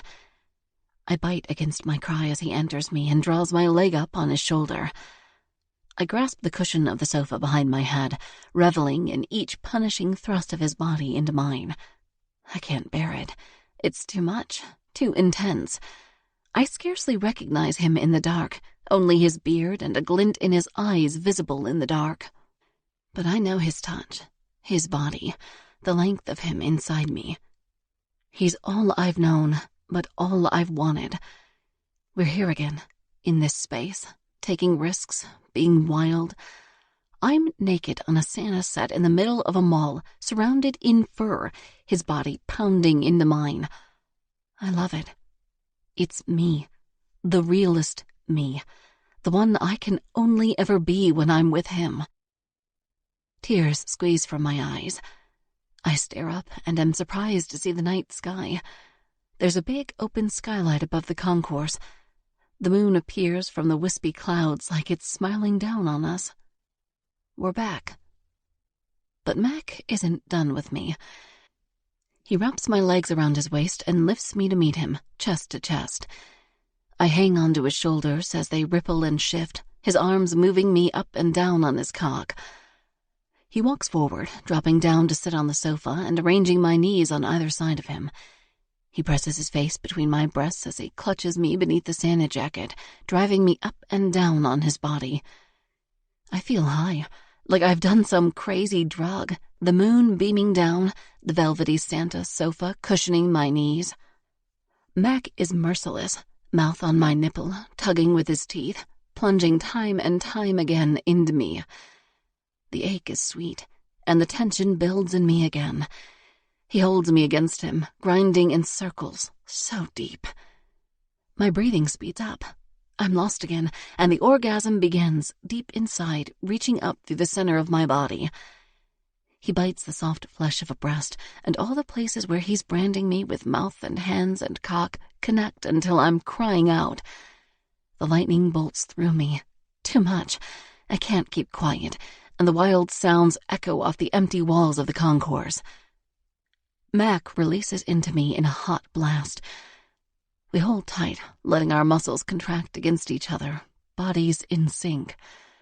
Our chests heave together, and his face moves into the nook of my neck and collarbone, his resting place, his favorite spot in the world, he used to say, curling into it when he was tired or stressed out. We've barely caught our breath when Mac tenses against me. Something's happened. What? I whisper in his ear. The guard. He whispers. Be still. He lifts the Santa jacket up on my shoulders and tucks it around me in case we're seen. I spot the beam of the flashlight cross the concourse. Did he hear us? Will he investigate? I imagine getting caught naked in Mac's Santa suit. Our old friends will simply shrug, saying they always knew this could happen. But the other partners at my firm might not be amused. It's a salacious headline. It would go viral. I drop my head on Mac's shoulder, waiting to see if we'll be caught. He's almost passed, Mac says against my ear. I nod. Then he relaxes. He's gone. Let's give it a minute. He reaches down to slip off my shoes. To be quieter as we go. He squeezes my instep, massaging my feet. It'll be all right. I slowly release my fear, letting Mac do his work. He always knew how to bring me down.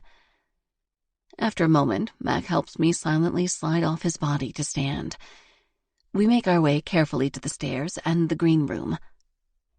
"You're amazing," he says when we're safely down. "Worth every risk 1,000 times."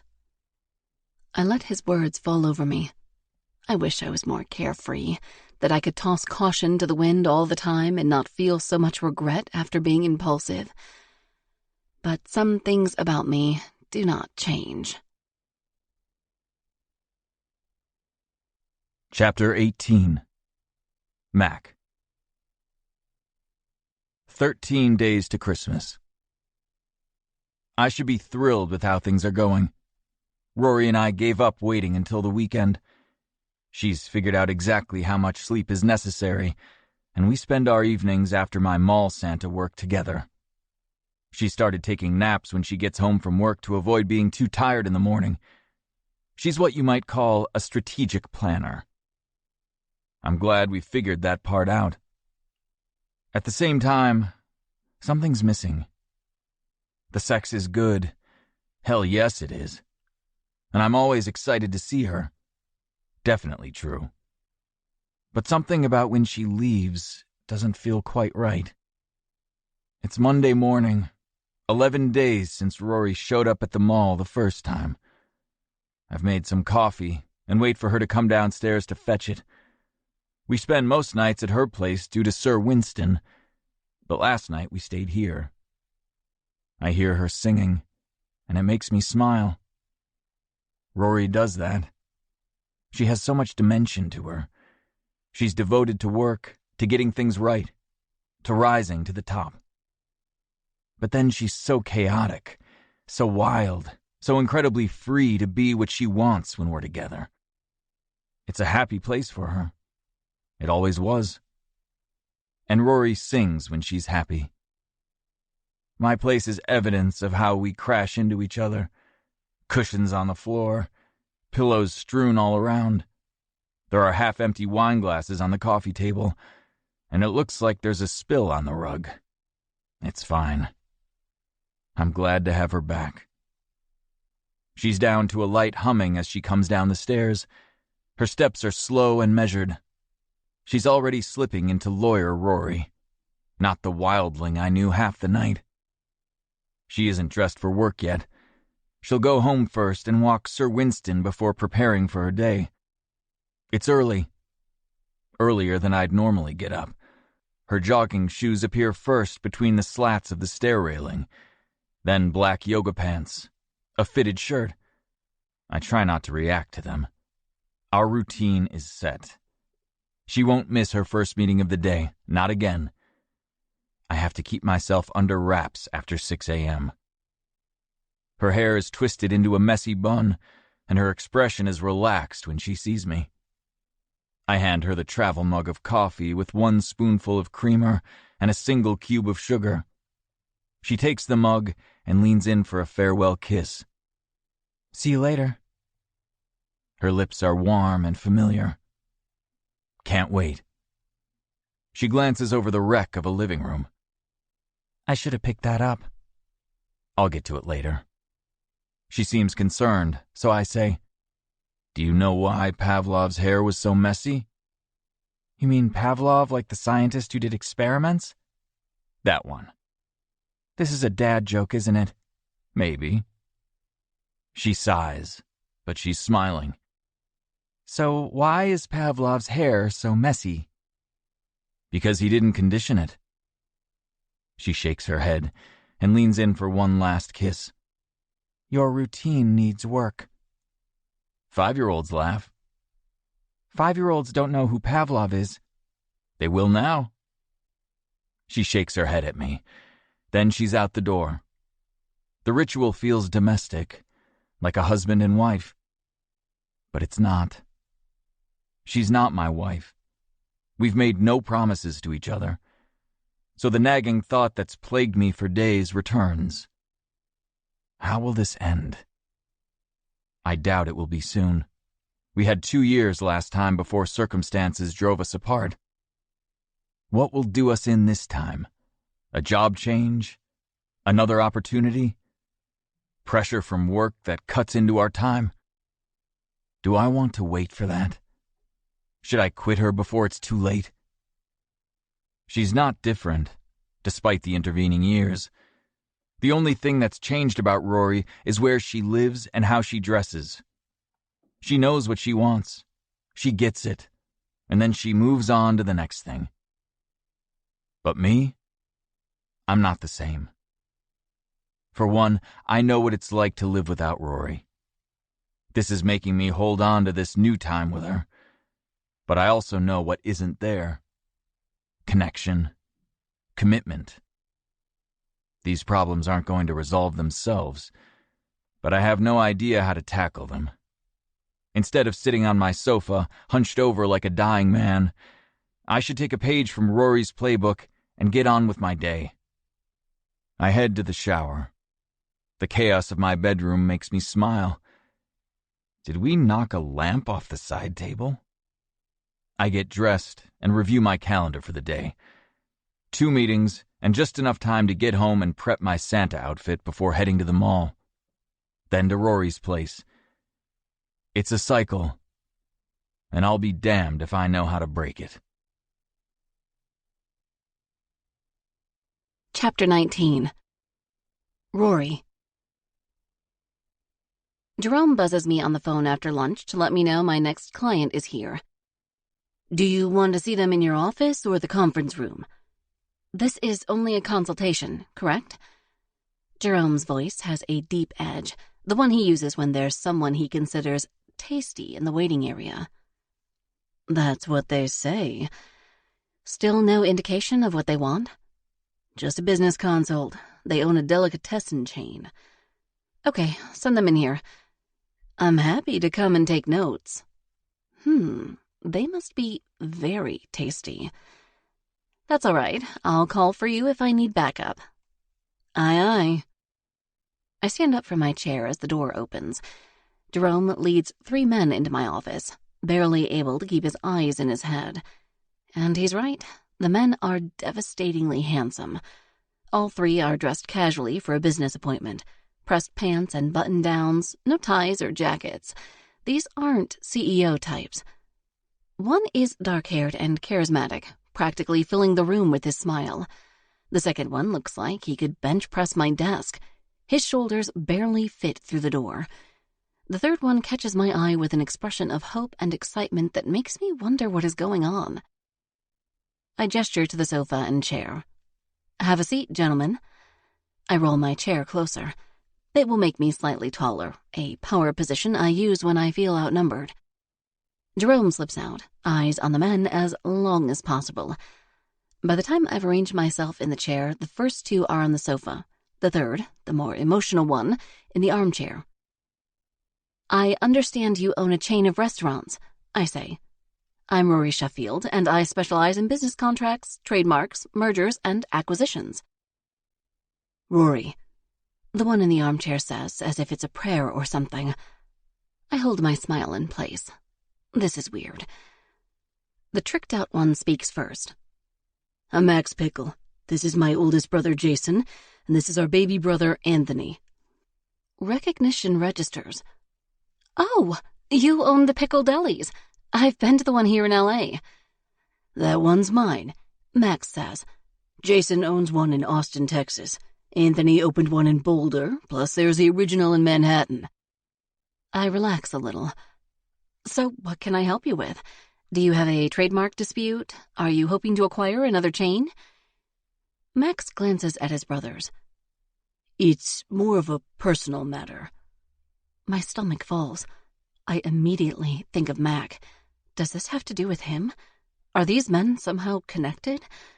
I don't have many personal matters in my life. You have my attention, I say. Jason speaks up. The 3 of us recently got those genetic kits. You know the ones. You spit in a tube. Anthony talks next. You did one yourself, about a year ago. How do they know this?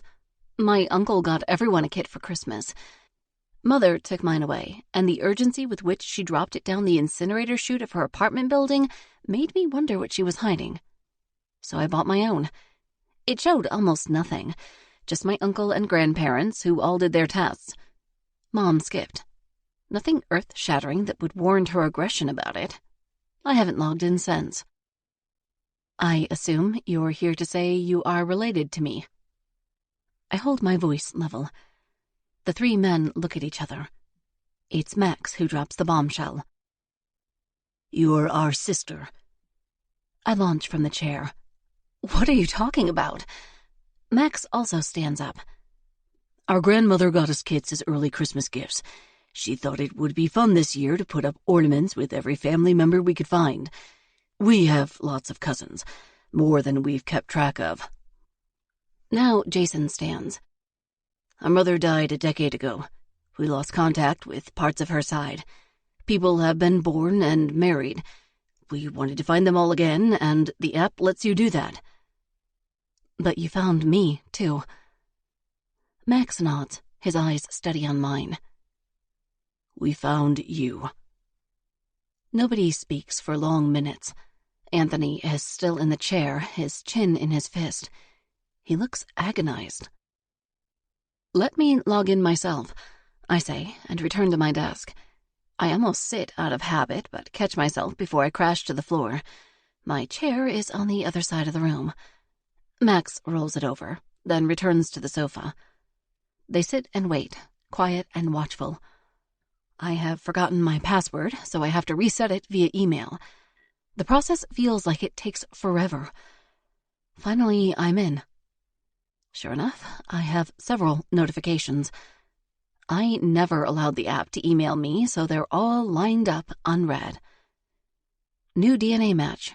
New DNA match. New DNA match. New message. New message. New message. We tried contacting you through the app, but you never responded, Anthony says. I told them to let it go, Max says, his voice a rumble. But I couldn't, Anthony says. You're our sister. There are too many links to click on, and I can't process everything in front of me. I turn back to the men. I assume you've figured out the connection? Anthony nods. It's our dad. I stand up. Your dad was with my mom? Jason also stands. No, they never met. I sit down again. You're not making any sense. The three of them gather around my desk. Max elbows Jason. You tell it. Jason runs a hand through his short, dark hair. This was a shock to us, too. We always thought I was the eldest. I mean, you may not even be the eldest before this is over. A bolt of shock splinters through me again. What did your dad do? Jason, you're making a mess of this. Max turns to me. Dad was a sperm donor, decades ago, back when his dad died and his mom was barely getting by. He sold it for money and made sure they didn't lose the first family deli. Understanding thunders down to my belly. Mom always refused to say who my father was. I had no name on my birth certificate. She said he was inconsequential. Never that he was a sperm donor. Did your dad take the test? I ask. He didn't learn about Grammy Elma's gift until we'd already sent ours off, Max says. But he couldn't have stopped it. He fessed up immediately. Are there others? I ask. Not so far, Jason says. When we did it, only you turned up as a sibling. Dad doesn't want to put his in. He's not sure he's ready for a bunch of unexpected kids to find him. Do you think this has any implications for your business? I push any other thoughts away, ready to get back to legal things. Black and white law. The men glance at each other again. I don't think so, Anthony says. We have very solid contracts about the ownership of the chain. You might want me to check the language of that agreement, I say. Make sure additional children don't try to sue for a percentage. Our lawyer is great, Jason says, but Max elbows him hard enough that he's knocked aside. Hey, we'd be glad for you to look it over, Max says. Thank you for that. We're not here about legalities, Anthony says. I have a sister. He clears his throat. I always wanted a sister. I feel like the Grinch. Here are these men, family, come to see me, but I can barely catch my breath. It's too much, all this information. And why did my mother lie? This is a lot, I managed to say. I need to process all this. It's a lot for Dad, too, Anthony says. He never guessed when he donated all those years ago that he would ever know the kids that came out of it. I draw a steadying breath. Does he not want to know them? Another glance between them. We're working on that, Anthony says. But we had to come meet you. I hope you don't mind. It's a big deal to us. To me. He's the softy of the bunch. Can we take you to dinner? Anthony asks. Or we can schedule a business meeting. I can bring paperwork, contracts. Whatever your fee is, it's fine. We'll pay it. He really is anxious to know me. Leave your phone numbers, I say. Let me figure some things out before we proceed. I need to talk to my mother. Of course, Max says. We'll give our information to your assistant. He glances around the office. This is a great place. We're pleased to see you've done so well. I can only nod. The three of them file out, Anthony looking back even as the door closes. When they're finally gone, I practically collapse on my desk. What just happened? What in the world? Jerome gives his signature knock, and I barely have time to compose myself before he's inside. So who were those hunkalicious men? I don't intend to blurt it out, but I do. Those, apparently, are my brothers. You never told me you had a big family. Jerome perches on my desk. Will they be back? Looks like it. And I have some reckoning to do with my mother. Uh-oh. Was this a secret? Did somebody do some playing on the side? I ignore the question. What else do I have today? I ask him. Just delivering the Behringer report. Elena can handle it. And, of course, the rescheduled patent meeting with Jacobson from last week. I pick up my purse. Get it handled. Where are you going? I'm going to see my mother. Jerome snaps the air, which is totally out of sync with his bespoke suit. Go get you that drama. I hurry to my car. The drama has already found me. Chapter 20. Mac. I'm surprised to see a midday text from Rory. She's strict about separating her work and personal life, and that extends to sexting. Not that she's sexted me here. In fact, the tone is very un-Rory-like. Are you available? I need you. I'm supposed to have a second lunch with one of my soccer player clients, but it's just a check-in. I can cancel. Absolutely. Where and when? Stringy's Steaks. You know it? Of course I do. It's a legend. And way on the east side of L.A. Almost out of town. Yes. When? Now. I'm almost there. I jump from my desk and snatch up my keys. Daisy? The receptionist turns from her computer monitor as I whip into the hall. Yeah, Mac? Call Ricardo and cancel. I have a personal matter. Everything okay? Just a friend who needs help.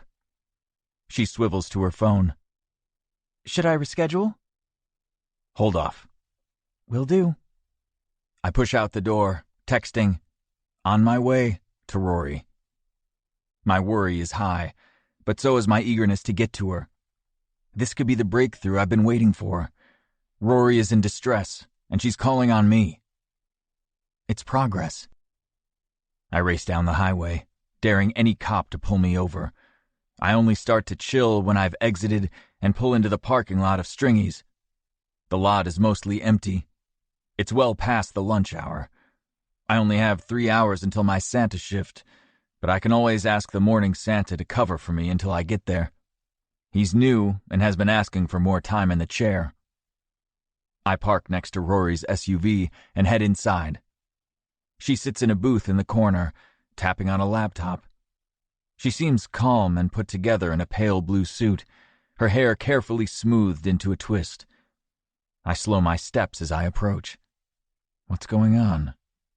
I pictured gathering her tearful form against me, but she seems fine. She spots me and waves me over. I slide into the booth opposite her. You okay? Yes and no. She picks up the oversized plastic cup and drinks so fast that she takes in air at the bottom. A second soda is sitting at the ready. Rory is chain drinking Diet Coke. I remember that habit. It's a sign of ultimate stress. There's also a half-eaten plate of onion rings. This is a far cry from her perfectly balanced pre-planned meals in matching containers. I sit back and wait for her to talk. She scans her screen, clicks, and scans again. I'll catch you up in a second. The waiter stops by. I've already had lunch, so I just order a beer. It's 5 o'clock somewhere. Rory's phone buzzes multiple times while we sit there, but I don't see the caller. Finally, she closes her laptop. I have 3 siblings, she says, and before I can reply, she holds up a hand. They're the Pickle brothers, the ones with the delis. What? This is wild. Their father was a sperm donor in the 80s. Apparently my mother used the bank where he left his deposits. Whoa. There's probably more of you then. Probably. There are guidelines now to limit vial distribution by the same donor, but back then it was a free-for-all. Wow. I can't believe someone like the Pickles went around donating sperm. It seems he needed the money to save their deli in his youth. Rory picks up another onion ring and crams it in her mouth. I'm stress eating. I see that. It's going to go straight to my hips. We'll work it off. She pauses halfway to eating another onion ring, catching my gaze. That will be good. When do you have to be Santa? 3 hours, but I can get it covered if I need to. She swallows and takes a long drink of the second soda. I won't ask you to do that. She checks her phone. We have time. We do. Who keeps buzzing you? My mother. Oh. I got her voicemail initially, asking her why the hell she didn't tell me she got a stranger's sperm shoved in her. And? She texted me back that it was none of my business. Like my paternity isn't my business. What did you say? I told her I was inviting every one of my 50-plus siblings to Christmas. I almost choke. 50? It's a lie. I can lie. There's only me in the database, other than the 3 regular brothers. So far, anyway. She picks up another onion ring. What did your mother say to that? Rory shrugs. I'm not answering yet. Let her squirm. My beer arrives, and I sit back and watch Rory. She's inhaling fried food and mainlining Diet Coke. The only time I saw her this worked up was when she was vying for the best jobs as we approached graduation. What's your plan, if you're not going to talk to her? I ask. I'm waiting for her to come in person. Here? Yep. Rory shoves another onion ring in her mouth. Where does she live? Palm Springs. That's why I was driving this direction. But then I decided I needed reinforcements. So I'm going to meet her, finally.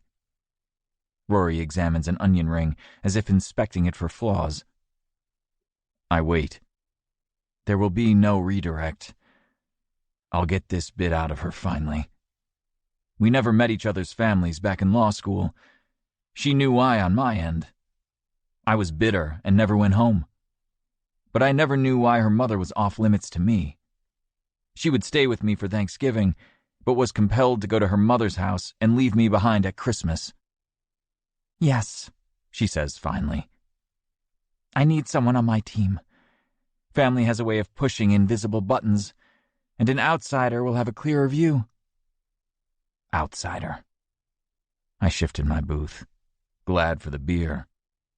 So is she coming? I haven't told her where to go yet. I'm letting her get worked up. She'll feel pressure with Christmas only 2 weeks away. I've gone back every year, celebrated with Grandmom and Pop-Pop, Uncle Thomas and Aunt Barbara. She'll be worried I won't go, and that it will look bad to her parents and brother that I'm not there. She cares a lot about her reputation as a sterling mother. You'd boycott? Rory wipes her fingers on a paper napkin. Maybe. Why do you think she didn't tell you? No idea. I guess it's hard to admit. Maybe it was better to pretend she slept with some random guy than to confess to such a clinical thing. Probably she wanted to pick the pedigree of the guy. That I can totally believe. I guess they couldn't have predicted the rise of these DNA tests back in the 80s. Rory sits back against the wood bench. Nope. And now I have 3 brothers insisting I get to know them. Is that so bad? I'm not very sentimental about family, she says. You know that. I do. That was one thing we always had in common. You walked away from yours. I barely saw mine. Might be time to confess some things. My family, the Santa gig, I've held back too. But before I can speak, her phone buzzes again. This time, Rory picks it up.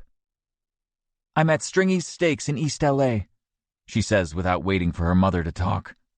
If you want to come, I'll be here. It's about an hour from your office. She punches the end call icon with relish. Thank you for waiting with me. Happy to. She sips her Diet Coke and stares out the window to the parking lot. I bolster myself for my confession. I've been full of angst about when to tell Rory about the changes in my family, what's happened to me, why I'm Santa now. But is this the moment? She's really uptight. She picks up my beer. You probably have the right idea here. She takes a swig, then grimaces. Or not. You could get a shot of something for your Coke. That's an idea. She cranes her head for the waitress and, seeing no one, heads for the bar. I formulate the words in my head. Maybe my situation will help her somehow. Feelings about family can change. Mine did. She returns with an entire bottle of rum. I didn't know you could buy the whole thing. The bar was empty. I took it. They can charge me whatever the hell they want. She's in a pinch, after all. She pours a hefty amount in the cup. I'll take a rideshare back if I need. I nod. Don't let me stop you. I'll probably want to bang you in the bathroom after drinking this. I size up the cleanliness of the restaurant and make a passing guess at the state of the bathrooms. Not good. You'll want some Lysol. She plunks the bottle down. Don't get practical on me now. You know I'm game. Good. She stirs her drink with the straw and takes a sip. Her eyebrows lift. I should have done this before. She's going to be drunk. She can barely manage 2 glasses of wine before she's 3 sheets to the wind. There are at least 4 shots in that cup. I'm going to have to delay my Santa gig, no doubt about it. But Rory can't know. She's too practical to allow me to cancel my shift for her, and this situation is tenuous as it is. I'll check out the scene of our future crime, I say, sliding out of the booth. Good, she says. She's sipping hard on the Coke, turning the bottle of rum around to read the label like it's a Saturday morning cereal box. Once I'm out of sight, I text the other Santa to say I will be late, but hopefully can show at some point.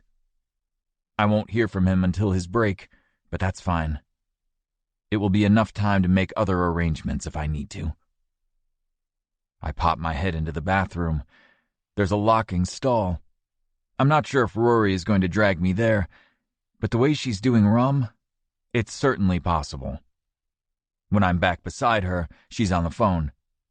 Mom, I'm serious. Good. Fine. Yes, I'll be here. She tosses the phone on the table. What's happening? Mom was already in LA for some conference. She'll be here in 10 minutes. Oh. I fiddle with a napkin. I guess confessions will have to wait. And bathroom sex. Come sit over here, she says. I don't want her next to me. She scoots down, and I join her on her side of the booth. She instantly leans against me. This is good. Did you look up your dad now that you know? Her head pops up from my shoulder. I didn't even think of that. What were your brothers like? Devastatingly handsome. One is clearly a jock of some sort. She opens her laptop again. She types in Pickle Deli family, and a host of images pop up. One seems to be some anniversary of the chain. She makes it larger. There are 3 youngish men, late 20s, a tiny elderly woman with gray curls. I pause on her a moment. I swear I'm seeing an older version of Rory. Who's that? I ask, but Rory moves my hand away. Look at him, she says. He's an alpha if I've ever seen one. The man is broad-shouldered, dark hair mixed with gray. He stands tall, chest out, and looks like he's ready to challenge you to a brawl. But look at the matriarch, I say, pointing to her. Rory shrugs. She's his mom. Your grandmother. Do you see the resemblance? Rory peers. Not really. She's very petite. But the eyes, the expression, the toughness. Rory keeps looking. Nope. Nothing like me. The laptop slams again. Huh. Rory's in denial. But I sling my arm around her as she returns to her Dr. Diet Coke.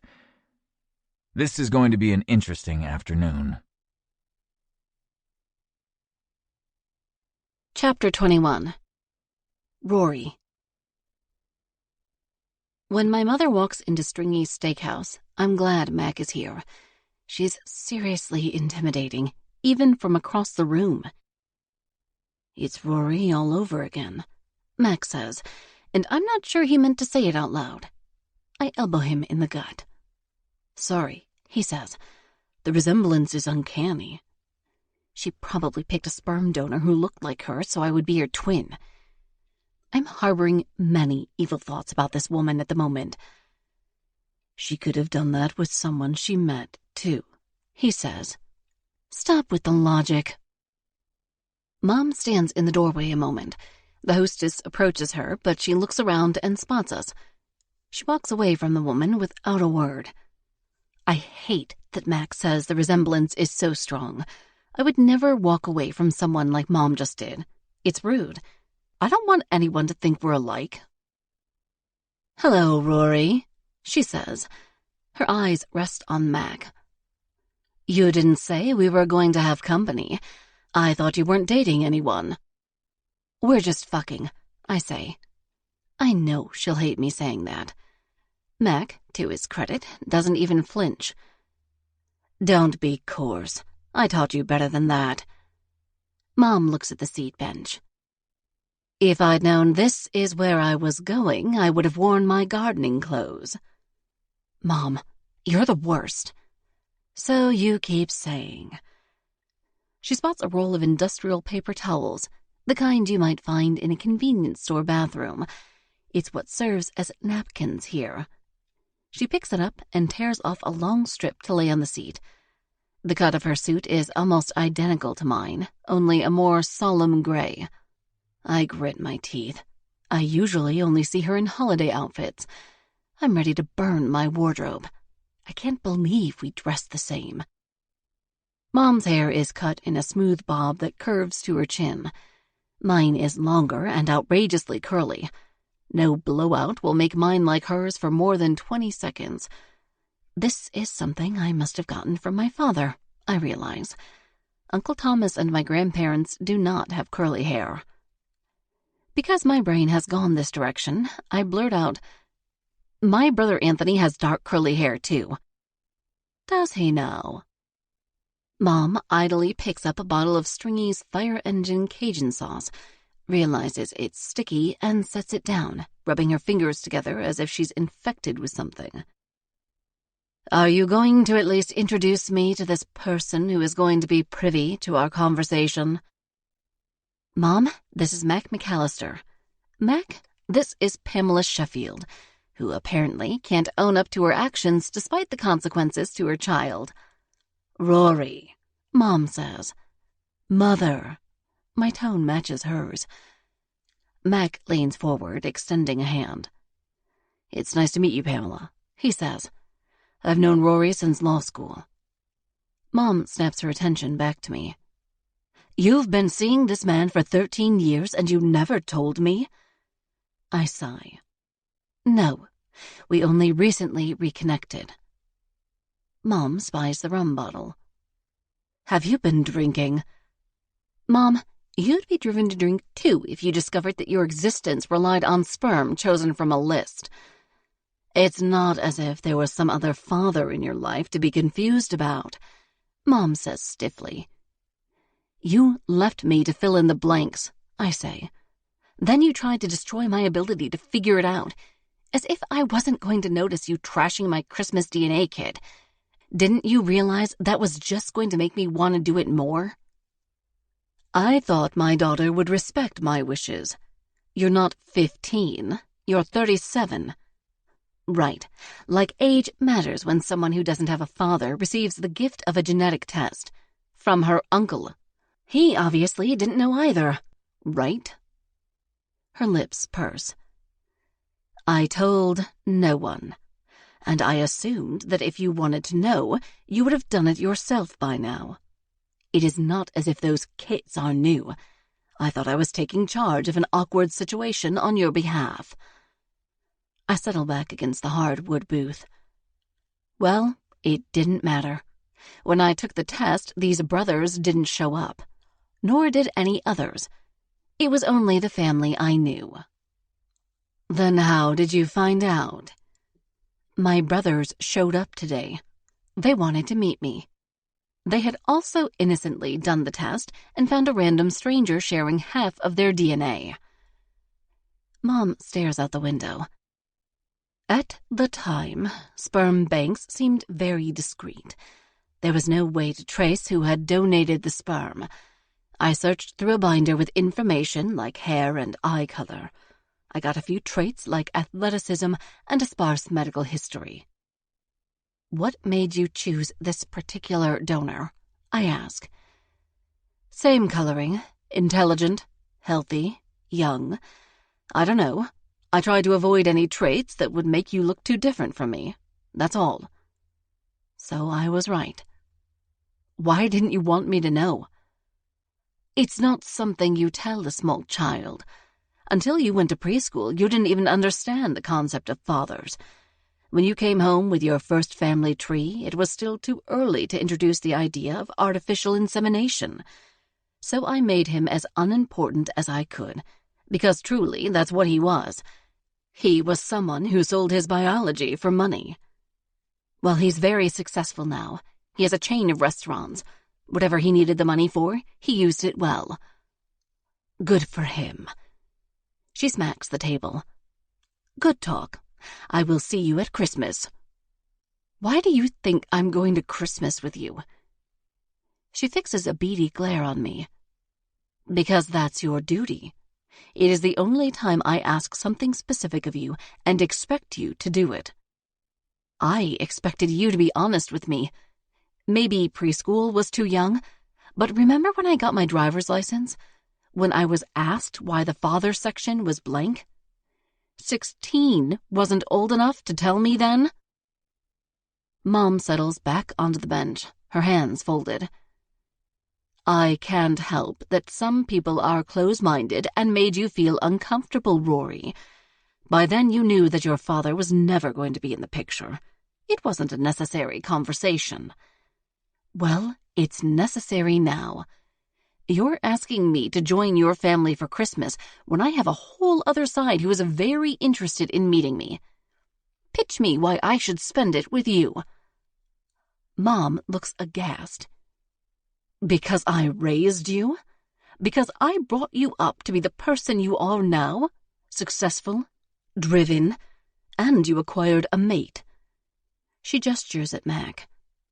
Isn't that enough? A mate? Good grief. I don't know, I say. I'm questioning everything since those 3 men walked into my office. They shouldn't have. This whole DNA thing is rubbish. People should leave well enough alone. Well, Mom, I'm a lawyer. I can tell you that's no answer. There are affairs, illegitimate children, thousands of reasons why this matters. Your callousness in the face of my distress tells me all I need to know. I think she's going to try to leave again, but she simply straightens her spine, her hands flat on the table. She looks to Mac. Obviously, you're close to Rory. What are your thoughts? I wasn't expecting this, but I'm doubly glad he's here. Mac rolls the beer bottle between his hands like he did that first night at the seafood shack. I think Rory is an adult woman with a strong mind and a truckload of opinions. You shouldn't bully her into the holiday break she wants just because it doesn't suit your idea of duty. Mom holds his gaze, trying to bore a hole in him in a way I remember her trying on me during adolescence. She doesn't try it anymore because I can win that staring match. The student became the master. Mac is used to me doing this at him, so he's not the least bit intimidated. In fact, I suspect he's holding back a laugh. But then suddenly, I'm the one laughing. How absurd this whole thing is. I have brothers. I have a dad. A real flesh-and-blood dad.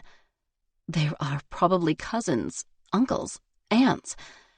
My paternal grandmother has curly hair and looks a lot like me. I want to see her. Let's get out of here, Mac, I say. You promised to burn these onion rings off my hips. Let's get to it. Mom breaks her gaze and exhales a long, slow breath. I never talk like this around her. She probably didn't know I could. For all I know, she's a damn virgin. She had this immaculate conception, and I never knew her to date anyone. Good for her if she wants to be independent all the way down.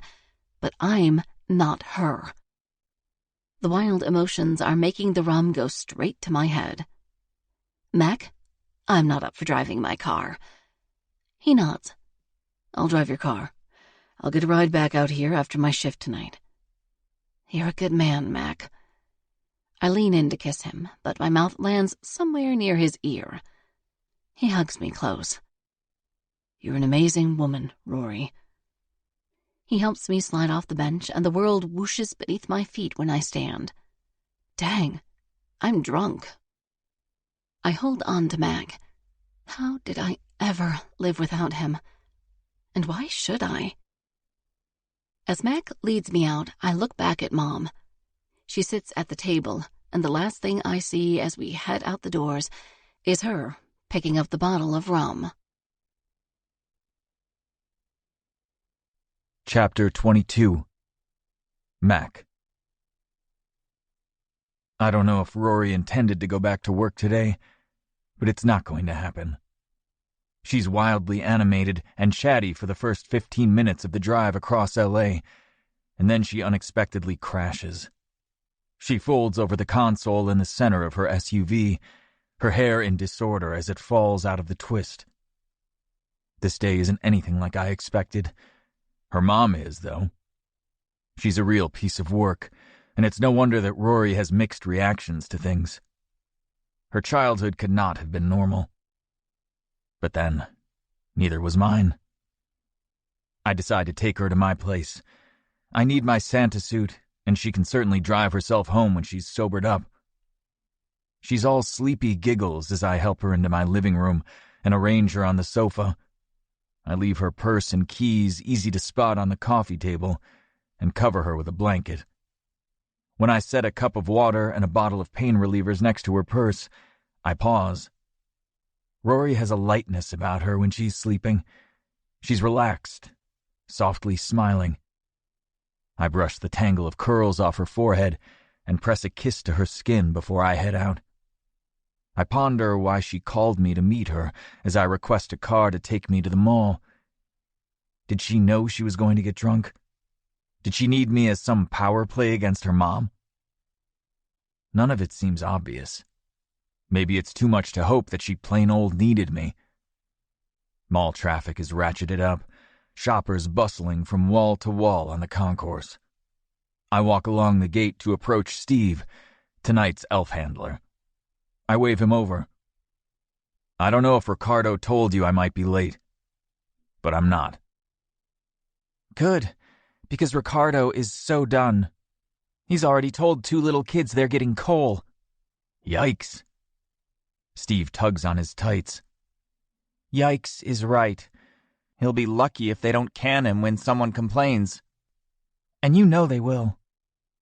They would do that this close to Christmas? I ask. The rest of us would have to take up the slack. Steve turns to watch Ricardo wave a mother forward. Go get suited up as fast as possible. We've got to get this man out of the chair. It's a good thing I didn't need Ricardo to cover part of my shift after all. I hurry past the snow mountain. I don't try to access the secret stairs from here. It would be too obvious if a normal person carrying a suit bag disappeared into the set. Instead, I head to the employee hallway and snake along a labyrinth of corridors to the stairs that reach the lower level. I could never see the green room the same way after Rory visited here last week. The bench where I chased her, the mirror where I challenged her to get naked beneath the suit, and the steep stairs where she raced out are all imprinted with visions of her. I work swiftly, applying my beard, mustache, and hair, then suit up. I send Rory a quick text telling her I'll be in the chair, then secure my belongings in the locker. I hope she'll stay at my place so I can see her once I make it back from fetching my car. But I won't hear from her until my break, and then only if she's up. Rapid footsteps on the stairs make me turn. That's no Santa. The steps are too light. It's Jess, the photo elf. She's upset. Mac, we need you. There's a situation. Sure. I follow her up the stairs, under the snow mountain, and to the hidden entrance near the sofa. The noise hits me way before I can see anything. There's a loud murmur of a disgruntled crowd. A woman's shrill voice cuts through the roar. You've ruined Christmas! Then Ricardo booms. And you, my lady, are getting coal for the rest of your natural life. Oh boy. I hesitate behind the hidden door. The kids can't see 2 Santas. That will wreck the magic. You have to get him back here, I tell Jess. We need a small gap so that there isn't an immediate recognition that we're different people. You're right, Jess says. I wasn't thinking. You guys have different beards. You're taller. Go get him. Then create a diversion. Make Steve do a dance party or something. Because Steve is such an entertainer, Jess says, her voice heavy with sarcasm. But she heads out to the set. I can't see much, only the corner of the sofa and a bit of the line beyond. I wait in the shadows. In Santa school, we were told that sometimes Santas snap. We are human, after all, and we have limits. They suggest yoga and meditation and practicing calming breaths so that keeping control in tough situations will come naturally. Ricardo is apparently past the point of no return. Jess's voice rings out. She's on the microphone, which we use when we announce breaks or delays. Santa's a little hangry, Jess calls, her voice reverberating in the concourse. "We're going to get him some quick milk and cookies and be right back." "Don't bring him back!" the same shrill voice shrieks. The child howls with upset. They must be on the stage. Jess doesn't address the shout, but goes on. "Our head elf Steve is going to lead everyone in a fun song. Hit it, Steve!" I'm sure Steve's expression is murderous, but I don't get to see it. I hear his hesitant, "Hey, everybody," before Ricardo suddenly brushes past me, aiming for the secret stairs. I grab his arm. "Hey, man, what's going on out there?" He flings my arm away. "I got peed on too many times today. I can't have one more spoiled brat scream in my ear or kick my leg or come anywhere near me." "You'll be all right," I say. "This happens to everybody. Get out of the suit and go do what you gotta do until tomorrow." He's already around the corner and heading downstairs. A faint and rather unenthusiastic chorus of Jingle Bells filters to the back. I wait until the end of the verse to put a bit of space between Ricardo's exit and my entrance. At the last minute, I get a brainstorm to pull out a candy cane and unwrap it. I stick it in my mouth and rush out onto the stage, my arms in the air. Ho, ho, ho! The singing dies out. I hold up the candy cane. "Candy canes are the best. I'm all good, everybody. That's a lesson to us all. Make sure you always have snacks." I reach into my bag and grab a handful of candy canes. I can have Steve replenish it in a minute. I fling the candy out to the line. The kids cheer and scramble to grab some. The parents looked relieved. They know I'm a different Santa, but I have to get them all back in the holiday spirit.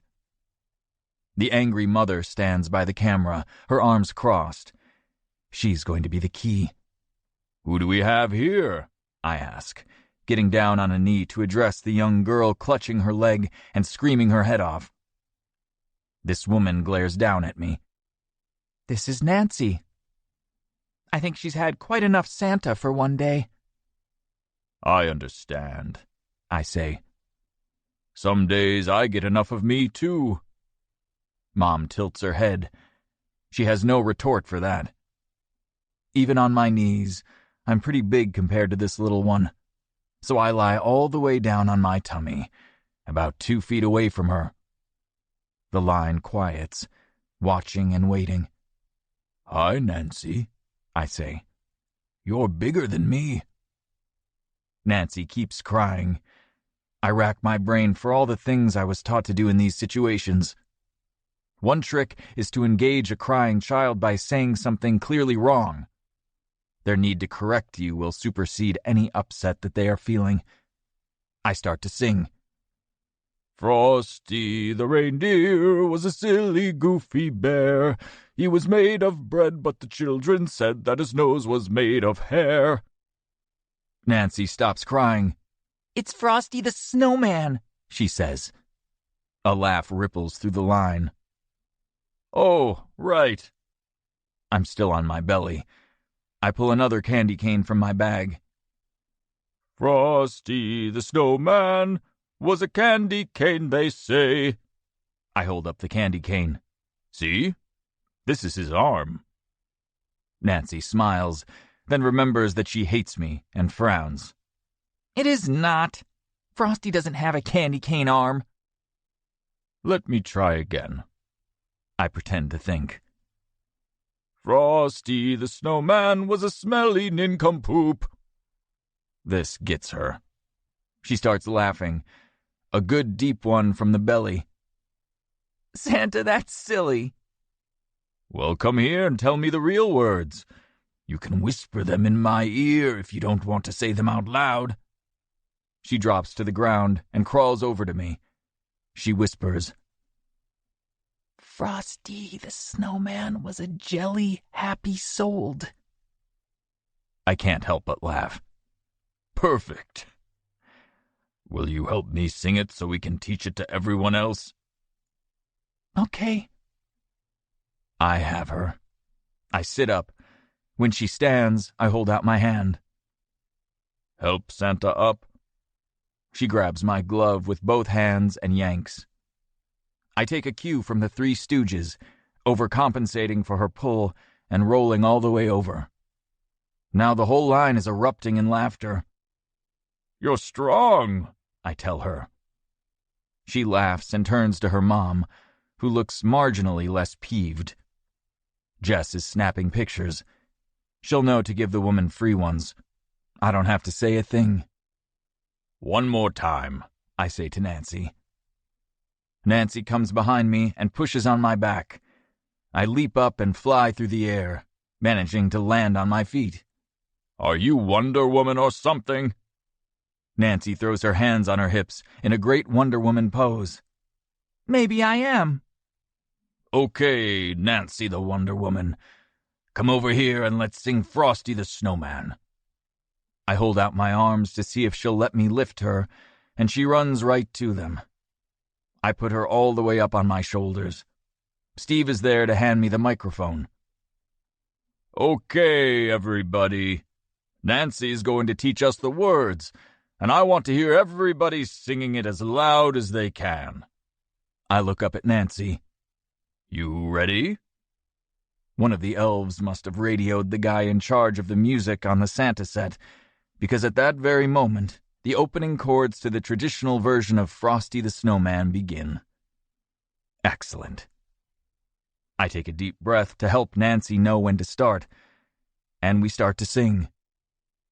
If you had told me last Christmas that in a mere 12 months I would be standing in Riverside Mall in South L.A., dressed as Santa, holding a kid on my shoulders, and leading a round of Frosty the Snowman in front of a crowd of strangers, I would have punched you in the jaw.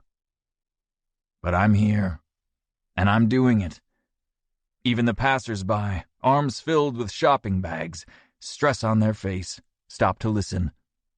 Some of them join in. I've always avoided the movie Elf. It seemed ridiculous.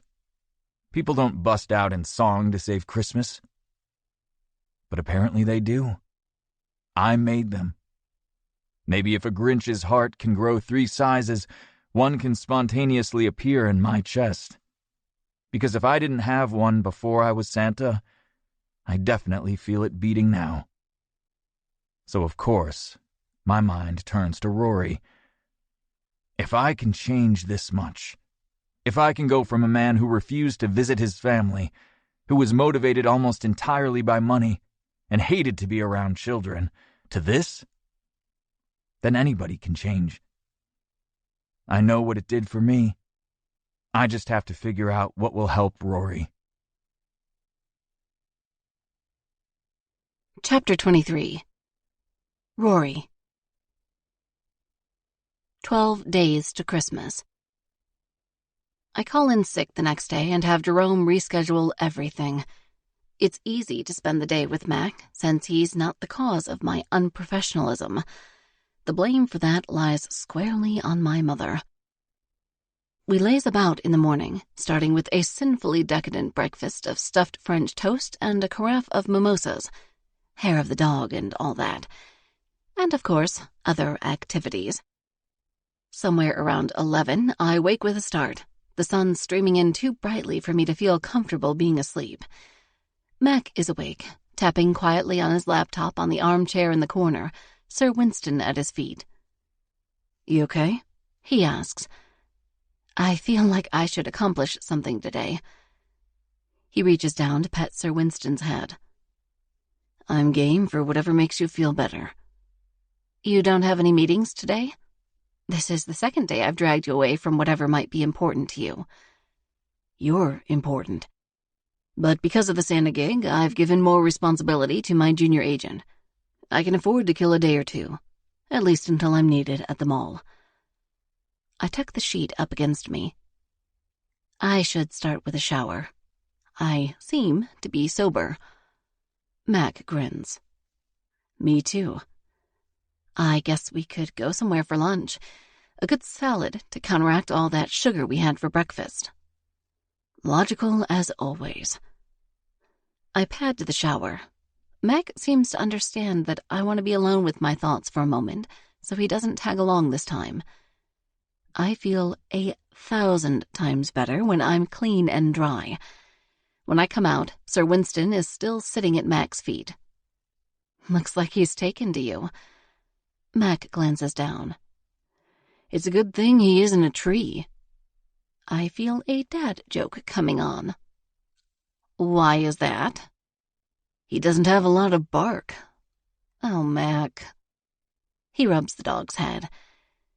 I bet you'd get kicked out of a flea circus for stealing the show. I sit on the end of the bed. I know you're trying. Mac closes his laptop and sets it on the floor by the chair. Anything I can do? Besides bad jokes? This is the most emotional I've ever felt about Mac, so I try to gather my thoughts.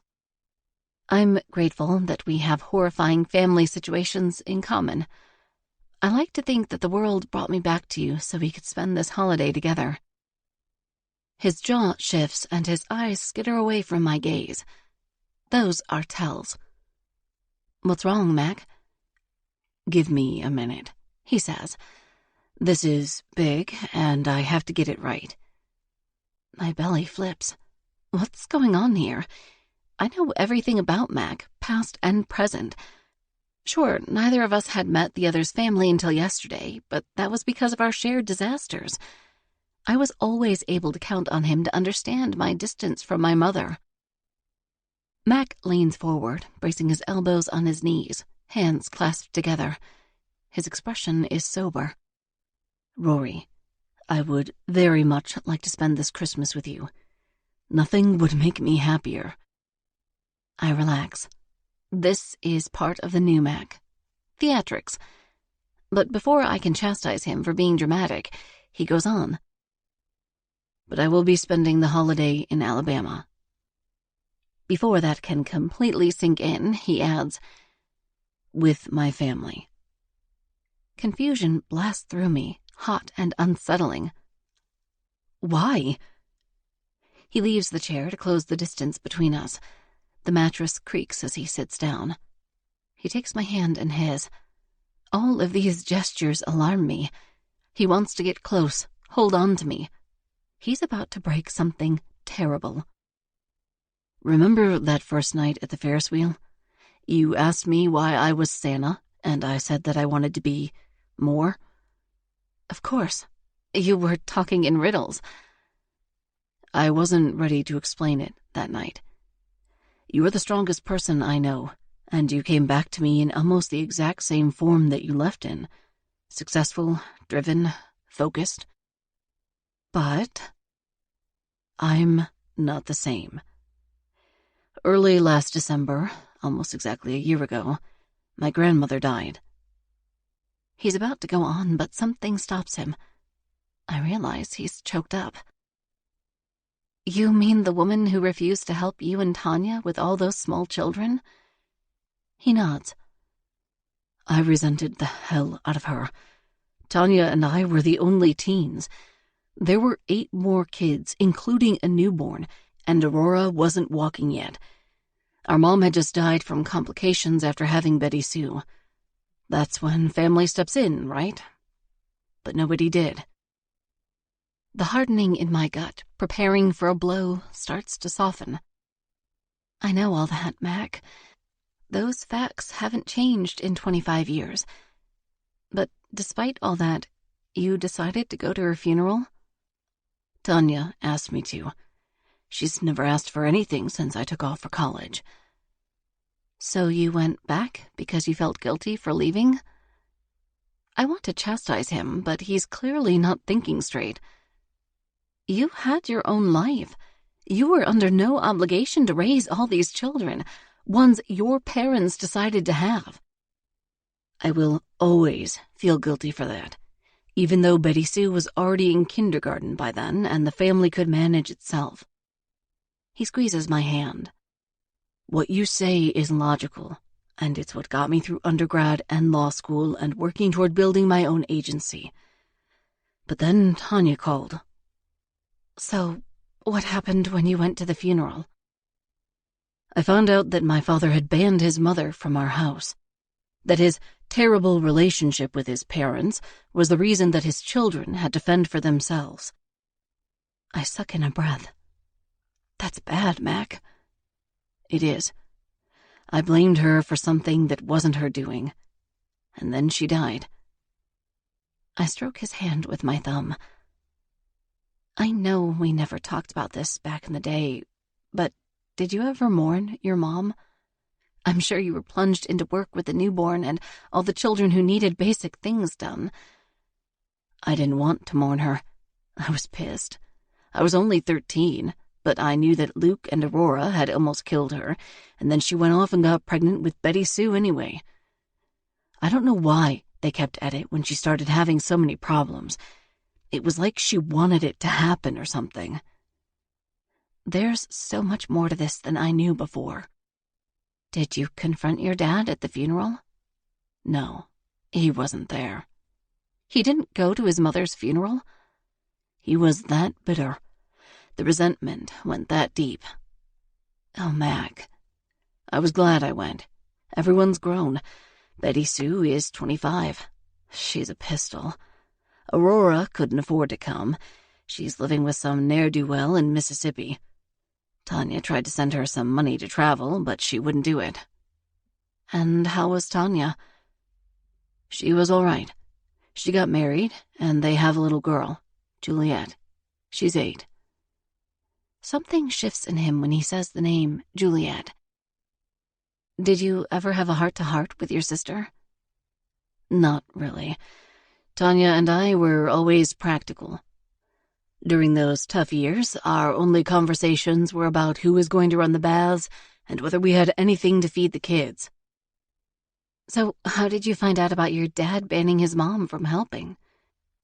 Georgia told me. She's the next kid down from me. I was standing at the open casket, trying to see the woman I'd known in that gussied-up corpse, and Georgia walked right up beside me. How was she? Impassive. She left right after graduation, like me. She's a high school teacher. She talks to Dad, though. And she told you? Yeah. She said, if only our stupid dad had allowed her to help us, we could have had a chance at a decent childhood. And what did you say? I asked her to clarify. And she told me that she'd only found out when Grandpa was in the hospital. She talked to Mama, and Mama expressed sadness that she hadn't tried harder to defy her son and help us. Poor Mac. So, did you talk to your family then? I was pissed, confused, mad. Mom didn't have any family to speak of, just a brother in jail, so Grandpa and Mama were all we had. After the service, I went and sat in the annex of the church. The ladies there put together some potluck thing for Mama. Grandpa was there, but he wasn't too aware of what was going on. He's had dementia a while. I hung out at a table by myself, looking over all the people. All those kids are grown now. All that trouble had moved on. We're adults. But is it in the past for you? He releases my hand and falls back on the bed, staring at the ceiling. I realized I made a mistake.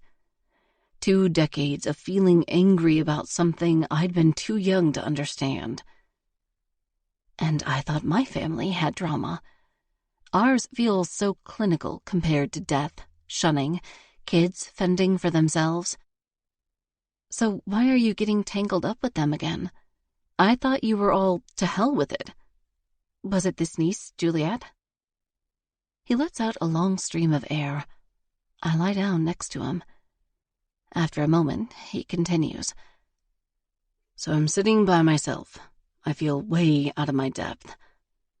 I don't even know these people anymore. They were all kids when I left. I wait him out. And here comes Juliet over with a plate of food. She's wearing this pretty dress, her hair all long and curled. She held up the plate to me. You took it, right? Yes, I set it down. She tilted her head at me and said, Aren't you going to eat? There might not be another chance if you skip. Mac breaks out in a rough laugh and shakes his head. This is what Tanya and I used to tell all the other kids. We were always stretching things thin, and if you missed a meal, there probably wouldn't be anything else that day. So she tells her child the same thing. Old habits die hard. It's how we know to parent. So what did you do when she said that? I laughed, like so loud that everyone looked at me. His smile falters. She didn't like that. What did she do? She told me I wasn't nice. Uh-oh. And I said it wasn't nice to tell someone they weren't nice. Uh-oh. And she said Santa was going to bring me coal in my stocking. Oh, no. So I told her Santa wasn't real. Oh, Mac. She started crying. Oh, no. I tried to backtrack, say I was being mean, but apparently 8 is on the cusp of non-believing, and I put her over the edge. I squeezed his shoulder. What happened after that? Tanya came over to soothe her and said I was upset about losing Mamaw. Another gust of air comes out. And you know what that kid did? Kick you in the shin? Worse. She took out a prayer pebble from the pocket of her sweater and gave it to me. She said she got it from her other grandmother before she died, that she always carried it to help her think about the people she loved when she was sad, and it looked like I needed it more than she did. I sit up enough that I can look down on his face. Oh my God, Mac, what did you do? I took it, of course. I couldn't not take it. She was so tearful and earnest. Do you still have it? No, I gave it to Tanya to put in her stocking from Santa, with a note saying her grandmother wanted us both to have one. And you want to make it right. I'm trying to make it right. Not just for Juliet, but for all the kids who might have assholes like me telling them Santa isn't real. He looks so tortured that I can't do anything but lay my head on his shoulder the way he likes. He folds his arms around me and pulls me more tightly against him. I've stalked all my siblings for gifts and conferred with Tanya about what they might need. None of them have much. I'm going to do it big. Even Aurora is coming back to Tuscaloosa for my party, I hear. We'll all be home. I nod against his neck. That makes sense. He squeezes me. I'd like you to be there. My answer comes before I can stop it. I need to think about it. It's my catch-all for difficult emotional situations. I want to say something softer, but I end up repeating myself. I'll think about it. He kisses the top of my head. Good. Chapter 24. Mac. Rory and I lie in her bed for a while, soaking up quiet time after all the revelations. Her phone buzzes repeatedly on the nightstand, but she ignores it. I sit up and snatch it from the table to pass to her. I'm sure I don't want to know what that is, she says. Want me to check? It's probably work things. She takes it from me and glances at the screen. Oh. Work stuff? Or Mom? The Pickles, actually. It's Jerome, my assistant. The Pickles are being pushy with him about having lunch with me today. The brothers who live in Colorado and Austin are leaving tonight, and they want to see me again. Are you going to do it? I don't know. I think you should. Seems like you could use more family. She frowns at the screen. I've done fine with minimum family so far. Me too. But now I'm all in. She seems reluctant to leave our safe position, but taps out a reply. What's the verdict? I ask. You're a terrible influence. So are you going? We're meeting at Max's Deli. You're coming. Me? You dragged me into this. I twirl a lock of her hair around my finger. This is fun. I don't know any of your family for 12 years, and now I get a mom and 3 brothers inside of 24 hours. Lucky you, she says. It's already coming up on noon, so we drag ourselves off the bed, give Sir Winston a biscuit, and take off in my Maserati toward the east side of town. L.A. Pickle is in an eclectic section of the city, some of it gentrifying, some of it still old-school East L.A. There's a gym not too far from the deli where some of the heavy hitters in mixed martial arts work out. It's made headlines a time or two in the past few years. I glance over at it as we pass by. You must go to a gym, Rory says. Those biceps don't pump themselves. Yeah, there's one not far from my condo. I've been neglecting it since I reconnected with you, though. I might actually turn into a bowl full of jelly if I don't watch it. She pokes my belly. No chance of that. We pull into the parking lot adjacent to the bright green and white awning for L.A. Pickle. How do you want me to play this? I ask her. Quiet support? Get the ball rolling? Divert any difficult conversations into football? I think I can hold my own, Rory says. But feel free to insert a random football statistic if the conversation dies. How about those Rams? Exactly. We've arrived toward the end of the lunch run. The tables are 3/4 full, but there isn't much of a line. The bell jingles as the door closes, and we look around. In the far table near the back, 2 guys jump up and wave. That's 2 of them, Rory says. Anthony is the shorter one. Jason is the oldest. Let's do it, I say, touching her back to move her forward through the tables. Jason pulls out a chair. Rory, so glad you came. He turns to me and holds out his hand for a shake. I'm Jason Pickle. Mac McAllister, I say, friend of Rory. The other one glares at me. Boyfriend? Jason laughs.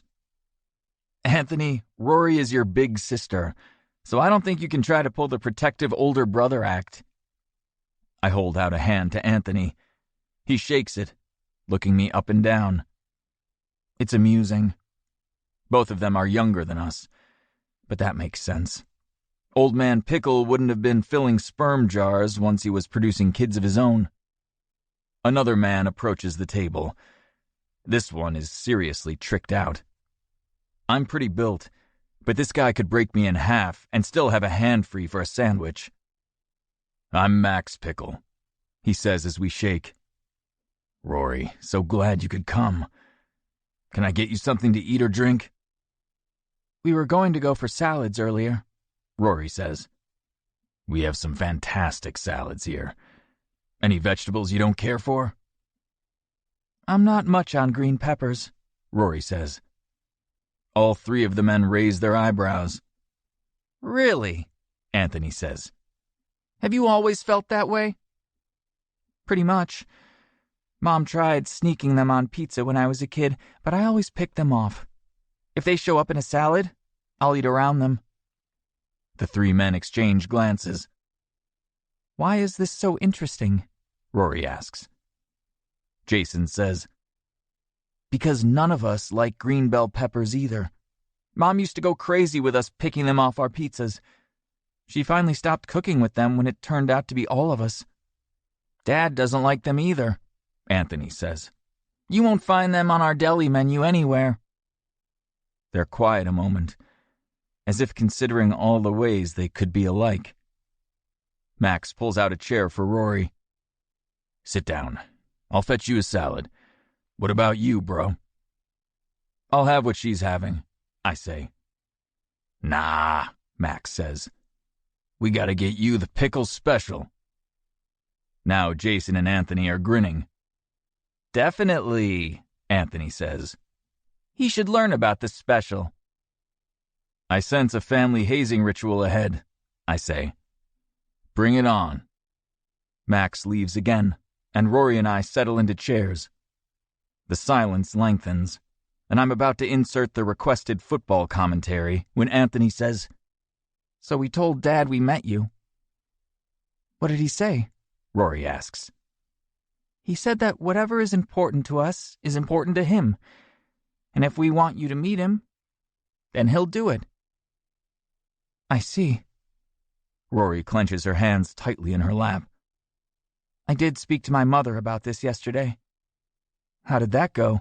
Jason asks. Not great, honestly. She felt it was none of my business that she had used donor sperm. She left it off my birth certificate, naturally.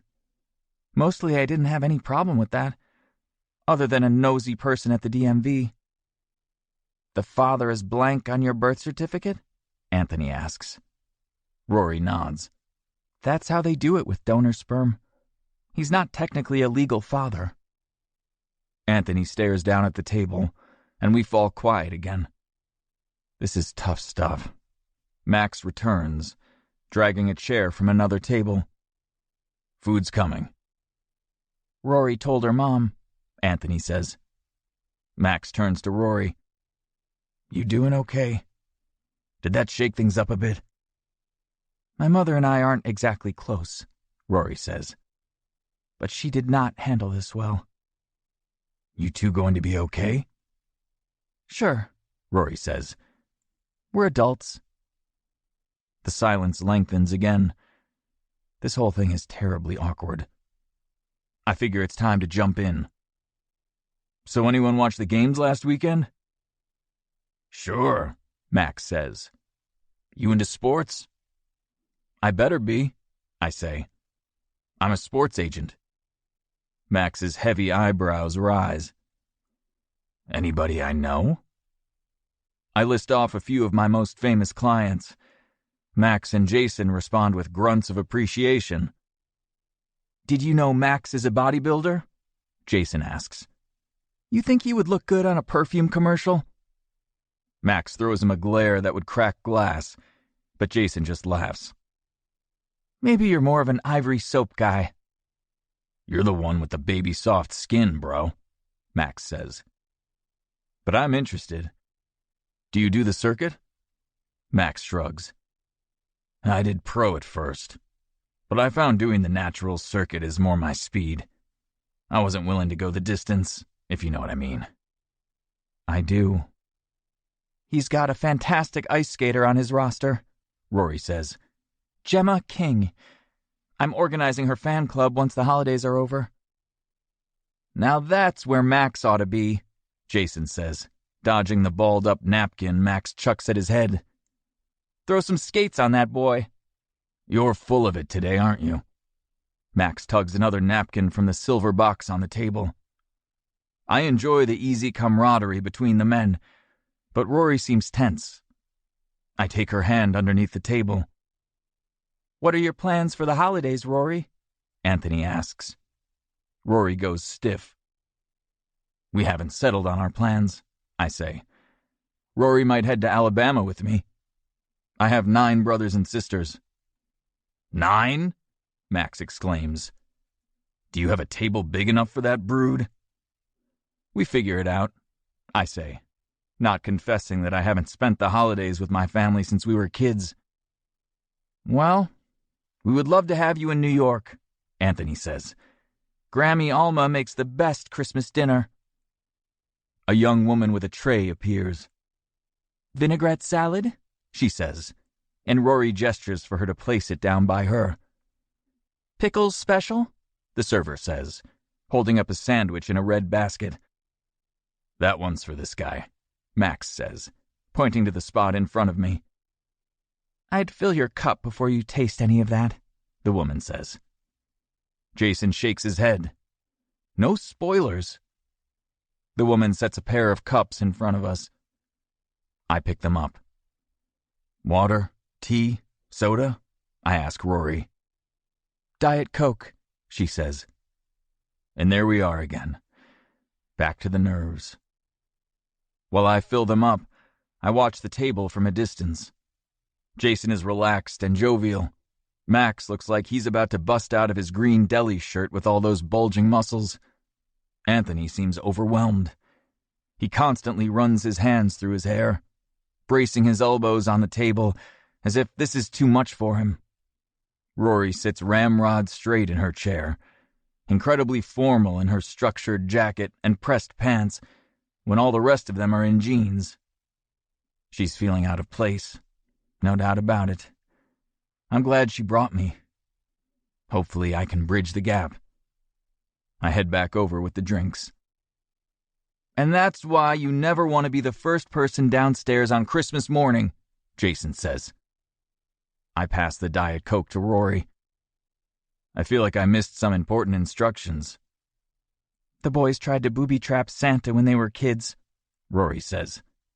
"The tradition remains that there will be some prank to greet the first person downstairs each year." Why didn't we think of that?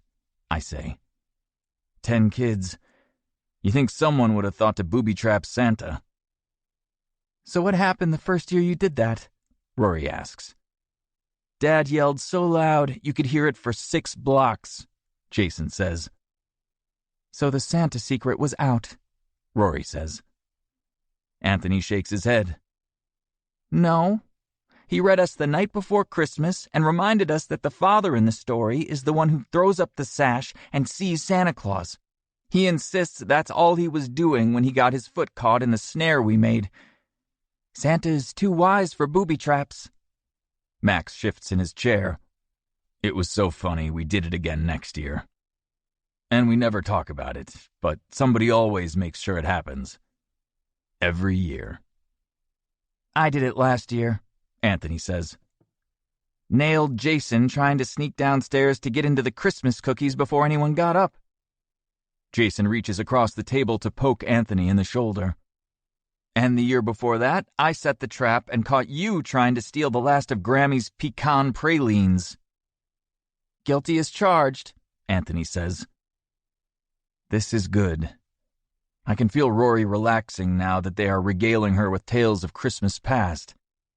I consider the sandwich on my plate. I might as well get this over with. I pick up one triangle and peer at the contents between 2 toasted pieces of wheat bread. "Did you use the dill dough?" Anthony asks. My hands freeze with the sandwich halfway to my mouth. The what? Rory's about to snort laugh. I can feel it.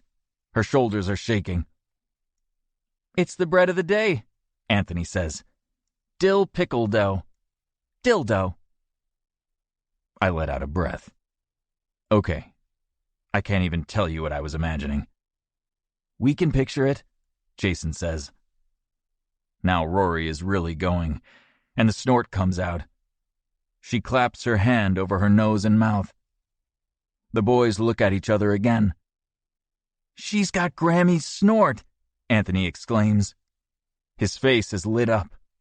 "No one else ever got the snort." Then suddenly, tears are in his eyes. "I've always worried what would happen when Grammy wasn't around anymore. That we wouldn't get to hear the snort. But now there's Rory." His voice cracks. Max claps him on the back. "All good," he says. "Now there's Rory." We watch Anthony a moment, and Rory reaches down to squeeze my knee. Instead of a football interjection, it looks like I'll have to lighten the mood with my humiliation. "Here goes nothing," I say, and take a giant bite. The heat sears my mouth like a flash fire. My eyes feel like they will bug out of my head. I manage to swallow the whole bite in one gulp and snatch my cup of water like a man in flames. Because I am. Only when I've downed half the cup can I come up for air. As soon as I set it down, the 3 brothers let out a whoop. "You made it," Max says. "Welcome to the Pickle Clan." Rory watches me with a half smile. "That's family," I say. "Sure is," Jason agrees. Rory squeezes my wrist. "Thanks for taking one for the team."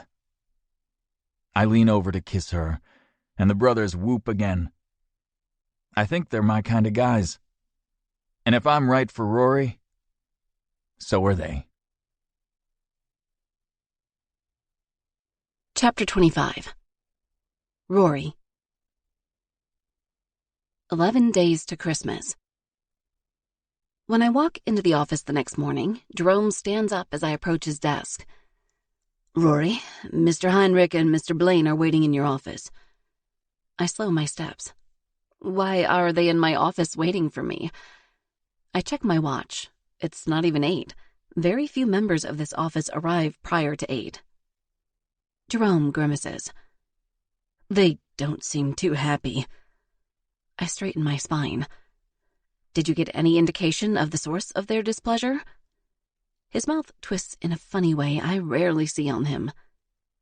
Well, spit it out. I know you don't have a lot of patience for Jacobson and his attempts at patents, but he's a very long-standing client, one that predates you. So he complained about how I was handling his account to the other partners. Jerome fiddles with the pen on his desk, and he is not a fiddler. He might have been Mr. Heinrich's client before you came. At least, that's my understanding. It's not unusual for the newest partner to obtain some legacy cases the other partners are tired of dealing with. It appears as though this particular one may have had some pull I didn't realize. Thank you, Jerome. Please prepare all the documents for the Reynolds meeting at 9 in case this one runs long. That way I can go straight to the meeting. Jerome nods. Absolutely. He sits back down. Good luck. I open the door. I'm not at all comfortable with the other partners sitting in my office without me present, but I flash them a modest smile and set my bag down behind my desk. Gentlemen, how can I help you? Come sit, Rory, Martin Heinrich says. He's an elderly gentleman and dresses very old-fashioned, always in a 3-piece suit and cravat. He rarely takes cases with anyone under the age of 55, and it makes sense. His mannerisms can be intimidating, but his power is undeniable. Some of the world's richest people run their legal work through him. I move to the armchair, which the 2 men have left empty, sitting together on the sofa. Art Blaine is younger, early 50s in a typical office suit. He's usually jovial and easygoing, a good foil for Martin. But today his face is serious. This is not good. Rory, Martin says, when you arrived, we provided you with a set of legacy clients to manage. It has come to my attention that one of our oldest and finest clients, Samuel Jacobson, has felt a bit neglected in his long-standing attempt to patent some of his work. Can you give me a rundown of what has occurred in, say, the last 6 months? Jerome nailed it. Of course. Mr. Jacobson comes in about every 2 months with revisions for us to review and submit if appropriate. Honestly, the last couple of rounds have not been significant enough changes to be worth going through the process. I have advised him of this, and we consulted with an expert in his field to give him additional guidance. We were supposed to have a meeting last week, but we had to reschedule. Art sits back. My speech has pacified him, but Martin leans forward. And what were the circumstances of canceling the last meetings, particularly since this would have followed up on alterations that you yourself guided the client to make, and which he was very eager to present? I'll never admit that I slept in after screwing Santa Claus half the night the first time, or that another cancellation was due to 3 sperm donor brothers, but I can improvise. I'll have to review my calendar. I do believe my punctuality and work record are particularly pristine. I am honestly quite surprised that you would take time from your day to quiz me. Martin is not demonstrating any power plays. His demeanor is utterly calm, but generally you don't know he's angry until it's too late. I shouldn't poke the bear, but I will not be treated like a supermarket checker who's missed a couple of shifts. I'm a damn lawyer with a decade of experience and an impeccable 4-year record at this firm. I'm quite sure your reasons for being absent lately are entirely critical to your personal needs and support your professional work, he says. What I would appreciate is for you to provide some additional attention to one of our oldest clients so that he no longer feels he needs to call up the other partners to question the validity of our decision to bring you into our firm. I seethe inwardly. This is not how partners are supposed to work. Junior partners, maybe, but my equity buy-in for this company was substantial, and I should be treated equally. Today, I see that I am not. I set this bitterness aside and say, "Thank you for your concern. I will certainly prioritize Mr. Jacobson and will reach out to him personally today." Martin slaps his knee. "Good. I would like to put this matter behind us. Art, shall we find some coffee in this joint before meeting with the Branson Corporation?" He's throwing that name at me on purpose. Branson Corporation is the biggest corporate legal account in California. I've never been asked to do any of the work on it. "Enjoy your coffee," I say. I head back to my desk. When the two men have filed out, I sit very still and very tall in my chair. What is happening to me? In what universe would my fellow partners at my firm ever question my sterling reputation for handling our clients and then shove their prowess in my face? I feel small, diminished. I've become less. This will not stand. I know it's Mac. It's obvious to anyone that he's led me astray. And now there are the pickles. And my mother. It's an avalanche of personal problems. I've fought against this most of my life. I try to avoid complicating entanglements that get in the way of my career and aspirations. Damn it. I smack my fist on the desk. Jerome slips inside the room and closes the door. "That bad, boss?" "I'm not in a good place right now." He glides forward and sets a cup of coffee on my desk. "I can add a shot of whiskey if you need." "Right, like I need more alcohol after the last 2 days bacchanal." "I'm fine, thank you." "Did you guys settle everything?" I don't look at him. "We did. Would you mind getting Mr. Jacobson on the line right away? I apparently need to correct some misconceptions that he may have about his level of priority in our firm." "Gotcha. I'll make that happen." He points to the cup. "Drink some coffee. Take a moment. It'll be all right." But as I sit upright in my chair, perfectly still, trying to get my usual calm to settle over my body so I can focus on my work, I'm not so sure. Everything is in disarray. I need to get back to my status quo. Chapter 26. Mac. Rory's clearly had a busy day. She's only responded to one text since morning, and when I check my messages during my Santa break, there's nothing else. This isn't terribly unusual. Rory likes to focus during work, but when my shift ends and I still see nothing from her, concern trickles through me. I text her before I start the process of removing my beard and hair. Still nothing. By the time I have completely cleaned up and changed into street clothes, I need to know what's going on.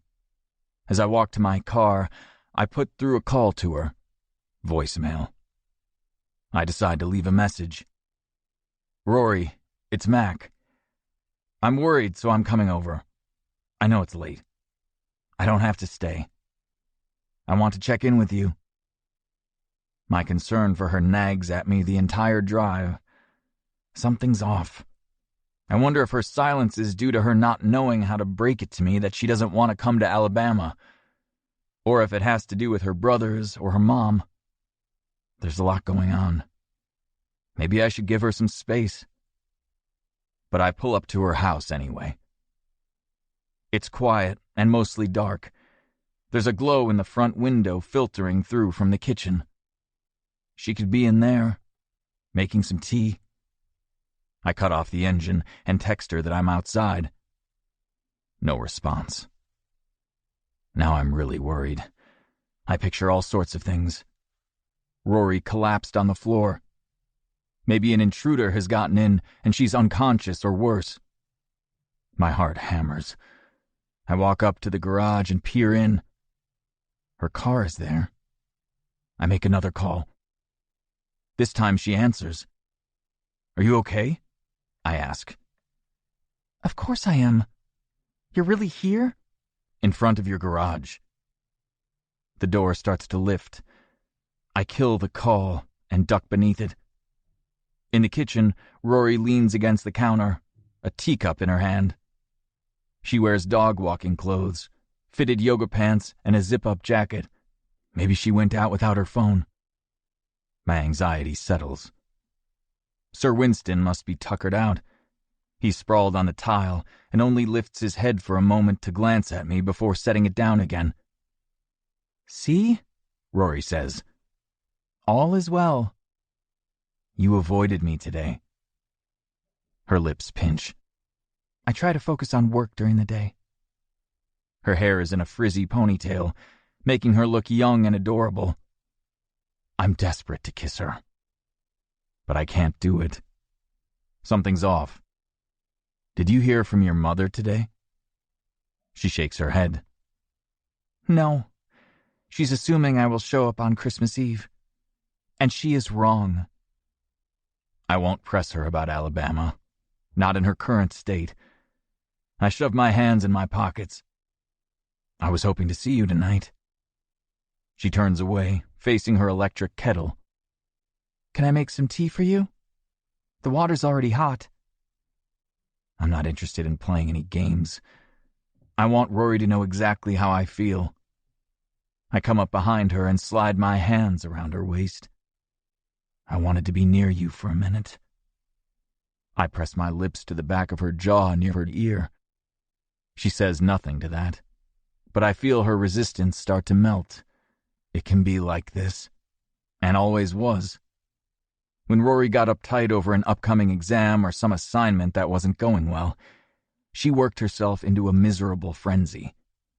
She would tell herself that I wasn't important, that she didn't need to see me.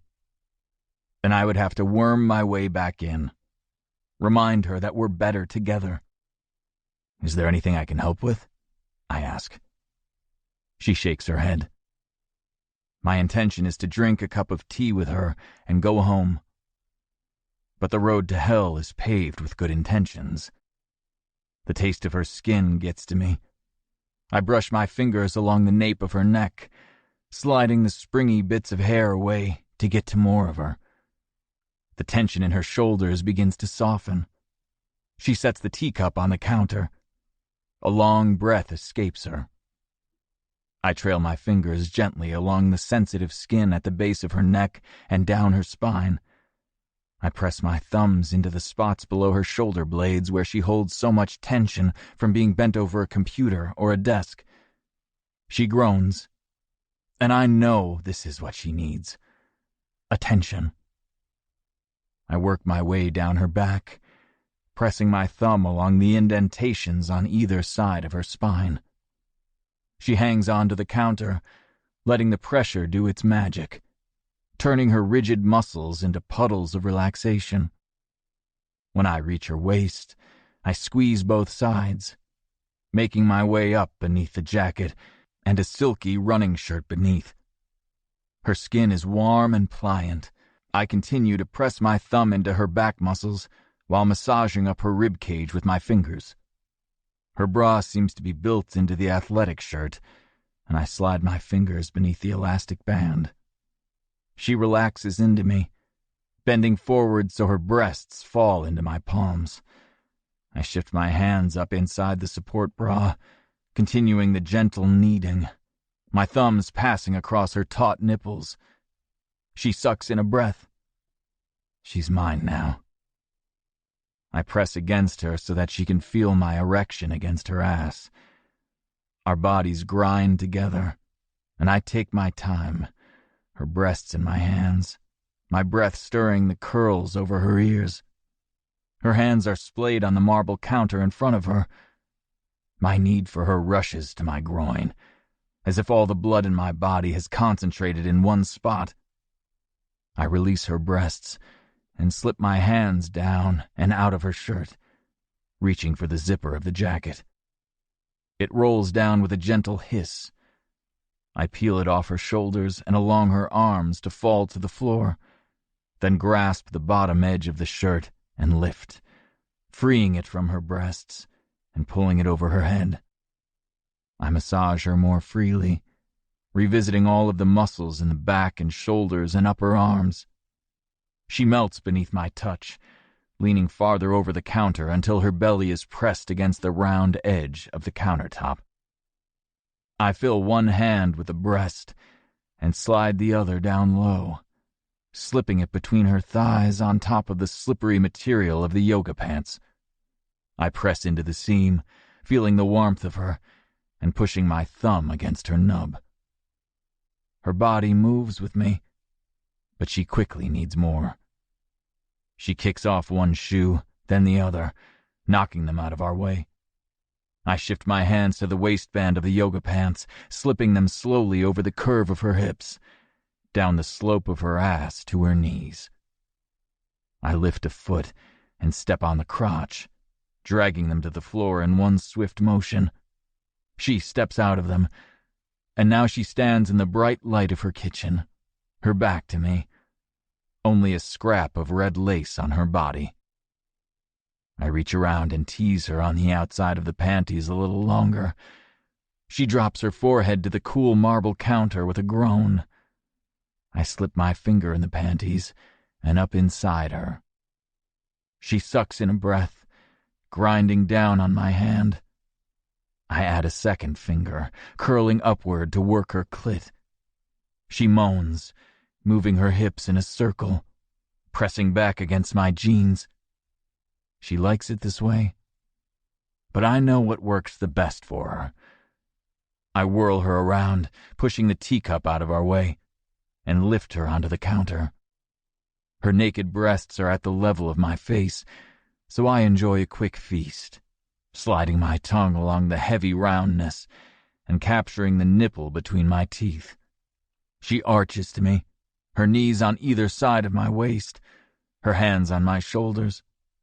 I grab the edge of her panties and tug them to her thighs, then take my time sliding them down her knees until they fall to the floor. I pull back to look into her eyes. The honey brown is stormy, her eyelids drooping with need. Her chest rises with every breath. I cup both knees with my palms and, with no warning, jerk them wide. She cries out, and in an instant, my mouth is on her, tongue flickering along the delicate bud. I slide 3 fingers inside her, slipping my pinky along her body to circle the little pucker just reachable as she rocks her pelvis up.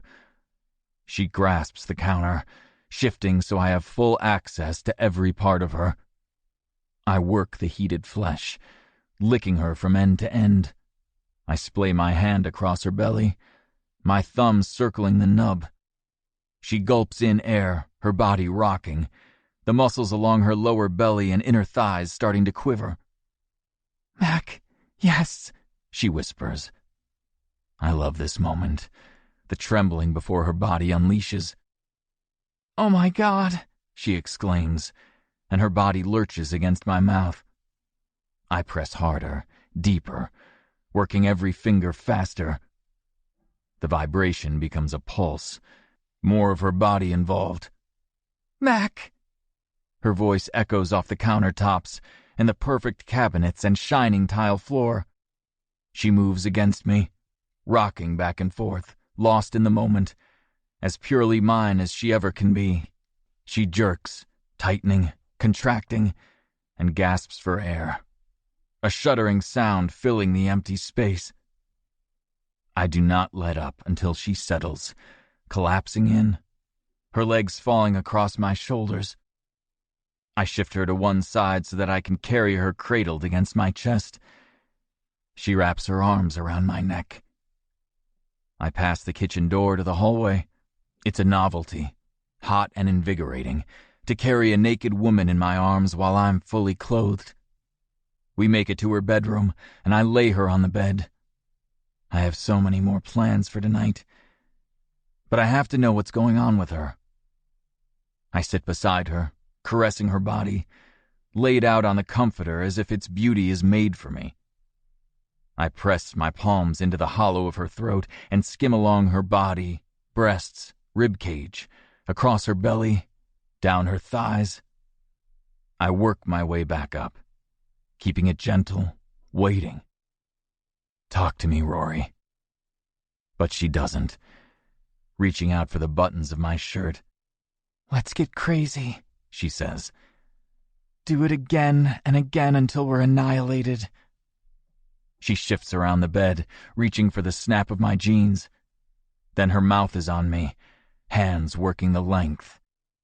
I forget why I hesitated, what I wanted to say. The night will be long, and we will be together. I will get lost in her, and that's all that matters. Chapter 27. Rory. 10 days to Christmas. A notification about Mac on my lawyer networking site got me into this mess, and it looks like the same website might also get me out. I stare at my screen, the knot in my belly loosening enough that I feel like I can breathe. It's an update from one of my former colleagues at an enormous firm where I worked straight out of law school. My promotion there enabled me to buy into the partnership at this LA firm, but I'm no longer sure that I want to stay here. And one of the founding partners from the New York branch is retiring. They'll want to replace him. My job here is secure. I met with Samuel Jacobson and we submitted his patents again. That all went fine. I'm sure the elderly gentleman had no intention of getting me in trouble when he took his concern to Martin Heinrich. But ever since Martin and Art invaded my office to dress me down for the rescheduled appointments, I no longer feel connected to this place. Instead of a partner of equal value, I'm being watched like a bargain store stalker sneaking a round of Candy Crush between truck deliveries. Then there's my mother. When I was in Boston, our lack of communication and visits made sense. A cross-country flight for the holidays seemed like a typical amount of FaceTime, given the distance. But when we live less than an hour apart, I worry there is something wrong with me that I don't want to spend time with her, or her me. I want away, far away. I send a quick message to my former coworker Inan, asking if he's in the running for the partnership since he's a junior partner. There are 7, and any of them could be invited. Inan writes me back saying none of them feel confident. The partners won't say it out loud, but the rumor is that they want a woman, and all the junior partners with sufficient experience are men. He asks if I'm interested. Everyone would rather see me there than an outsider, even if I would be in Manhattan instead of Boston. I hesitate over the keys. Am I interested? My mind drifts to Mac, but I said it right again. This is a career decision, not a personal one. I reply to Inan saying, yes, I am interested. Within a half hour, Jerome patches a call through from Dirk Benton, a founding partner I worked with in Boston. Rory, what's this I hear about you inquiring about the partnership? This is going to be an important conversation. If Dirk tells them I'm in, I'll be up for the position. I am. I've missed my East Coast connections. I've drummed up a lot of new business over here, but there's nothing like a cool night that gets below, 70 degrees. He chuckles. They didn't make you a Rams fan, did they? Not on your life. You've been gone, 4 years? 4 last July. You keep your license up in New York? I did. New York, Massachusetts, California. Excellent. That's a big plus, you being bi-coastal. Let me run this by some people. Are you able to fly out here in the next week or 2? This is perfect. If I go close to Christmas, then I can holiday there and avoid the whole debacle of my mother or the Alabama trip. I can already sense my priorities resetting. It feels good. Absolutely. Just say the word. Excellent. I'll be back in touch. I set the phone down, my energy surging for the first time since that terrible meeting with Martin and Art. I am good at what I do. I can prioritize what's important. I'm excited. Jerome steps inside. Here's the file for your 2 o'clock. It's a big group, so you'll be in the conference room. I stand up and straighten my suit. Thank you, Jerome. As we walk down the hall, I ask him, have you ever wanted to live in Manhattan? Hell yes, he says. Everybody wants to do a stint in the Big Apple. If you had the opportunity to go, perhaps quite soon, would you take it, do you think? In a heartbeat. But your relationships here... He grins. 2 of them are artists. They'll die to come with me on this. He narrows his eyes. Is there something I should know? Not yet, I tell him as we approach the glass wall of the conference room. But trust me, you'll be the first to know. I take the folders from him and push open the door. This meeting is for a great contract I landed myself, and I'll be free to take them with me to a new firm. Heinrich and Blaine can stuff it. Opportunity awaits. Chapter 28. Mac. 9 days to Christmas. Rory gets even harder to pin down as the week wears on. After our kitchen episode that became an all-nighter, she is all the more elusive. Even so, she's careful never to ignore me long enough that I come over unexpectedly. The behavior gives me a sense of déjà vu. She did something similar 10 years ago when she made the decision to move to Boston and didn't tell me until she started packing. I decide to make an appointment with her, using a made-up company name. I figure I'll make it to her office before she knows it's me. Normally, I'm not someone who gets recognized outside of sports circles. Even though my clients often get spotted on the street, their agent is nobody important, at least not to the public. So I'm surprised when the receptionist leads me to a secondary office, and an impeccably dressed man stands up to say, "Mac McAllister. Are you here to see Rory?" He shouldn't know who I am. I keep my expression straight. I guess so. He doesn't miss a beat. She has an appointment, but she can squeeze in a conversation, since he's not here yet. Actually, I'm her appointment, I say. This might be too much to confess to an assistant. It will be obvious since he knows me that I came here under false pretenses. The man's brow furrows. That explains why I wasn't able to find the company to give Rory a briefing. I rub the back of my neck. I'm busted. I want to surprise her. I have no idea what he'll think of what I've done. But he grins conspiratorially. I'll be discreet when I let her know her 11:30 is here. I'm hoping the time frame of my appointment will blend into a lunch hour, and I will extol the benefits of breaking in her desk at work. Jerome buzzes her office. Your 11:30 has arrived. He rounds the desk and raps on the door before opening it. I'm finally treated with a view of the space where Rory lives and breathes. It's a large office, her oversized desk set in the center. Behind her is a huge set of windows overlooking the city. She has a private bathroom and a sitting area with a sofa and armchair. She swivels in her chair, but when she sees me, stands straight up. Mac, what are you doing here? I was trying to figure out a way to see you. Jerome quickly exits and closes the door. She adjusts her dove gray suit as if nervous to see me. You're my 11:30?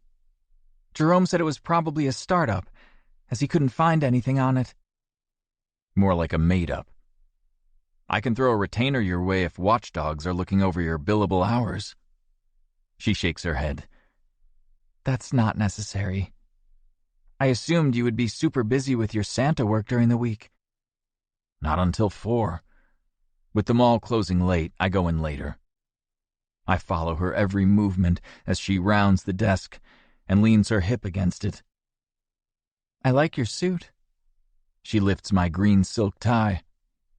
I haven't seen you in one since graduation, and that one was a bit cheap, I fill in.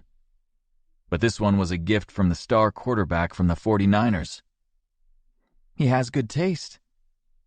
She lets go of the tie and leads us over to the sofa. I assume this is a social visit?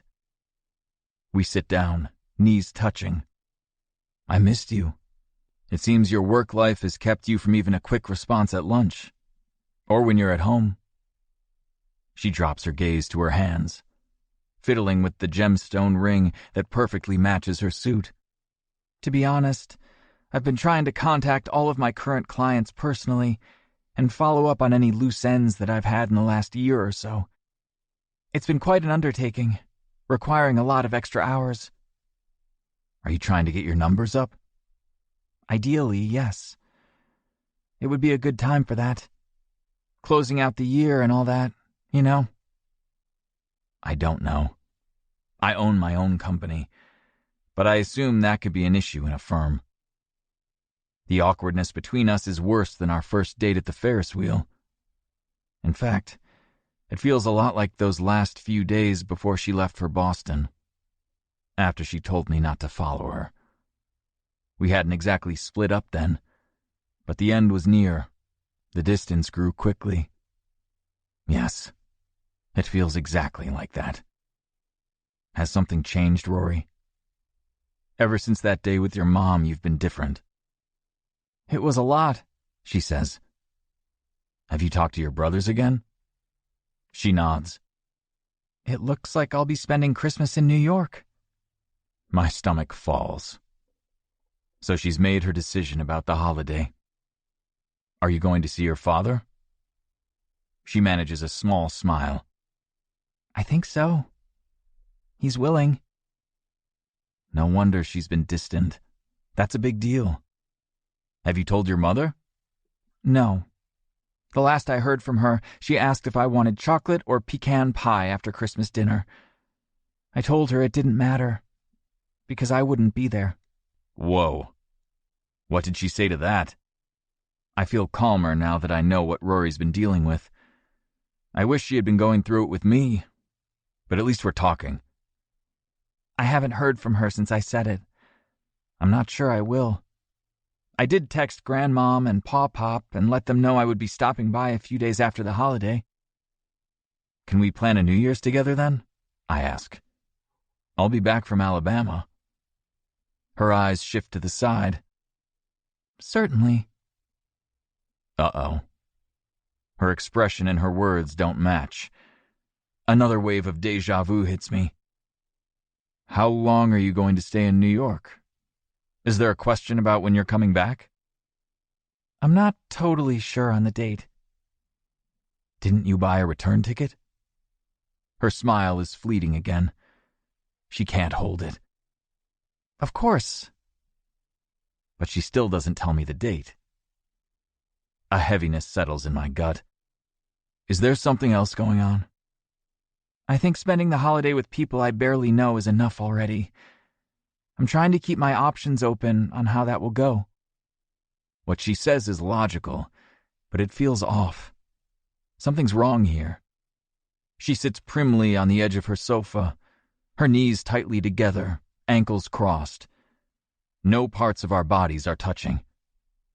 I can't believe that 5 minutes ago I was thinking about sex on her work desk, because the Rory I'm seeing now acts almost as if she doesn't even know me. But I plunge on. I don't know what else to do. I chose this time slot in hopes that we could have some lunch together. Are you free for that? She nods. I was going to do some phone calls during lunch, but if you don't mind waiting a minute or two while I knock a couple off my list, I'll be happy to go to lunch with you afterward. She's so polite. It's almost as if she's talking to a coworker or a client, not someone who bent her over a cliff and fucked her senseless. But here we are. I can only say, I'd be happy to do that. As I fiddle with my phone while she makes her calls, alarm bells jangle in my brain. Something's happening between us. She doesn't want to tell me about it, but like her holiday in New York, she wants to keep her options open. I feel like the only choice I have is the same one as 10 years ago. Play out this hand until all the cards are dealt. Chapter 29. Rory. I have to tell Mac. I have to. I've hesitated because I don't know what will happen when I go to New York. They may not offer me the partnership. I may still be stuck at my current law firm. I'll stay in Los Angeles and nothing will change. I see no reason to cause a big emotional upheaval over something that's only a possibility. That's logical, right? Wouldn't any sane person agree? But after Mac's appointment to see me, I realize I have distanced myself to the extent that it's impacting him emotionally. Sometimes I forget he's a Santa now, a man who almost ruined Christmas for his niece and feels he has to prove to the world that he has holiday joy. I wish I could be more like him. But the next best thing is to be near him. If I can't feel the way he does, I can at least learn from him. So as the extended mall hours come to a close on Friday night, I drive myself over to Riverside Mall to make amends. I'm not looking for a repeat of our insane night on the Santa set where we almost got caught by security, but I do want to show him that I am present for him, and I will tell him about my trip to New York. All of it. He's a grown man. He can see as well as I can that this opportunity is merely a possibility, not a fact. The mall is open late now that we're only a week out on Christmas.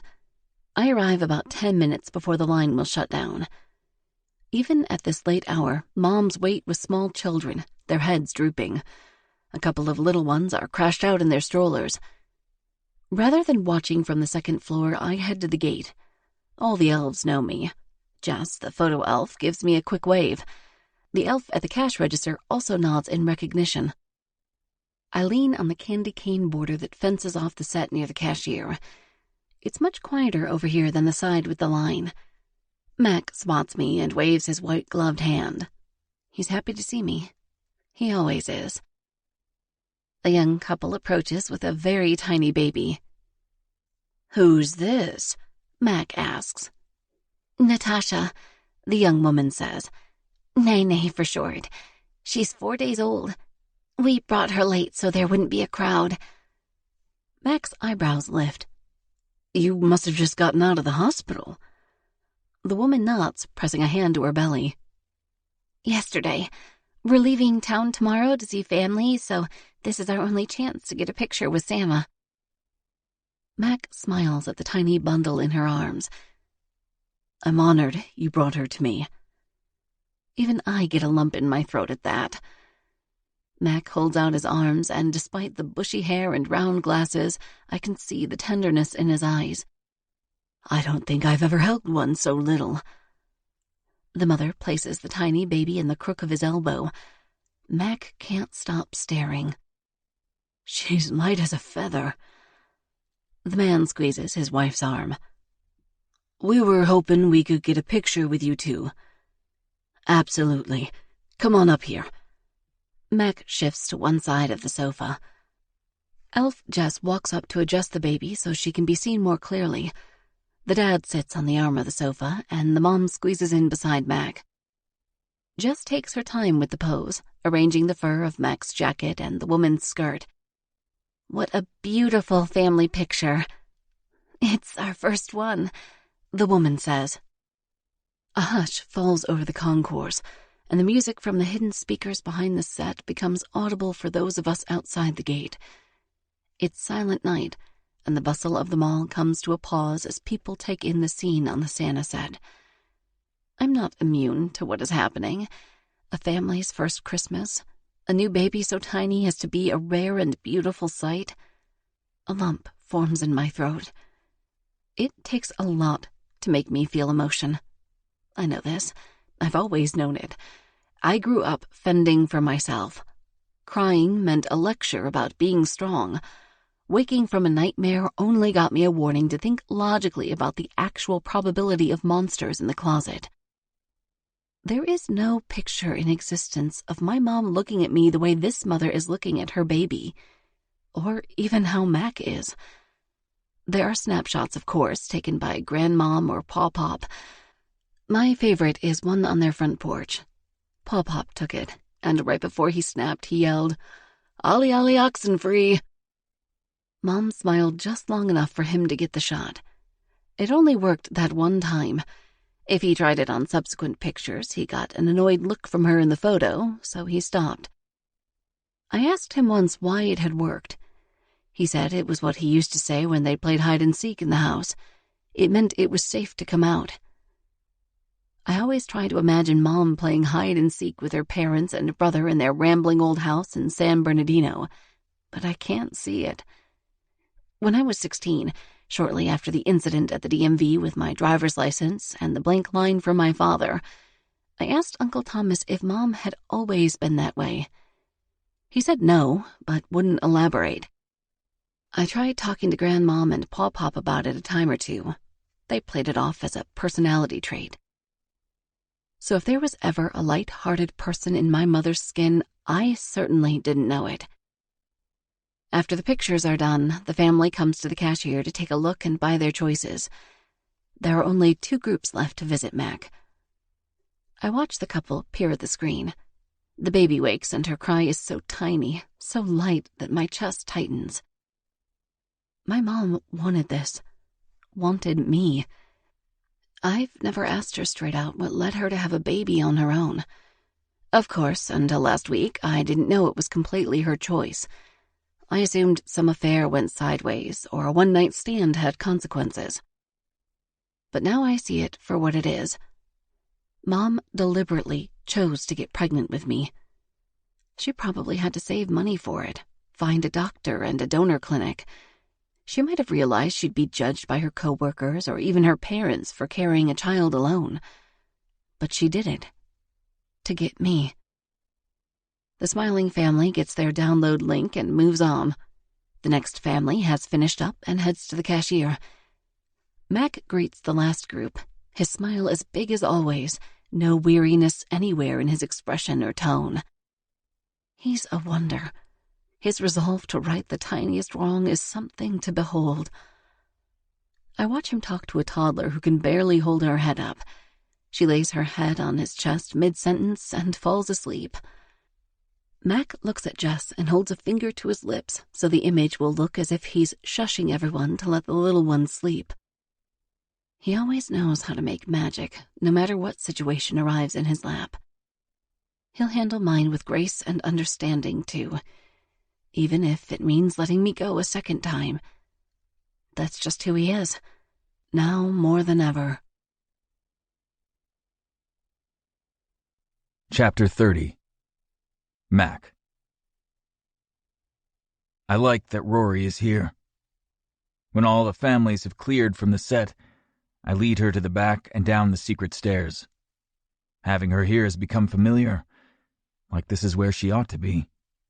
She helps me with the spirit gum remover, and we put away the various parts of my suit together.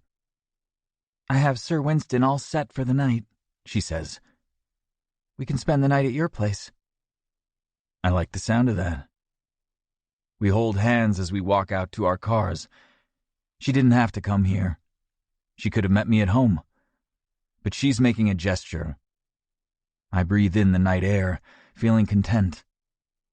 Should I pick something up on the way? I ask.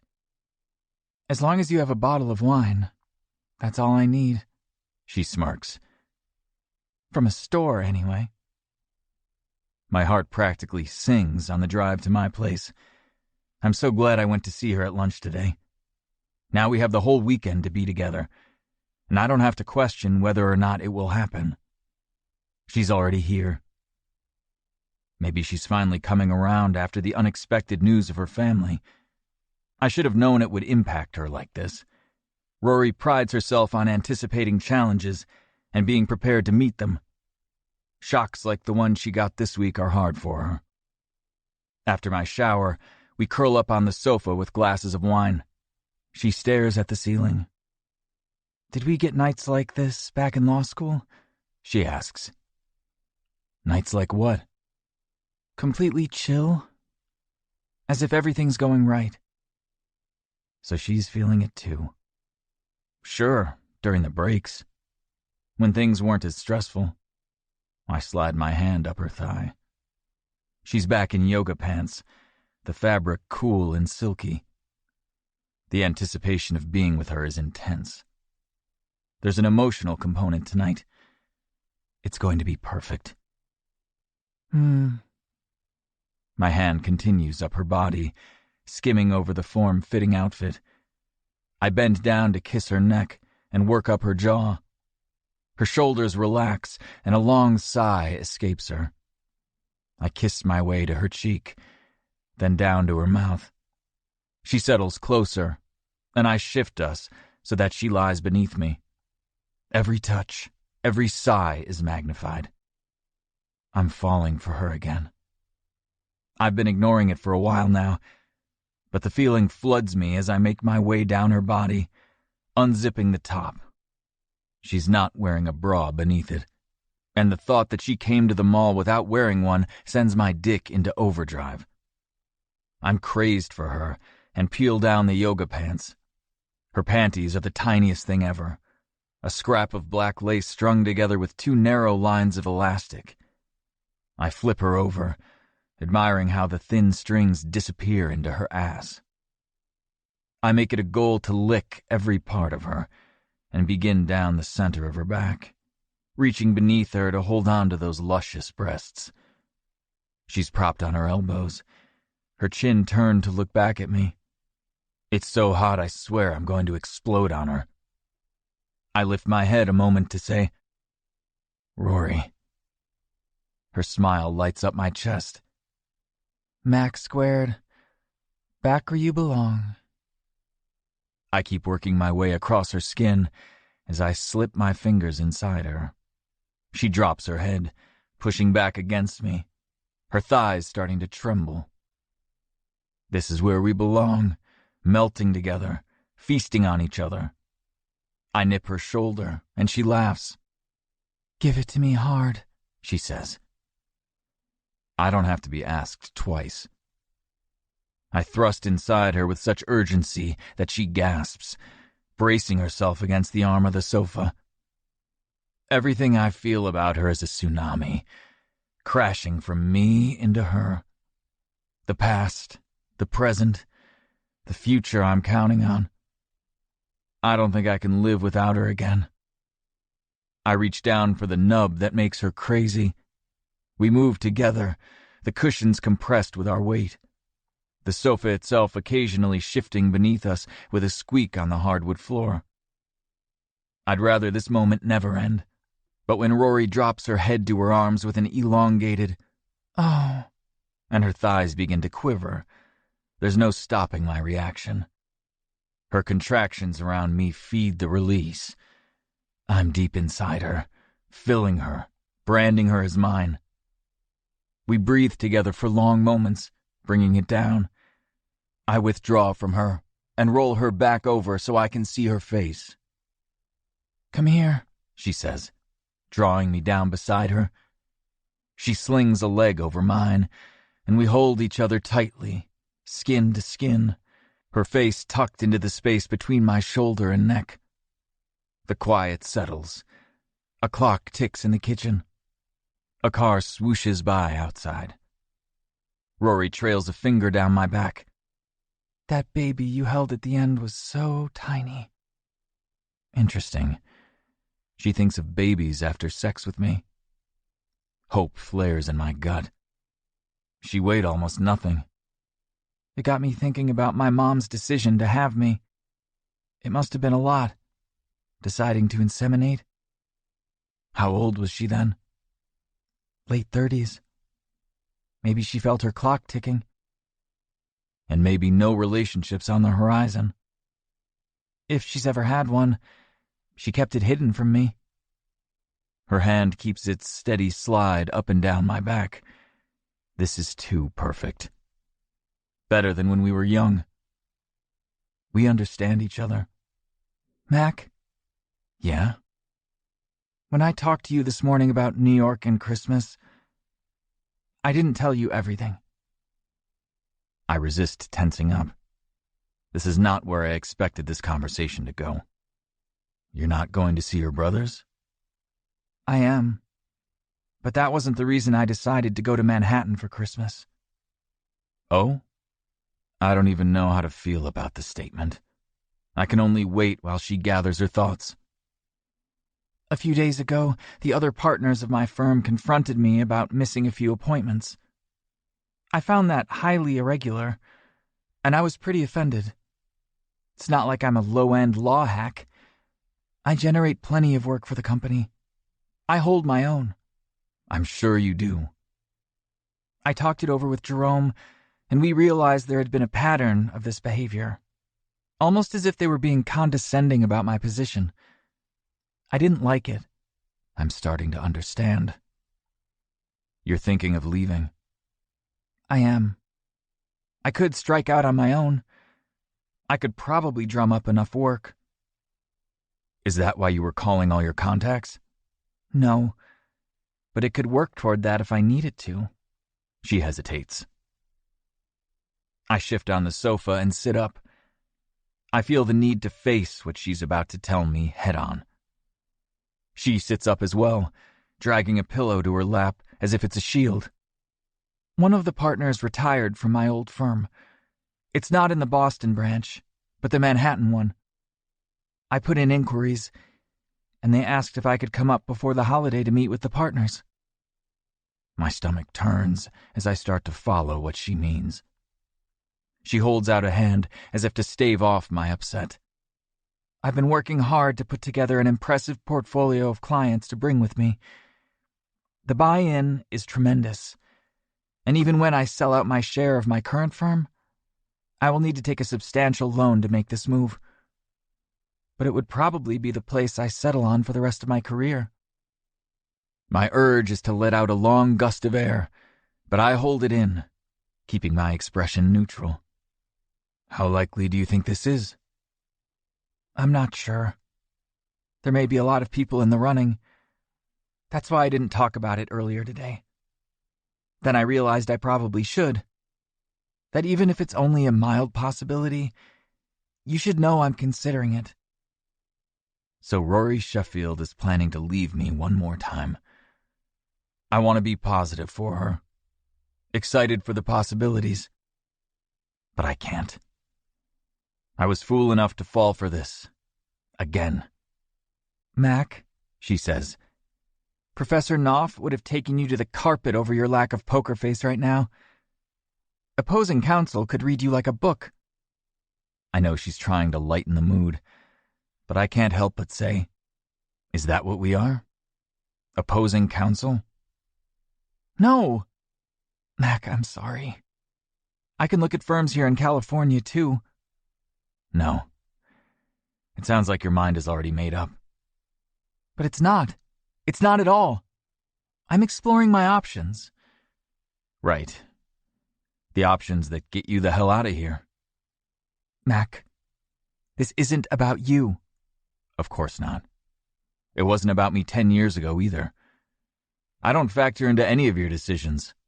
Not the smallest amount. Outwardly, I'm pushing anger at her. But inwardly, I'm already grieving. It's law school graduation all over again. Me putting out all the emotional energy. Her making decisions as if this component of her life doesn't even exist. I pick up my wine glass and take it to the kitchen. I'm going to wash this out. Mac! Moving to another room doesn't put much distance between us. It's an open floor plan. So I can see her sitting on my sofa, her back rigid. Tough as nails Rory. I knew what I was getting into. I knew what could happen. I have to accept that the moment is here. This second chance we were given amounts to nothing. Of course the old firm will want Rory. She's amazing, brilliant, driven. They'd be stupid not to take her on. I brace my arms on the sink. She's as good as gone. And this time, I won't be foolish enough to even ask if I can follow her. Chapter 31. Rory. 2 days to Christmas. New York is always a wonder. I visited many times during my years in Boston. I could easily take a train between cities and spend a weekend.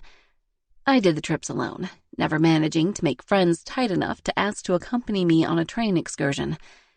I always thought I would date someone amazing enough to escape for the weekend with, and that would be the moment we'd come together. But it never happened. Now Mac won't talk to me. Since our fight, we've been out of communication. I went to his condo once, but he wasn't there. I even visited the Santa set, but Elf Jess said he was doing a hospital visit.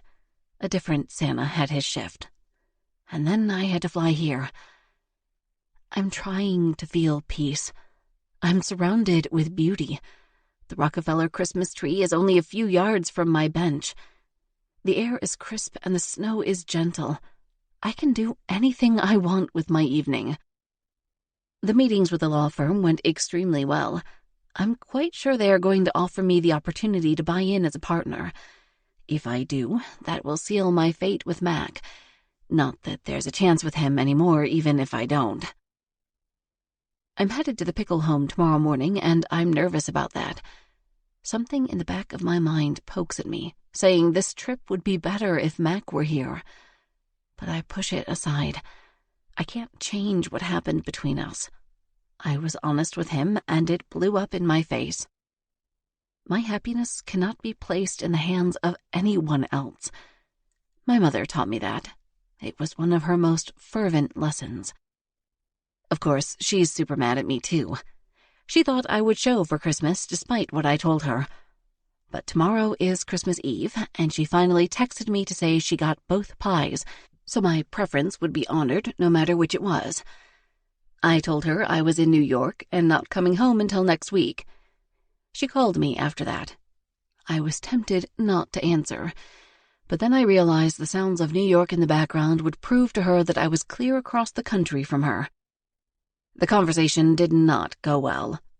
She accused me of grandstanding, then of forsaking her real family for this family I was never supposed to know. I didn't say much, but listened as she vented. In the end, I only told her I wasn't sure what made a real family anymore. That something about how I was wired was making it impossible to function and have a real relationship. I might have said something about maybe the same thing happened to her, and that was why she had never had a love affair of her own. I lost my head for a while. And she hung up. Merry Christmas all around. At least Sir Winston is happy. Jerome has him, and my pup is getting spoiled by all the loving people fussing over him. My thoughts have wandered again. I want to focus on the loveliness of New York at Christmas, not my complicated life. The bustle around me is incredible. Everyone walking by my bench knows where they're going, and they are anxious to get there. People carry packages, shopping bags, children.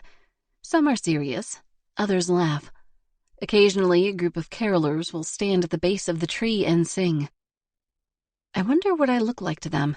A professionally dressed woman in a wool coat sitting alone on a bench. But it's New York. I'm sure I go unnoticed. I do have a few shopping bags myself, gifts I've picked up for Grandmom and Paw Pop. Then one other thing, the most extravagant item I've bought in years, a gorgeous Piaget watch. I got it for Mac. I don't know why. I wanted to, I guess, even if it will always be mine and never his. It's beautiful, silver and gray. Something about it spoke to me about the time we've been together, the time apart. I open the box and lift it to my ear, taking comfort in the gentle ticking sound. I had it engraved, so I have no choice but to keep it. I don't know if I will get the opportunity to give it to him if he's not returning my phone calls. Maybe somewhere down the line. His feelings were real and valid. I was untrustworthy. But even though his family situation was screwed up too, he did have the love of a mother for 13 years, as well as a bond with siblings. I didn't get that. The revelations of the last few weeks have shown me I haven't had many good family examples to live by. I should have spent more time with Grandmom and Paw Pop. They've been married 50 years and should have been a proper influence. I saw them too little. Tick, tick, tick. It's a wonderful sound. It relaxes me, gets me out of these spinning thoughts. I should go back to the hotel. Tomorrow is a big, big day. I will meet my father. 1 day to Christmas. When the taxi drops me off at a row of brownstones, I don't know what to expect. It's the morning of Christmas Eve, and I've made this crazy decision to spend it with people I barely know, and yet they are just like me, at least at the DNA level. I head up the steep steps to the front door and press the buzzer. Inside, I hear laughter, then footsteps approaching. I bought a new dress for this. I didn't have much that was suitable. I couldn't wear a power suit, and I didn't want to wear jeans. The weather here is 50 degrees colder than Southern California, rendering most of my outfits completely useless. It's a simple dress with long sleeves. The green material has a bit of shimmer and flows to just below my knees. I feel good in it, relaxed. I hope I'm ready for this. The door flies open. It's Anthony. He smiles at me warmly. Rory, our sister. He envelops me in a hug. My throat tightens, and this surprises me. I didn't expect to feel emotional about this day. As he leads me through a narrow hall that opens up into a living room, I know immediately this is going to be like no Christmas I've ever experienced. The room is wall-to-wall people. Jason sits on the sofa holding hands with a woman with long dark hair. Max is on the floor by an armchair where a very petite woman with her hair piled in a messy bun sits cross-legged in workout clothes. I worry for a moment that I'm too dressed up, but then another woman enters from the door that appears to lead to the kitchen. She's wearing a flowing dress a lot like mine. I try to relax. The second sofa is crammed with 2 women I don't know, a man and a little boy about 3 years old. The room goes quiet, everyone looking up expectantly. Anthony turns to me. I promise there will not be a quiz, but I'll take you through everyone's names. I nod. Feel free to test me. I am excellent with names. The room erupts with whistles and cheers. It's boisterous and a touch overwhelming. All right, Anthony says. Here goes. He points to the smaller sofa. You know Jason.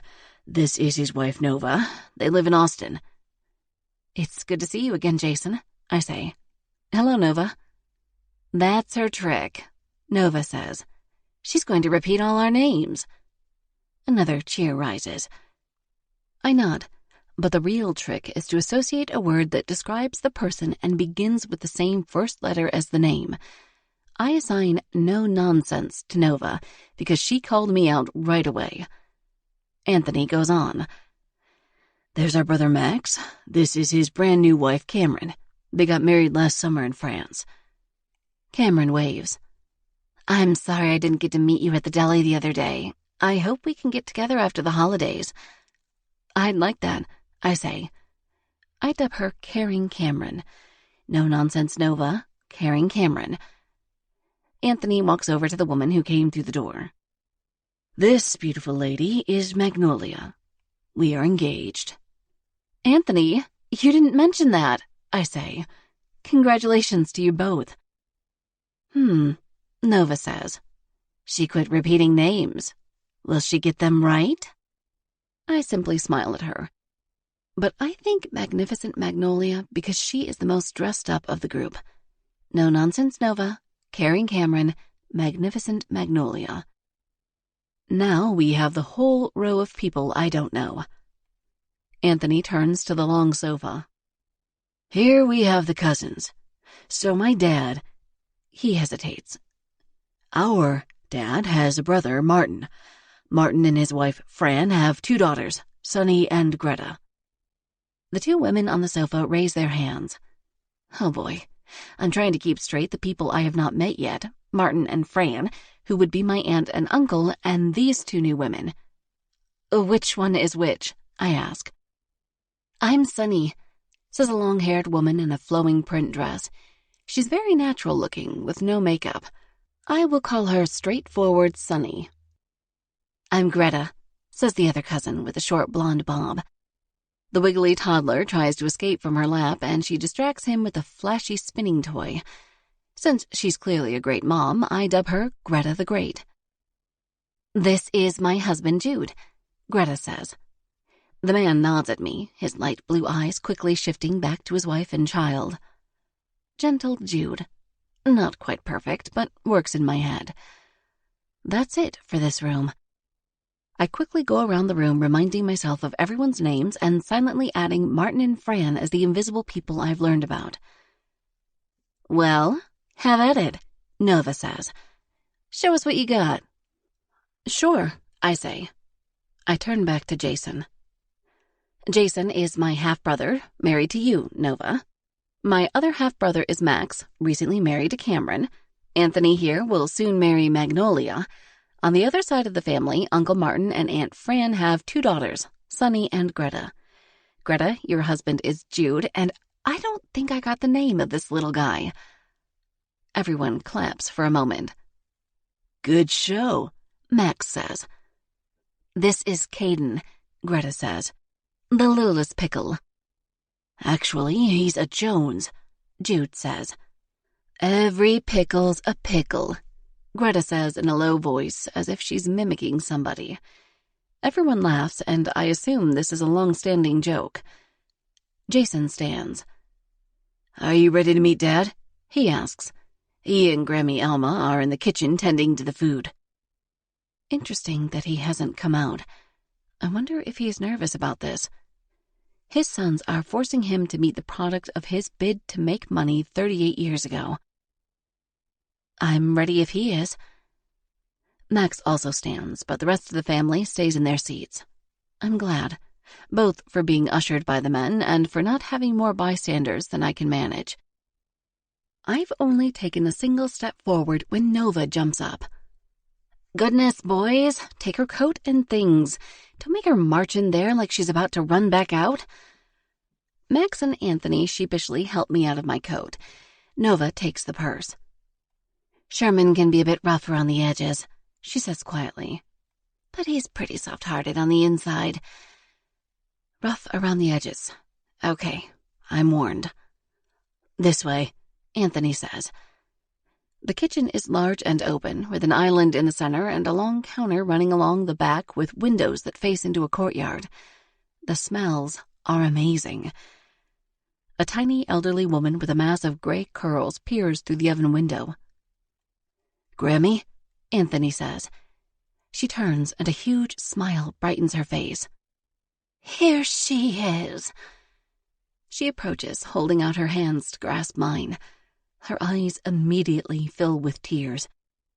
"Not since the birth of Greta and Sunny have I seen a young woman as beautiful and perfect as you. You have my son's eyes." She glances up at my head. "And I'm so sorry for the terrible hair." All my tension releases and I snort-laugh, and the 3 brothers burst out in chuckles. "Sorry for that, too," Grammy says, and lets out a snort-laugh of her own. And then she pulls me to her, her head grazing my chin. "It's so nice to meet you, Grammy," I say. She squeezes my middle. "We're pleased to have you here for Christmas." She pulls away. "Sherman, are you going to come meet your beautiful daughter?" Sherman is still turned toward the window. As much as I'm glad to have this opportunity to meet these people, I'm not sure it's been the right decision for him. My mom's shrill statement at the restaurant buzzes in my ear. "This whole DNA thing is rubbish. People should leave well enough alone." The seconds tick by. "Sherman Packwood," Grammy says, and her tone is all business, as if Sherman is a 4-year-old in the cookie jar. "I didn't raise you to be unwilling to face the path that life leads you down. This was the one you chose, and it has created something beautiful." He lifts his head and seems to square his shoulders. He turns around, and the resemblance to his sons is remarkable, Jason in particular. His dark hair is speckled heavily with gray, but he is substantial, broad-shouldered and strong. For the first time in my 37 years, I think about what my own son might look like. Seeing the traits of these people passed down makes me realize that I could expand this genetic pool if I wanted. Not that I do, but this is what I would get. "Hello, Rory," he says finally. "I'm Sherman." "Thank you for having me in your home, Sherman," I say, confirming the name he has given me to use for him. He is, after all, a stranger. It's a long way from Dad. "You're very lovely," he says. "And whip-smart, I hear. You didn't get that from me, but I'm quite proud that you're a lawyer with a successful career." "And I admire the success of your restaurants," I say. It feels very formal, but we are at least talking. The brothers stand near the door. Anthony, in particular, looks like he is carrying strain as he watches this meeting go down. Grammy is near me, her arm looped through my elbow. "Where are you staying?" Sherman asks. "Midtown. I like being able to walk to Times Square. It's a magical place, particularly this time of year." "I have to agree with you there. There's nothing like New York City at Christmas time." Grammy seems pleased by our conversation, nodding along with a gentle smile. "So tell us about yourself, Rory," she says. "Have you always lived in California?" She releases me and moves to a center island where she's been chopping vegetables. I lean my elbows on the counter. "I was born in Palm Springs, and that is where my mother still lives." At the word mother, Sherman shifts back to the sink. I ignore him and speak to Grammy. "I did my undergrad at the University of California, San Diego, and worked a few years so that I could pay off some of my loans before applying to law school at the University of California, Berkeley." "I hear that's a very good school," Grammy says. She doesn't even have to look as she rapidly chops the carrot into perfect razor-thin slices. She scoots them away, and the next one is done before I can even blink. She smiles as she catches me watching. 70 years of deli work will do that." Sherman turns. "Boys, you should be chopping. Grammy is watching over the soufflés." Grammy passes the knife to Jason. "Excellent point. Rory and I can watch the soufflés." We move back to the oven where we started. "Do you like to travel?" Grammy asks. "I do, but I find it hard to get away. I'm a partner in my law firm, and that brings responsibilities I haven't quite managed to balance yet." She smiles. "You're young. You'll figure it out. Work will consume you for many years, but then your priorities will start to shift. You'll find your way." Her advice is so warm and comforting compared to the drill sergeant rules my mother hammered into me. "What are you making in here exactly?" I ask.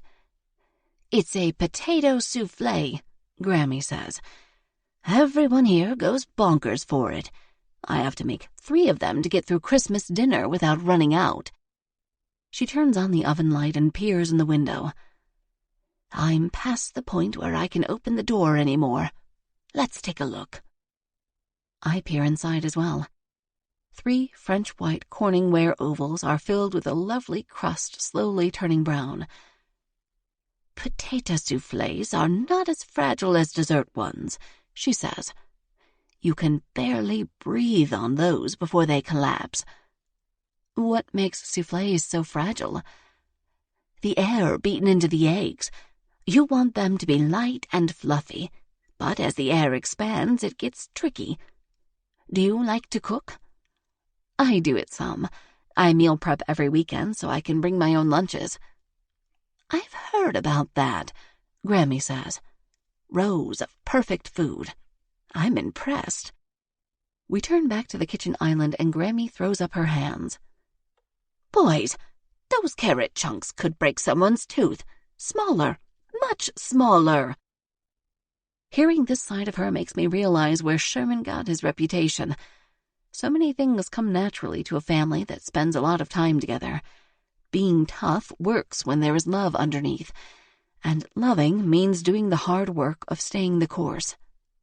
I questioned coming here, but now I couldn't be more positive that it's exactly where I ought to be. Chapter 32. Mac. One more room. I square my shoulders as I adjust my Santa sack. I can do this. Janaea, the children's hospital social worker who has served as my guide all morning, glances back, her black braids swinging. This one might not wake up to talk to you, but her mom asked us to come anyway. We continue down the hall, past giant photographs of smiling children, some with no hair, others in wheelchairs, always happy and amazingly cute. This morning has been tough. For once, I'm glad for the hair and beard maintaining my persona as the holly jolly one. Twice, I've barely held it together. This is my second hospital gig, but the first one was a group activity. A dozen children and their caregivers receiving surprise presents in the art room. Despite the IV stands and wheelchairs, they were boisterous, happy kids. The children today have been too sick to leave their rooms. Even so, they've sat up and received their presents. Some got to hug me. This one might be different. Here we are, Janaea says. We pause outside the door. I'll have to ask you to suit up for this one. Normally we wouldn't allow it, but this is a special case. I understand. She opens a cabinet built into the wall and extracts paper scrubs. I hope I have something big enough for Santa, she says, and I'm amazed that she can laugh. I'm not sure how I will even manage a ho-ho-ho when we go in. Here we go, she says. Extra, extra large. Sounds like Santa's size. She guides my arm through each side and ties me off in the back. Mega-sized gloves go over my white ones. Then she kneels and fits elastic covers over my shoes. We'll leave the bag out here. I'm afraid the fur picks up a lot of dust and germs. Not a problem. She fits a mask over my face, digging through the hair until she finds my ears, then steps back to contemplate my Santa hat. I don't think I have anything that's going to cover that. I can take it off. I hate to do that. It's such an important part of Santa. She opens one of the paper hats. Maybe if I put two together. She rips the sides of two hats and works on my head. I bend over to make it easier for her. There you are. Just don't shake. Gotcha. I extract the last gift from my bag. The label on it reads, Kalinda Hocking. Janae knocks on the door, hesitates a moment, then opens it. I grip the package in front of me, gathering a laugh in my belly that I can push out no matter what I see in there. Santa is here, Janae says in a sing-song. Kalinda, are you ready to see Santa? She steps aside to give me room to walk in.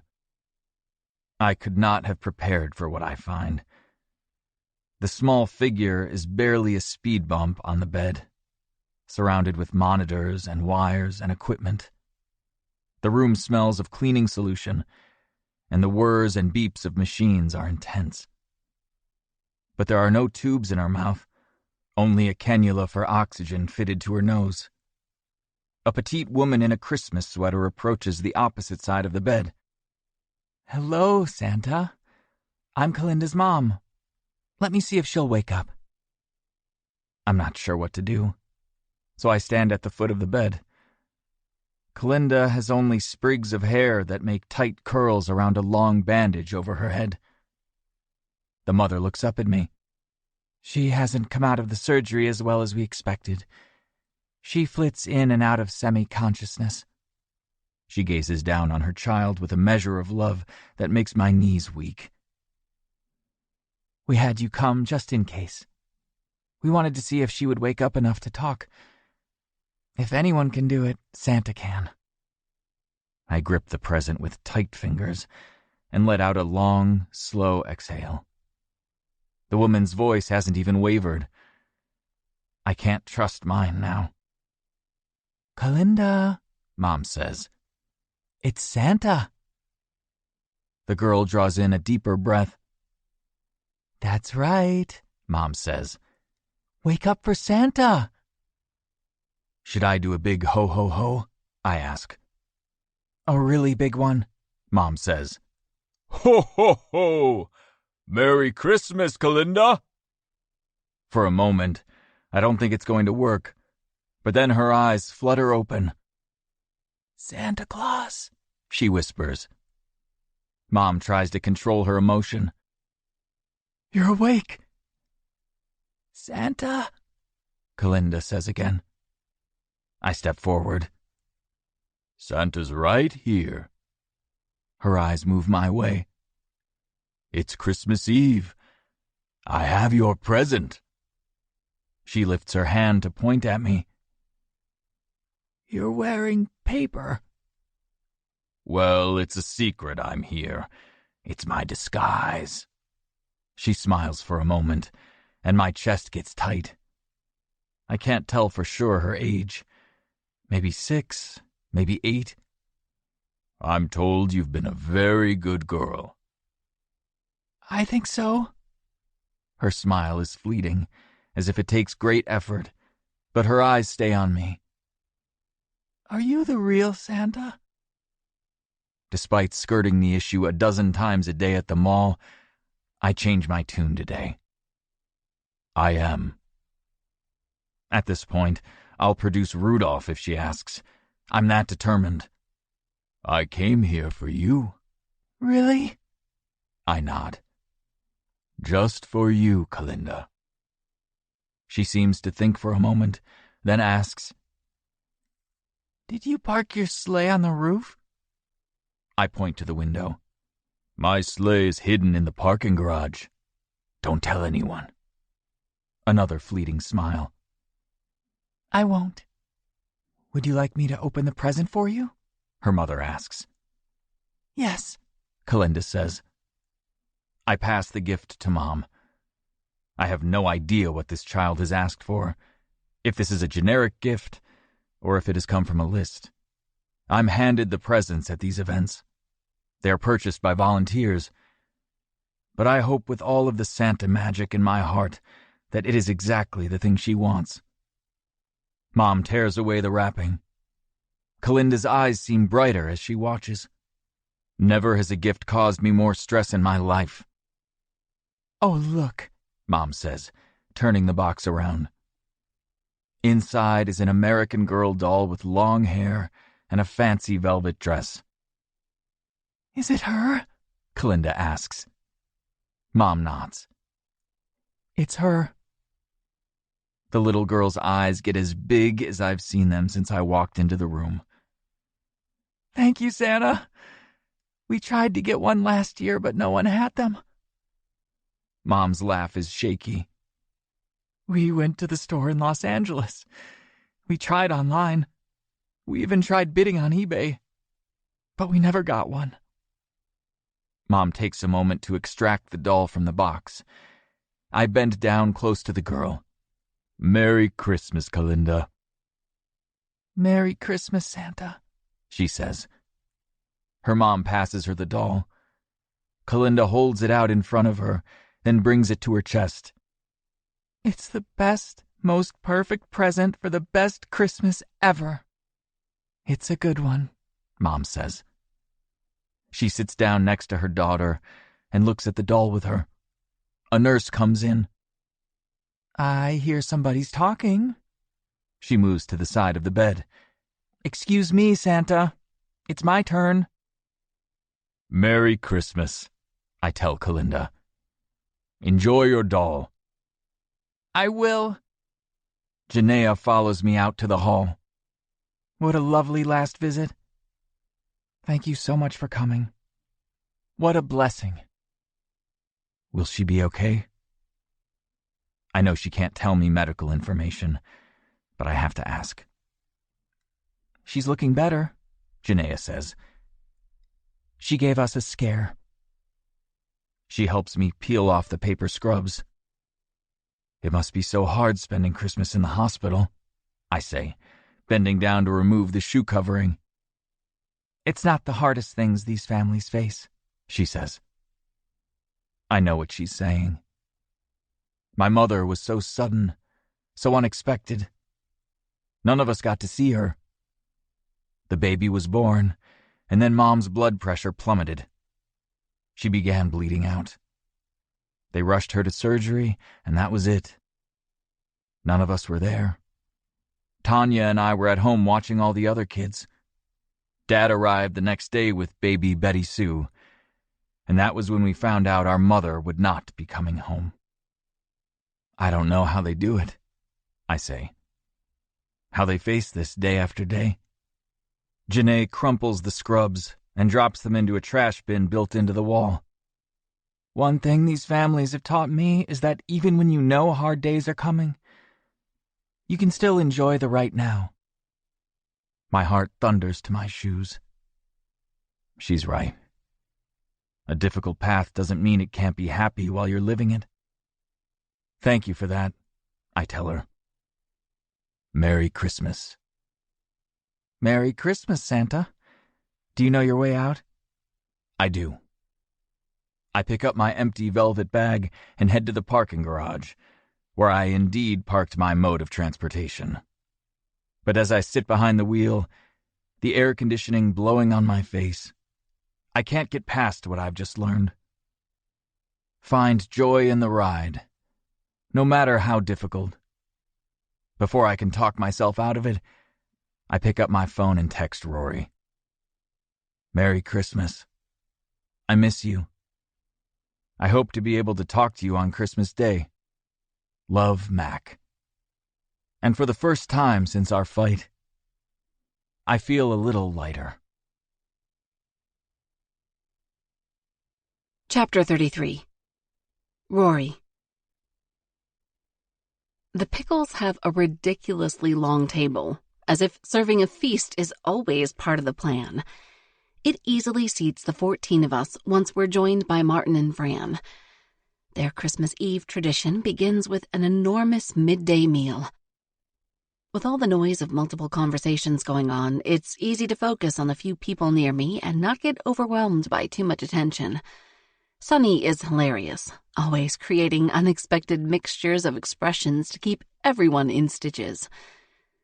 And I told him he was getting too dumb for his britches, she says, and everyone nearby laughs. You only get one chance to make a third impression. I smile to myself. This gathering feels more like a friend circle, people who have chosen to be together, than family. My Uncle Thomas would certainly try to crack jokes, but they mostly fell flat in front of my mother, who would fix a beady glare on him. Aunt Barbara is a giggler, but I never felt the urge to laugh with her. Maybe I feared my mother's disapproval. This is so different from how I would be spending the day in Palm Springs.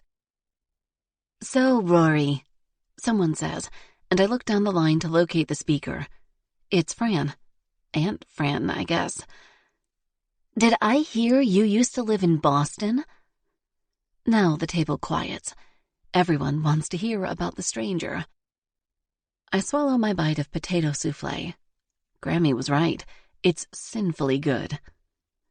I did. The first firm that hired me out of law school was in Boston. I stayed there for 6 years before I became a partner at the Los Angeles firm. Will you stay in California then? She asks. All eyes are on me. The eating paused for the moment. Do they really care where I am? My brain tells me to redirect, to avoid the cross-examination. But for some reason, my mouth spouts the honest answer. I'm not sure. I interviewed with a Manhattan firm yesterday. The table erupts in talk. She might move to New York. Aren't there spare bedrooms here? Grammy has a spare in Brooklyn, too. It would be good for Sherman to have someone with him again. Whoa, they're planning my whole life. I can't even pick out who is saying what. It's coming so fast. Who's the pickle lawyer? She could take over the account. Isn't one of Patricia's cousins a real estate agent? They could find her a place. Sherman finally stands up and whistles loudly with his fingers between his teeth. Now hold on. Rory's a grown woman. She doesn't need a big old pickle intervention. The room quiets again.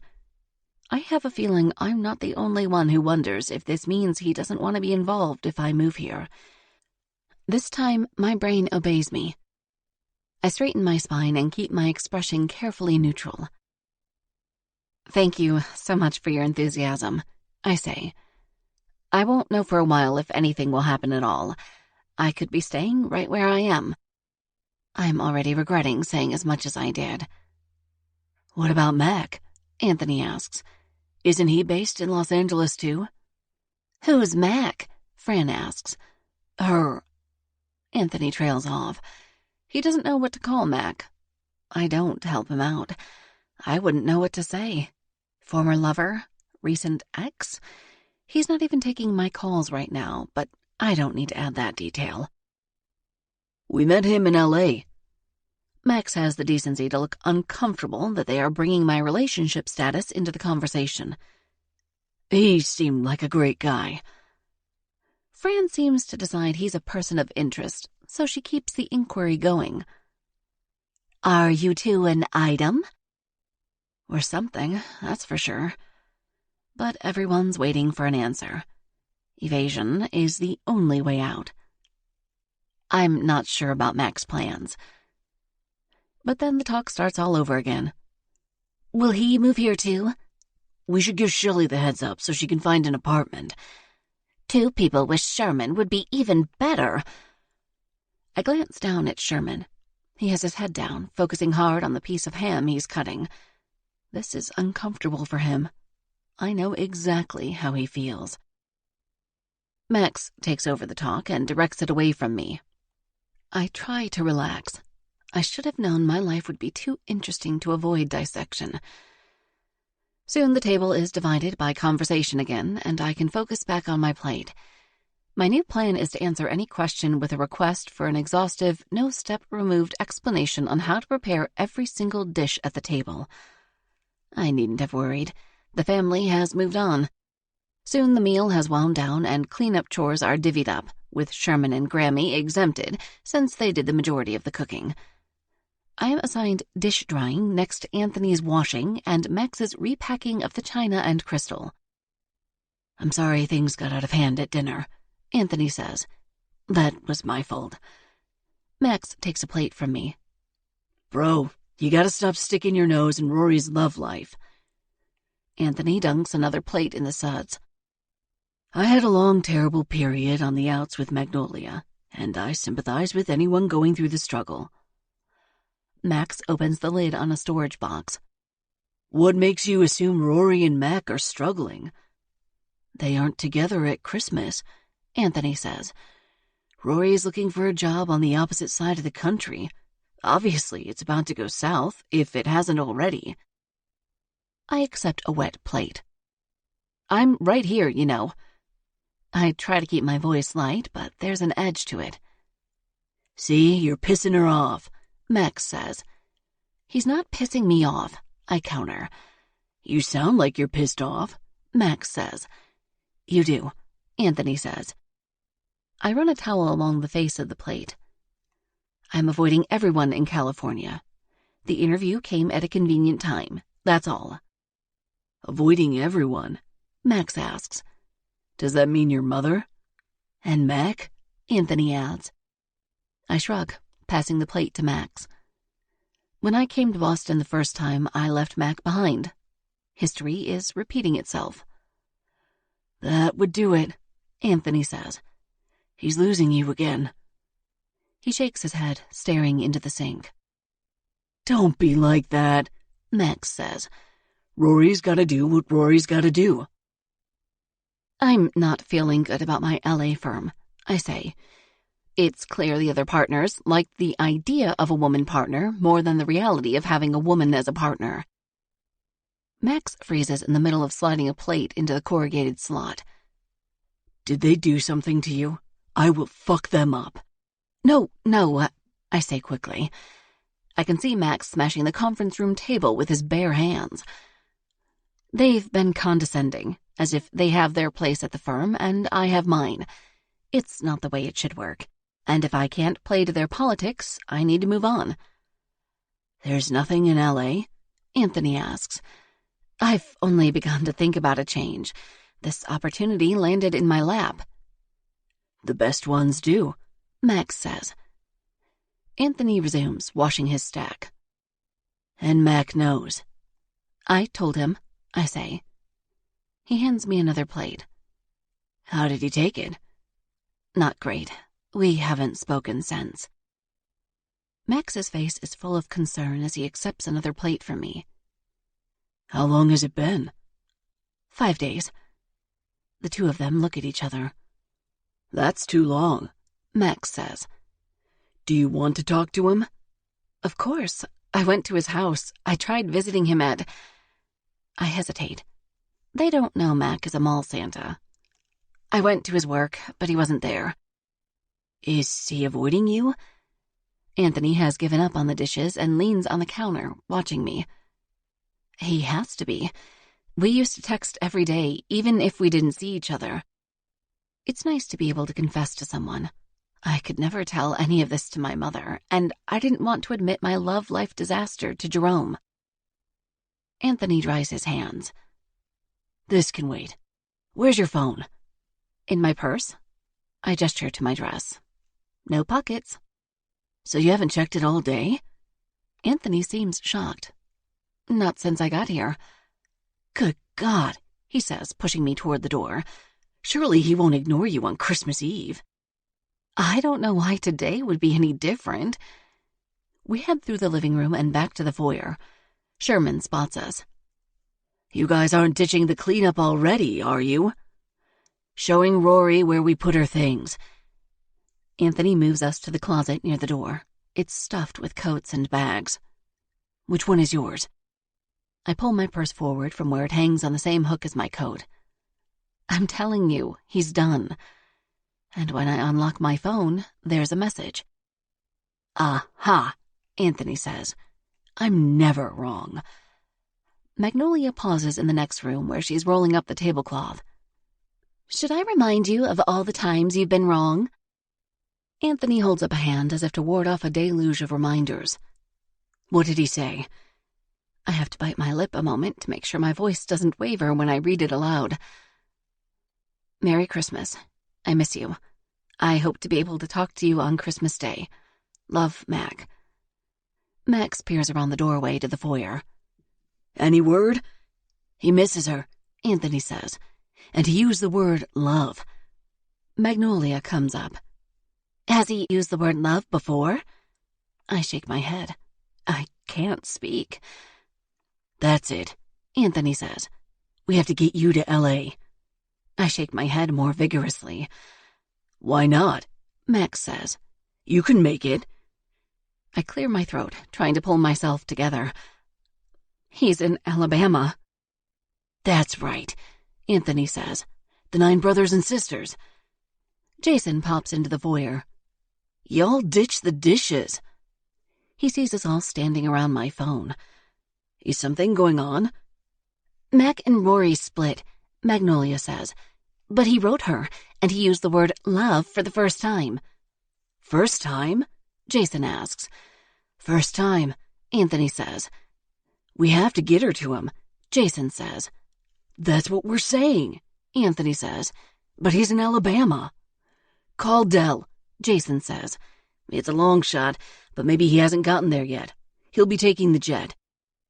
He was in town this morning. Sherman's voice is deeper than the rest and resonates in the small space. You might catch him. Call, Anthony says. Somebody call. The next 20 minutes are a blur. Dell is on the tarmac, but his pilot Star is late, which is typical, apparently, so they can wait another half hour since they'll have to adjust the flight plan anyway. I'm pushed into an SUV, Sherman at the wheel, the brothers around me, assuring me they'll handle my hotel room and my bags. "Buy a toothbrush when you get there," Anthony says. We drive out onto the airstrip, squealing to a stop not far from the sleek private jet. I barely get to say goodbye to the men before I'm heading up a steep set of stairs into the belly of the plane. A tall, lean man in a perfectly tailored suit waits at the top. "Welcome, Rory," he says. "I'm Del Brandt." He turns to the space. There's a couple of swivel chairs and 2 rows of lush padded seats. A woman sits at a table on the opposite wall, a young girl across from her. They are playing Candyland. She's pregnant, her red dress stretching across her belly. "That's my wife, Ariana, our daughter Grace, and one on the way. I apologize that we don't have any cabin service. It's Christmas Eve, of course. We'll only have a pilot. She doesn't celebrate the holiday." "Strap in," comes a voice from the cockpit. "Time to go." "So lovely to meet you," Ariana says.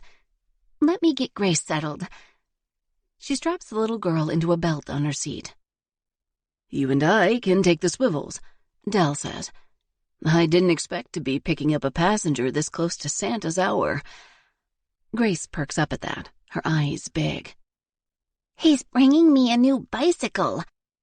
"Yes, it will be interesting getting home," Del says. "We would have waited until morning, but I don't enjoy traveling on the big day." "I hope that bicycle's assembled," Ariana says, "or it will be super interesting." "Santa's elves will do it," Grace says. "You don't have to worry." "Indeed," Del says. He adjusts his seatbelt. "All settled, Rory?" I nod. I realize I have my coat on and my purse around my shoulder. I drop both to the floor and fasten my buckle. The lights dim as the plane begins to taxi. Grace stares out the window. "I bet we see Santa on the way." "I hope not," Ariana says. "If he knows you're awake, he might skip you." "I know what to do," Grace says, plunking her head to the table. She pretends to snore. Ariana and Del exchange a look of amusement that makes my heart tilt. I should have been spending more time with families along the way. I've learned mountains of subtext in only a few days. We're all quiet as the plane moves into the sky. Grace pops her head up. "Gum, Mommy." "Oh, yes," Ariana says. She digs in a bag. "Now, Mommy." Del pulls a pack from his pocket. "Heads up." The gum sails across the plane to Grace. She misses the catch, but it lands on the table and she sticks a piece in her mouth. I swallow to pop my ears. I can't believe I'm on a plane to Alabama. When we've leveled out, Del heads to a door at the rear of the compartment, returning with bottles of water for everyone. He passes one to me. "I have stronger things in the back," he says. "Just say the word." "I'm good, thank you," I say. "So what brings you to the South on Christmas Eve?" Del asks. "Jason didn't elaborate, only that it was urgent you get there." I have no idea what to say. Ariana glances over. "Don't be nosy, Del." "Of course. Forget I asked." I'm off the hook, but he did let me on his plane. What do I call Mac? My life has been totally turned upside down over and over since December began, but who he is to me should come more easily. The love of my life is in Alabama. We had a disagreement before I came to New York. I thought we were done, but then he texted me. "So it's a love mission," Ariana says. "How wonderful." "We're going to fly into Birmingham," Del says. "Where's his family?" "Tuscaloosa. Jason arranged for a car to pick me up and drive me. I understand it's only an hour." "Good," Del says. "Sounds like you're all set." "Do you know what you're going to say?" Ariana asks. "No," I say. "Does he know you're coming?" Del asks. "No." "You simply must tell us how this turns out," Ariana says. I'll give you my number. We can always take you back with us to New York. I'll probably go straight back to LA. She nods. I still want to hear the story. I grip my water bottle tightly. I can only hope it's going to have a happy ending. Chapter 34. Mac. I'm relieved that Tanya arrives early. When my eldest sister knocks on the door of the house I've rented for a few days, I'm up to my shins in tinsel. I manage to untangle myself without tripping and get to the door. Her hair is in rollers, her dress on a hanger, and she looks ready for serious work in shabby sweats and sneakers. She glances around, nodding. Mac, I knew you would not be able to manage this on your own. I'm used to having a bit more help. Tanya hangs her dress on the door of the coat closet and drops her bags. It's Tuscaloosa on Christmas Eve. The college kids are gone. Anybody willing to work was hired already. Everyone else is with their families. In LA, you can generally hire anybody for anything at any time. But I haven't been in Tuscaloosa since I was 18 years old. Other than for my grandmother's funeral. I forgot how different it is. Tanya circles the living room. What's the situation? What are we eating? Where are we sitting? Are you going to decorate that tree yourself? I picked up all the catered food an hour ago. It's staying warm in the oven. I head to the kitchen. I assumed the pies and bread would be fine sitting out. What kind of pies? Tanya peers through the bags. Chocolate pie should be in the fridge. Fruit pie is fine sitting out. Dang, Mac, you could feed an army with all this. It's a lot of people. It is. We haven't gotten together since I don't know when. She opens the oven. A turkey and a ham?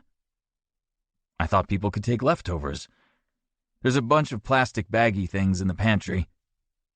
She laughs, and suddenly decades fall away. We're teenagers in our kitchen at home, trying to figure out how to feed everybody. Mac, you were a perfectly competent human being when you left home. We used to feed a family of 11 between homework and bedtime. You know what Ziplocs are. She's right. Somewhere along the way, I chose to become incompetent at household chores and hire it out. Time to step up. There's foil and plastic wrap and Ziploc bags, I say. Between that and the containers everything came in, I think we have it covered. That's better, she says. She starts opening cabinets. Plenty of plates. Hopefully there's enough silverware. I bought some paper plates and plastic silverware as backups. Good plan. Nobody's going to want to wash all this. She's right. I guess I should keep it simple, or they'll all complain. Tanya juts her hip out and crosses her arms over her faded sweatshirt. Mac, this is the most luxurious Christmas any of us have had, probably ever. You're making this happen. No one will criticize you. I'm not sure about that. It's been a 20-year absence. Nobody stayed past graduation. We weren't exactly the Brady Bunch. That's true. We were a mess before Mom died, and a bigger mess after. So what should we do now? I ask. We'll want to carve that turkey and ham and make sure it's easy to serve. And the tree isn't done. Tanya leans over the bar to peer into the other room. At least it's pre-lit. I say we let everyone decorate the tree together. That'll give them something to do, rather than sit around and stare at each other. That's smart. Tanya pokes her forehead. Somebody had to take charge all those years. And you did great. I'm sorry we haven't talked more in the years since then. She turns around, leaning against the bar. Mac, you've been carrying a lot of guilt about leaving after high school. But you shouldn't. You didn't get to leave. I had nowhere else to go. I wasn't college material like you and Georgia. I didn't have the grades to get a scholarship. I just had to keep a roof over my head until I found someone to get me out of there. That's what I did. Are you happy with Ridge? Perfectly so. And Juliet is a doll. You saw that yourself. My chest constricts at the mention of Tanya's daughter. I still feel bad about what I said at the funeral. Think nothing of it. It did my heart good to see the way she handled it. You raised a perfect child. Tanya snorts. Don't tell her that. She'll think she can get away without eating broccoli. She walks over to the boxes of ornaments and the garland that tangled me earlier. All this Christmas stuff isn't going to organize itself. We work companionably for a while, stacking boxes of ornaments on the coffee table and winding the long strands of tinsel to make it easier to put them on the tree. That done, we head to the kitchen to manage the food. There's a lot to do, but working beside Tanya feels like old times. We carve up the turkey and the ham and place the slices as artfully as we can inside the aluminum containers. Keep it simple, I keep reminding myself. This is about food and family, not looking like Martha Stewart designed it. When the kitchen is tamed, Tanya disappears upstairs to get dressed. I try not to be nervous. These are my siblings. I grew up with them. But I never came back. I know some words are going to be said. And Betty Sue and Aurora were small when I left. Kindergarten and first grade. They might have notions about me that don't hold up. My mind turns to Rory. In all the craziness, I haven't thought too much about my message to her from this morning. The hospital in California seems a world away.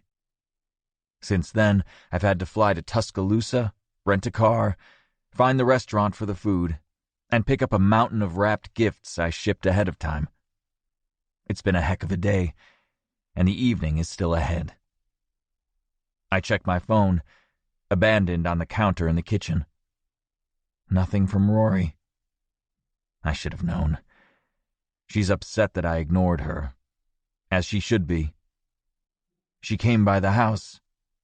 My security camera notified me of someone arriving several days ago, and I saw her.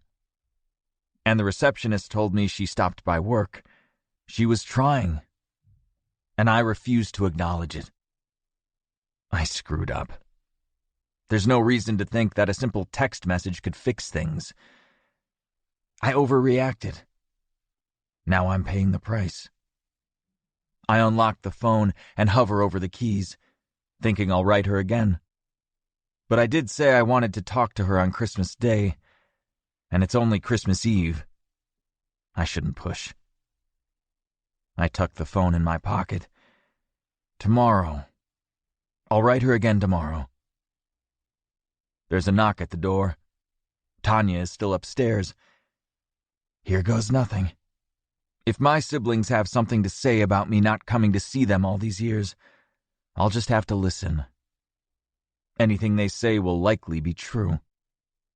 I open the door to Simon, Georgia, and Kaya on the porch. "Welcome," I say. "Merry Christmas." Georgia comes in first.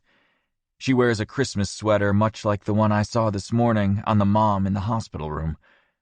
Her expression is serious, but she manages to say, "Merry Christmas," back to me. It looks like she has something on her mind. I've been stalking her social media to figure out gifts and know she's going through a divorce.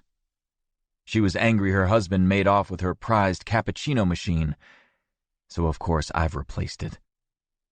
Simon follows her. He wears a roll-tide t-shirt with jeans and flip-flops. His ancient laptop has been giving him fits, and he needs it for work. A killer replacement is in his gift. He gives a quick nod as he passes. "Simon, good to see you." Kaya leaps into my arms in a fiery hug. "Mac, I didn't get to talk to you at the funeral last year. Thank you for organizing this. I'm so excited to see everybody.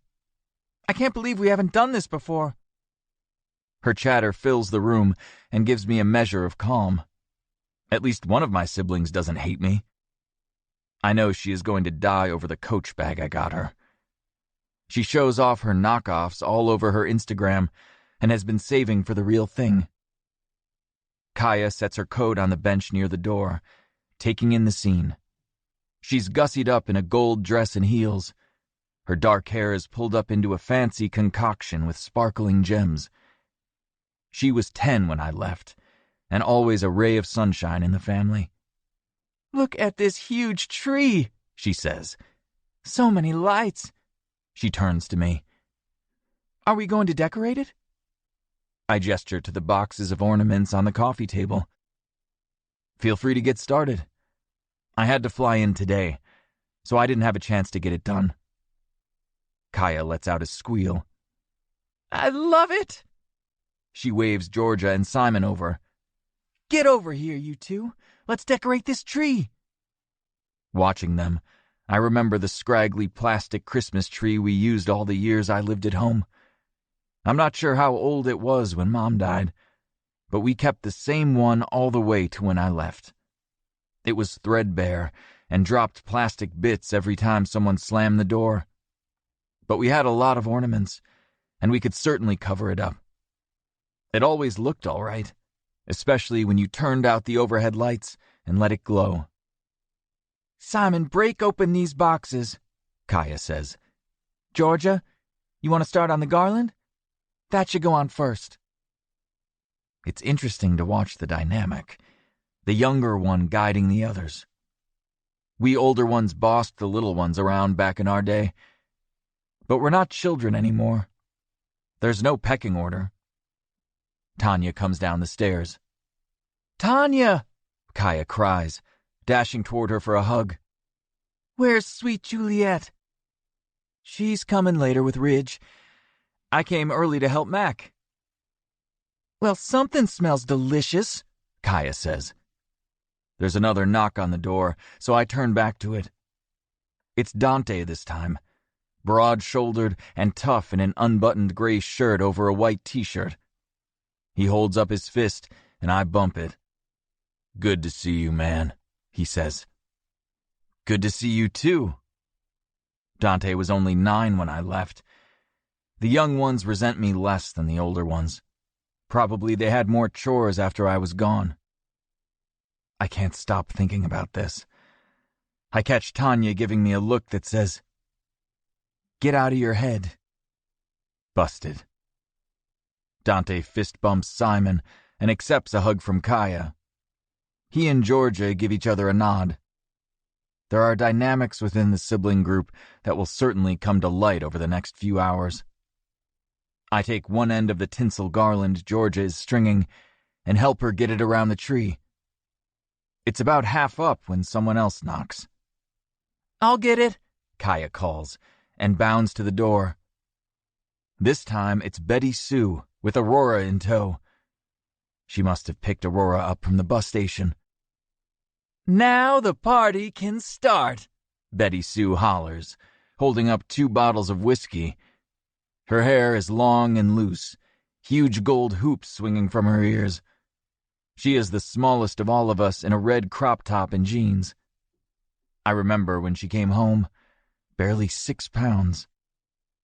Aurora keeps her head down as she turns and closes the door. She wears one of those big poncho-style shawls, her dark hair trailing down her back. Her eyes dart from side to side as if she hopes no one will notice her. Tanya walks over. "Aurora, I'm so glad you were able to come down." She looks around. "Looks like we're just missing Luke, right? Plus Ridge and Juliet?" Kaya returns to her ornament station at the coffee table. "Luke was always late." "So is Ridge," Dante calls. They laugh. An easy, comfortable sound. Aurora sits on the sofa in the corner. "I'll watch if that's okay," she says. She arranges the poncho around her. She's pregnant, but I'm not sure who knows. I uncovered it accidentally when I was stalking her for gifts. One of her friends posted about Aurora's deadbeat baby daddy, who abandoned them when he got the news. And later the post was deleted. I guess she's trying to hide her belly as long as possible.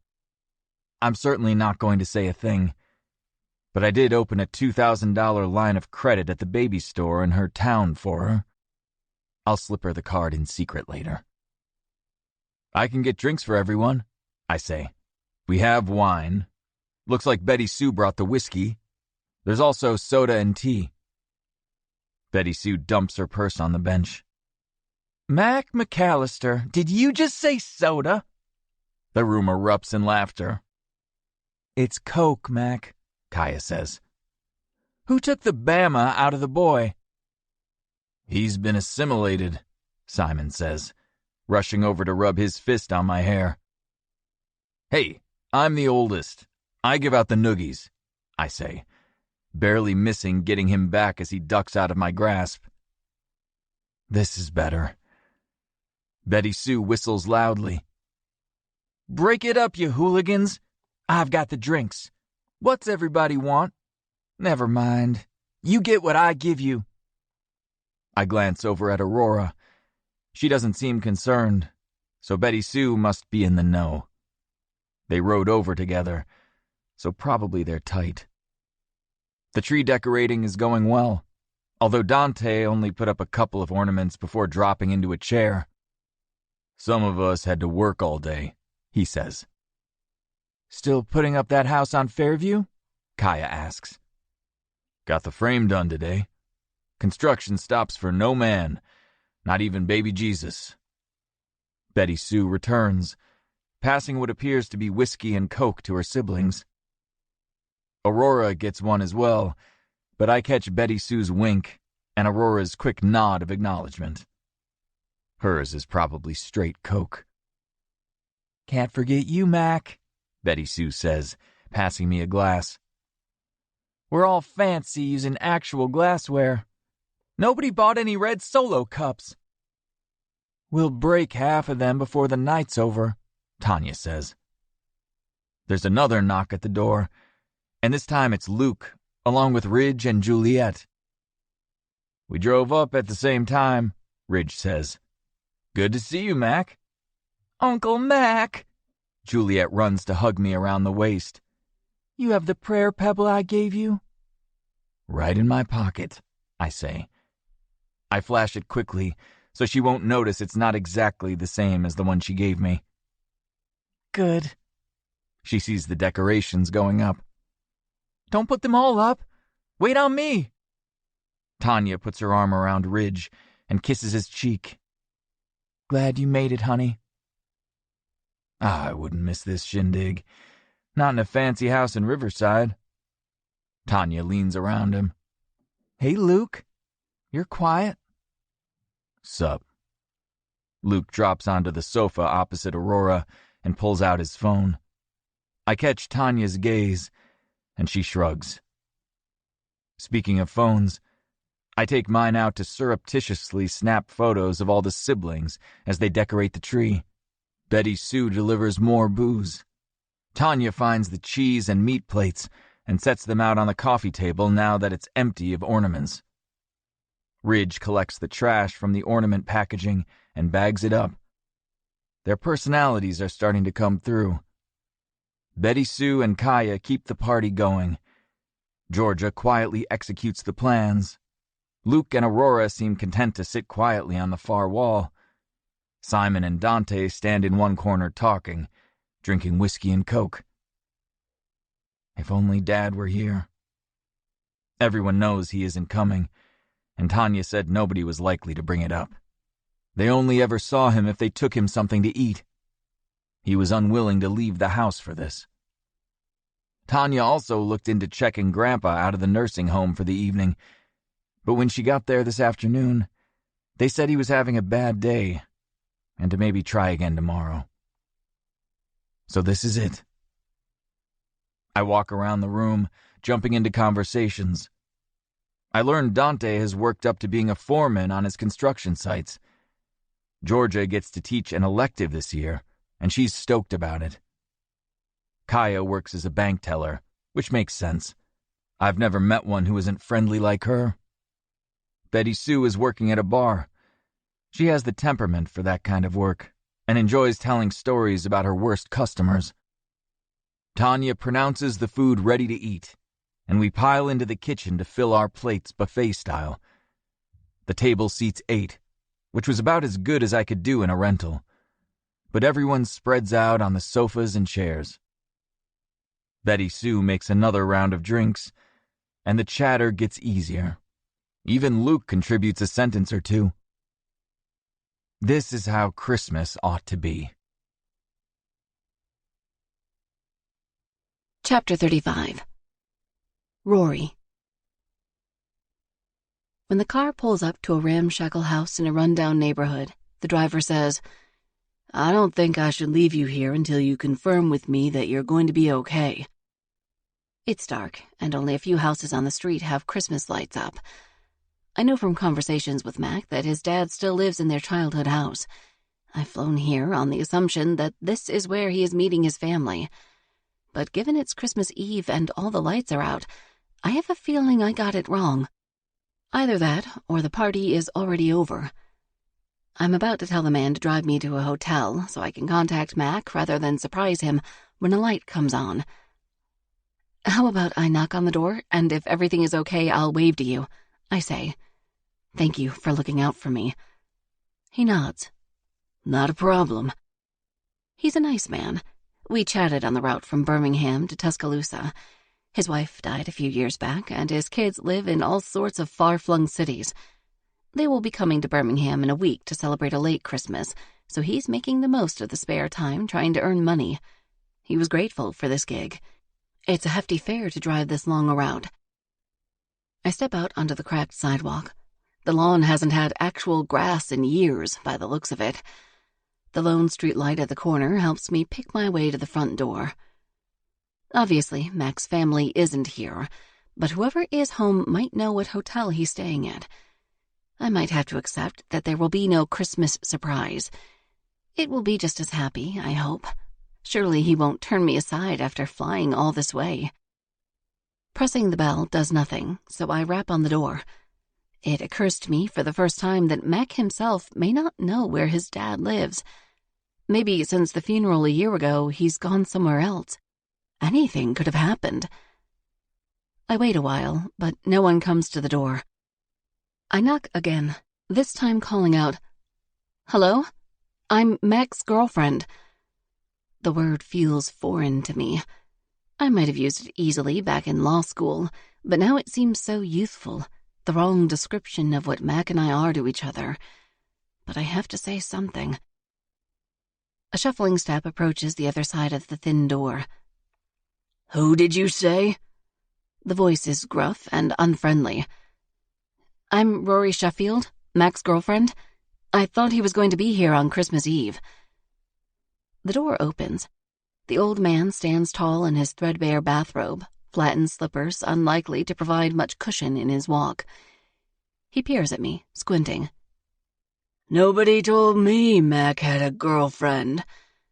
"When did you speak to him last?" "I'm pretty recent. Well, recent this time. We dated in law school." "I might have heard about that," he says. "But it doesn't matter. He's not here. They're all having a party in some highfalutin place that Mac rented.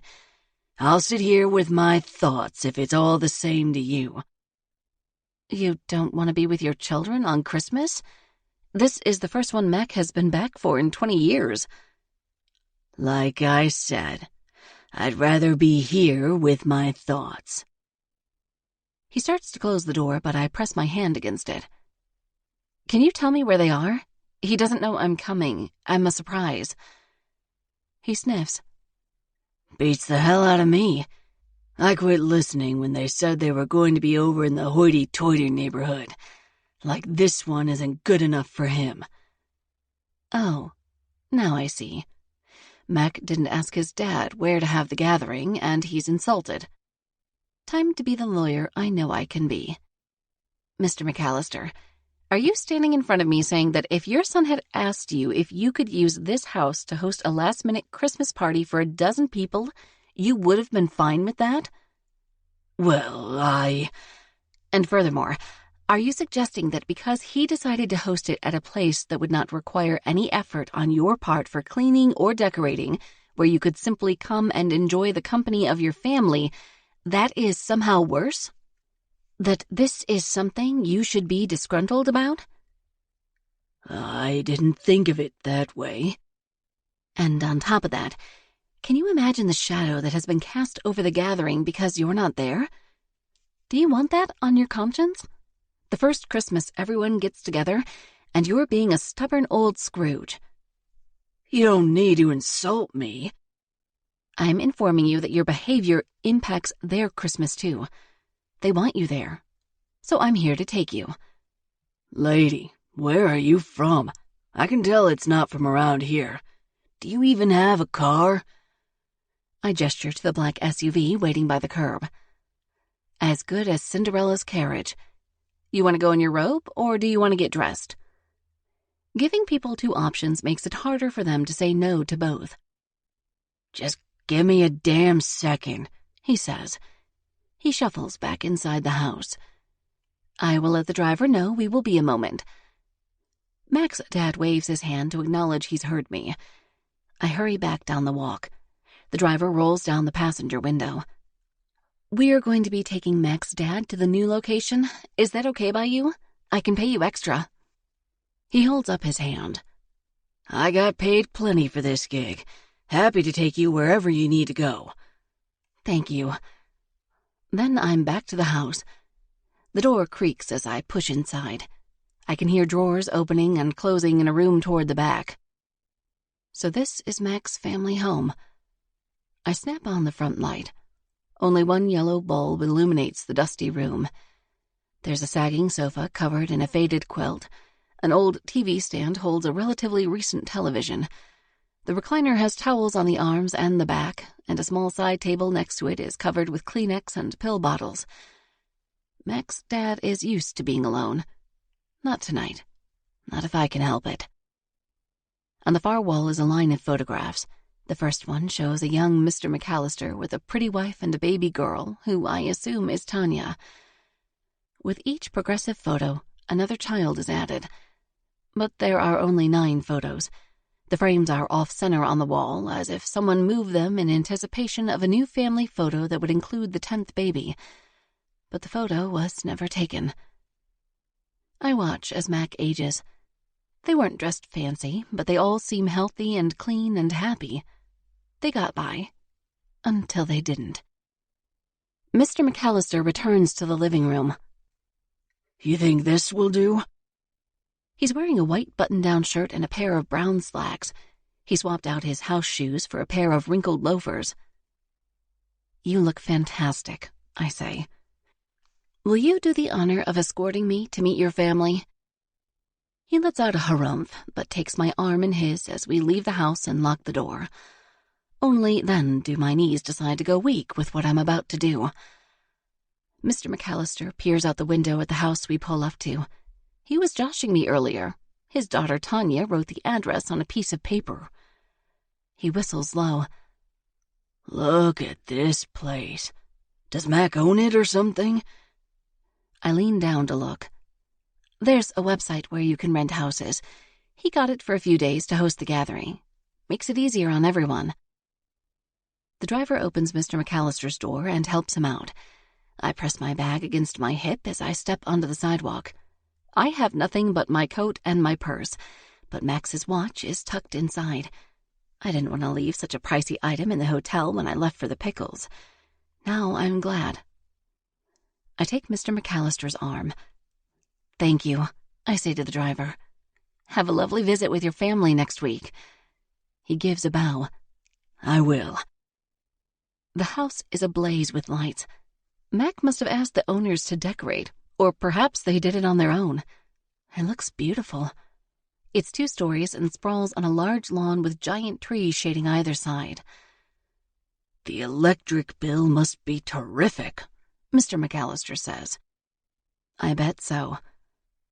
We take our time moving up the walk. When we get to the door, Mr. McAllister stands tall and pushes the doorbell. Inside, I hear music and lots of laughing. The party is still going on. The door flies open and a woman in a red dress looks at us in surprise. "Dad?" She looks at me. "Are you Rory?" "I am. I picked up a passenger on the way here." She looks from her dad to me and back again. "Does Mac know you're coming?" I shake my head. The woman turns to the room. "Look, everyone! Dad made it!" Several people shout a greeting and a little girl runs up and hugs him around the waist.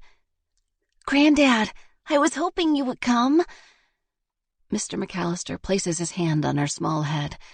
He glances up at me and I nod in acknowledgement that he's glad he came. Me? I'm not so sure yet.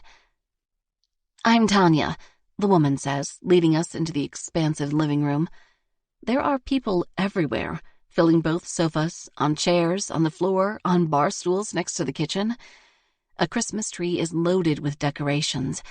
It smells of food and whiskey and wine. I search among the faces, but Mac isn't among them. "This is Rory, everyone," Tanya announces. She's Mac's girlfriend. Apparently, Mac doesn't know she's coming. "Hide her," a late-20s woman with long dark hair says. "We can surprise him." Tanya turns to me. "Is it a good idea? Will that work?" "It will definitely have the element of surprise." "I think so," I say. It might be better to get him blindsided with everyone nearby. As a lawyer, he should be able to hold his reaction together even if he's not happy to see me. But he did send that message. I have to believe. Tanya settles her dad in an armchair and gets him a glass of wine. "I'll fix you a plate in a minute," she says. "Mac is about to come down." The girl, who must be the Juliet that Mac spoke of, sits on the floor near him. "He's going to play Santa. He has presents." The woman who suggested I hide takes my arm. "Let's put you over here by the tree. He won't be able to see you when he comes down the stairs." "I have an idea," Tanya says. "Let's turn out all the lights other than the tree, and when he comes down, we will all shine our phone lights on Rory." "Oh, boy." "Yes," the other woman says. "I'm Kaya, by the way, one of the middle sisters." "Nice to meet you," I say. She pulls me behind the tree as a resounding "Ho, ho, ho!" booms out from the top of the stairs. I peer from around the tree as Mac comes down in his full Santa regalia. He has a giant red bag stuffed with presents. He's been shopping for weeks for everything, stalking social media of his siblings and putting together ideas from Tanya for all the members of the family. Juliet stands up and claps. "Uncle Mac, he's the best Santa ever." He gets about halfway down the stairs before he pauses. "Why is it so dark down here?" "Come down and see, Uncle Mac Santa," Juliet calls. He finishes his descent and waits at the bottom. "Is there something I should know about?"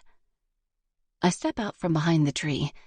The first phone light hits me, and then a dozen of them are suddenly shining my way. Mac sets down his bag. "Rory?" I hold out my arms. "Straight from New York. You said you hoped to talk to me on Christmas. Here I am." I don't know what I expect him to do. He might be stoic because of the time we spent apart, or he could hold himself back because of the huge audience. Maybe he's not into affection in front of family. But he rushes forward as if we haven't seen each other for years. And in a moment, I'm in his arms and he presses my head to his velvet shoulder. "I can't believe you came," he says. "I could never have dreamed it." The siblings chorus their exclamations of, "Kiss her," and "Where's the mistletoe?" and "Gross," as he pulls away to look at me. We have an audience, so I hope my expression tells him I'm sorry I didn't include him in my decisions. I think he gets it, because he says, "As long as we're together, we can figure it out." Tears spring to my eyes. He's right. "I think we already are," I say. He presses his furry face to mine. I have to laugh because it tickles so much. I can barely find his lips amidst all the fluff. I pull away. We can try that again later. Yeah, Juliet says. save the mushy stuff for when you're by yourselves. The room erupts in laughter and clapping. The light flicks back on and Mac spots his father. Dad, when did you get here? He points to me. Your woman dragged me here. Mac squeezes my waist. Then everything is perfect. He kisses my cheek. I have lots of gifts. Who's going to help me pass them out? Juliet jumps up, her arm in the air. Me. Well, step right up, Mac says. Let's hand out some presents. As the gifts are passed out, Juliet announcing each recipient before handing them over, I learn the names of this massive family and put them with the faces. Tough Tanya, Joyous Juliet, Reserved Ridge, Genuine Georgia, Serious Simon, Kind Kaya, who makes everyone feel welcome, Domineering Dante, who reminds me of Max, Lounging Luke, who is buried in his phone the whole time but looks up when a gift is dropped into his lap, Overwhelmed Aurora, who stays close to Luke but looks super stressed out. Then there's bouncy Betty Sue, the life of the party, passing out drinks and making sure no one frowns for long. Mr. McAllister presides over everything from his armchair, his eyebrows rising when gifts are dropped into his lap as well. It's loud. It's all over the place. Some participate, some don't. Some laugh, others are serious. But this is his family. And maybe, if Mac and I can figure things out, it will also be mine. Chapter 36. Mac.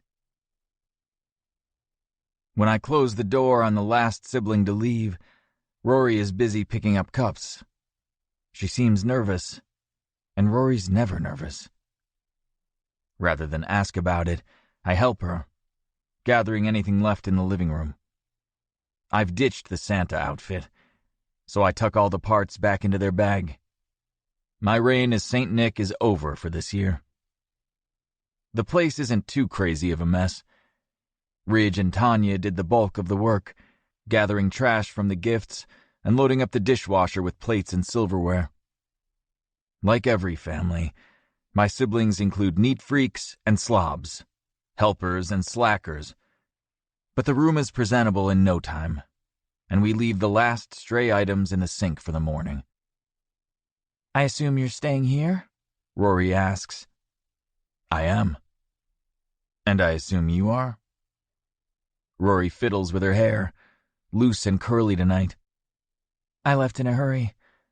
My bags are in New York. I don't even have a toothbrush. I think I saw some packaged ones up there. Good. She looks everywhere in the room except at me. There didn't seem to be anything open on the route between your father's house and here. Not too surprising. We might be able to find a gas station if we have to. I can manage a day. The Pickles are going to send my bags down, but it may have to wait until the day after Christmas. I start to make a quip about her staying naked until then, but only say, "There's a washer and dryer here." That's good. She runs her hands along the kitchen counter. Everyone is so glad you got Dad to come. Tanya said she tried everything.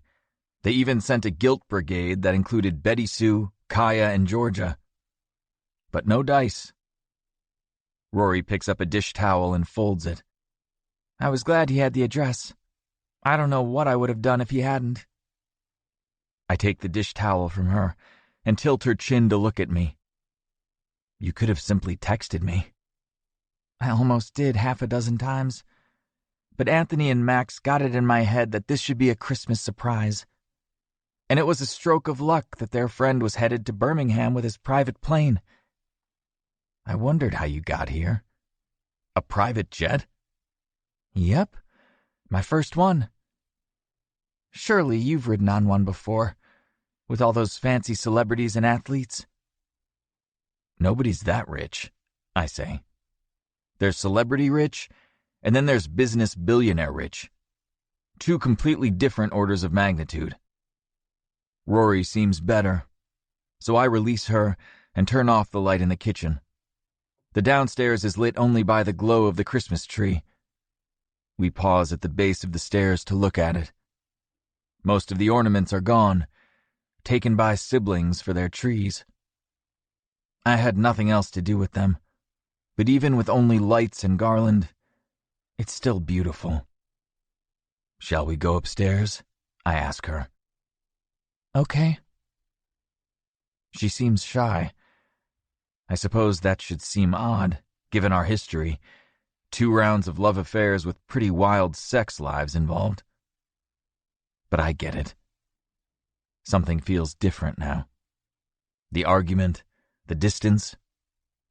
It's so recent. We walk side by side up the carpeted staircase. There are 3 bedrooms and 2 bathrooms up here. Technically, she could have her own if she wanted. But that's silly.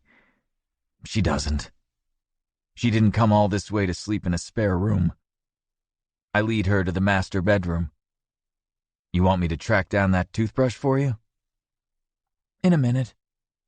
She sits down on the end of the bed. The room is enormous, with a vaulted ceiling and a reading nook that looks out on the water. Rory seems small sitting there in her green dress, her black curls flowing over her shoulders. She kicked off her heels hours ago, and one bare foot rests on top of the other. I lean against the door frame. Are you all right? You're bound to be tired. It was quite a journey. You too. You were at a hospital in Los Angeles this morning. Then you hosted a party in Alabama. We're talking circles around the real issue. I'll be patient. She has to be here for a reason. You don't fly away from 2 families of your own to spend Christmas with strangers unless you have something to say. So I wait. She draws in a large breath, sitting tall. I should have mentioned to you the decisions I was making about my career. I know we've only been seeing each other a month, but we have a huge history. So it's really 1 month plus 2 years that we've been together. Now we're getting somewhere. I cross the room and sit next to her on the bed. You're not used to conferring with others. I'm not. I'm very focused. But when you quit talking to me, I finally realized, that there was more that mattered than my career. She cuts her eyes at me. Or my urges. I laugh and take her hand. I like your urges just fine. I didn't tell you this mainly because it made me feel vulnerable. She hesitates, her gaze on our joined hands. During those 10 years we were apart, I did try to date other people. But when it came right down to it, I couldn't give myself over to them. She looks me in the eyes. Do you understand what I'm saying? My chest reverberates with shock. You're saying you didn't sleep with anyone? She nods. As wild as I was when we got back together, it probably seemed like I was all over the place with everyone. But there's a certain level of safety you have to feel to get that crazy. At least for me. I'm sure there are plenty of people who take crazy risks in public places out of sheer wildness. But it isn't that way for me. It comes from safety. I press my lips into her hair. It smells of fruity shampoo and Christmas dinner. I would very much like to extend that safety to you again. I want that too. I have to ask the next question. What about New York? I'm quite sure they will offer the partnership to me. And I definitely want to leave my current firm. I see. She cups the back of my neck.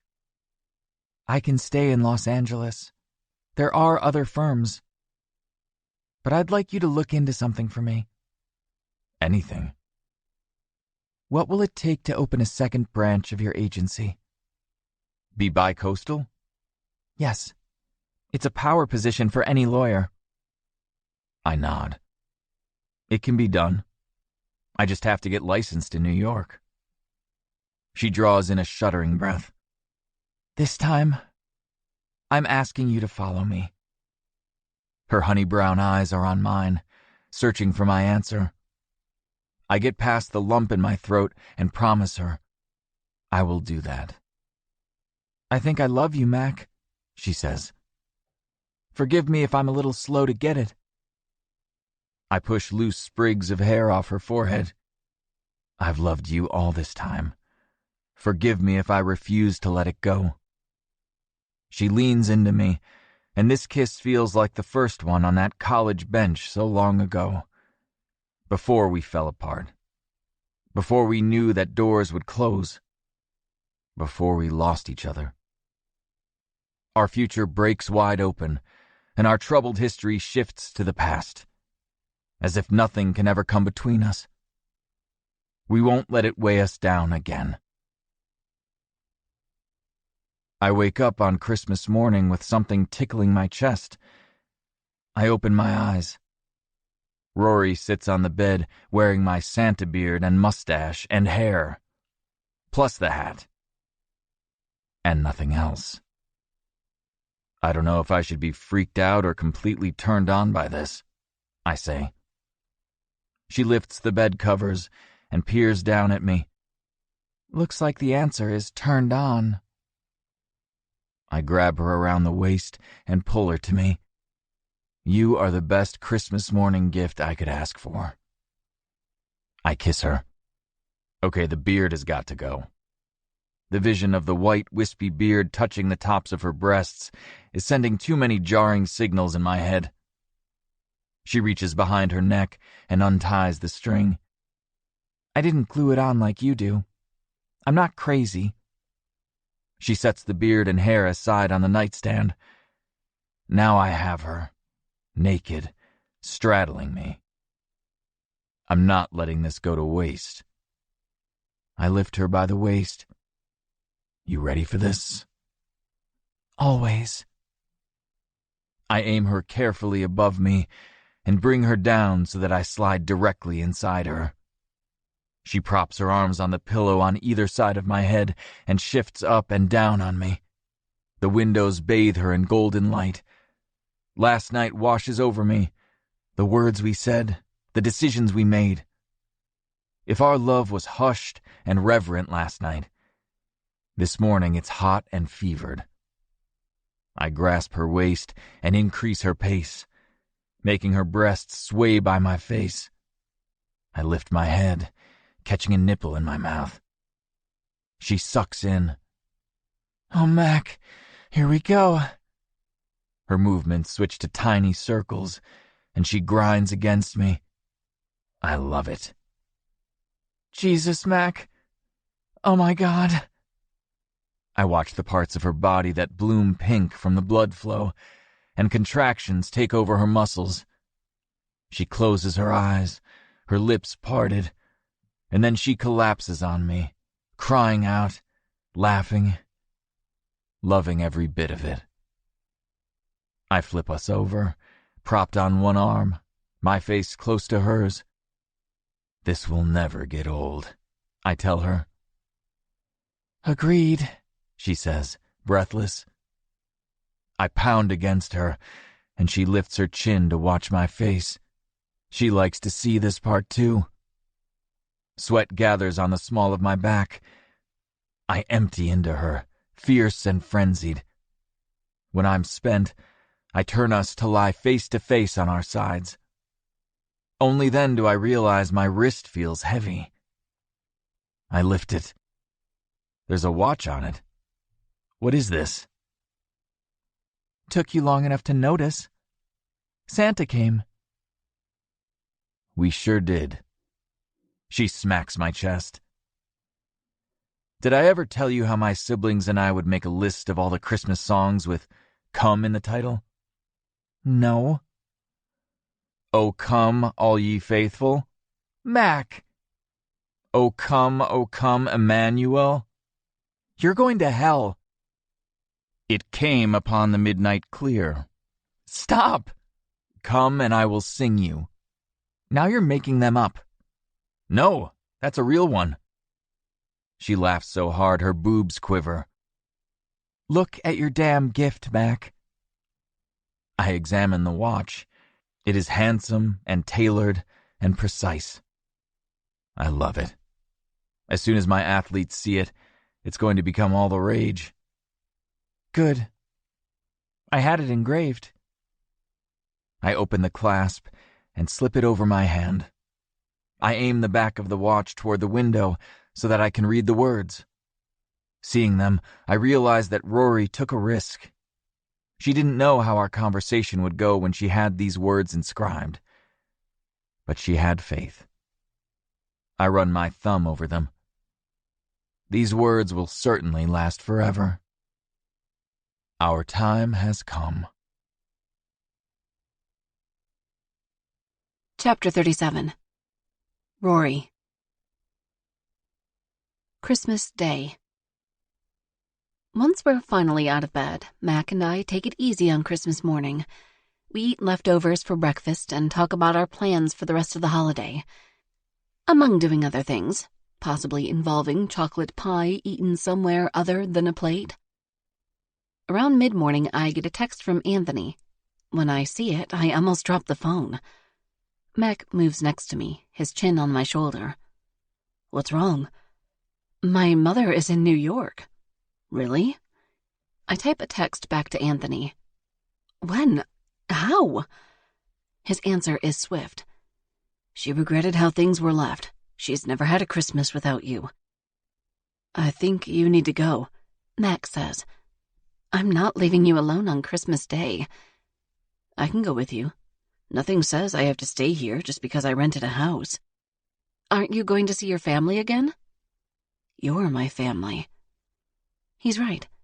Now that the doors are open, we can come to Alabama whenever we want. I stare at my phone. You think we can get a flight? Who brought you here? A friend of the Pickle family, Del Brandt. Mac's eyebrows shoot to his hairline. You came here on Del Brandt's private jet? Yeah. Is that a big deal? He's only one of the richest people in the world. Should I text him? He stares at my phone. You have Del's personal phone number? Sure, and his wife's. He's a normal guy. He brought me drinks on the plane, since his usual flight attendant was off for Christmas. The pilot is Muslim, so she was more than happy to fly us. Mac falls back on the bed. You're telling me that financial magnate Del Brandt brought you drinks while on his private plane on Christmas Eve?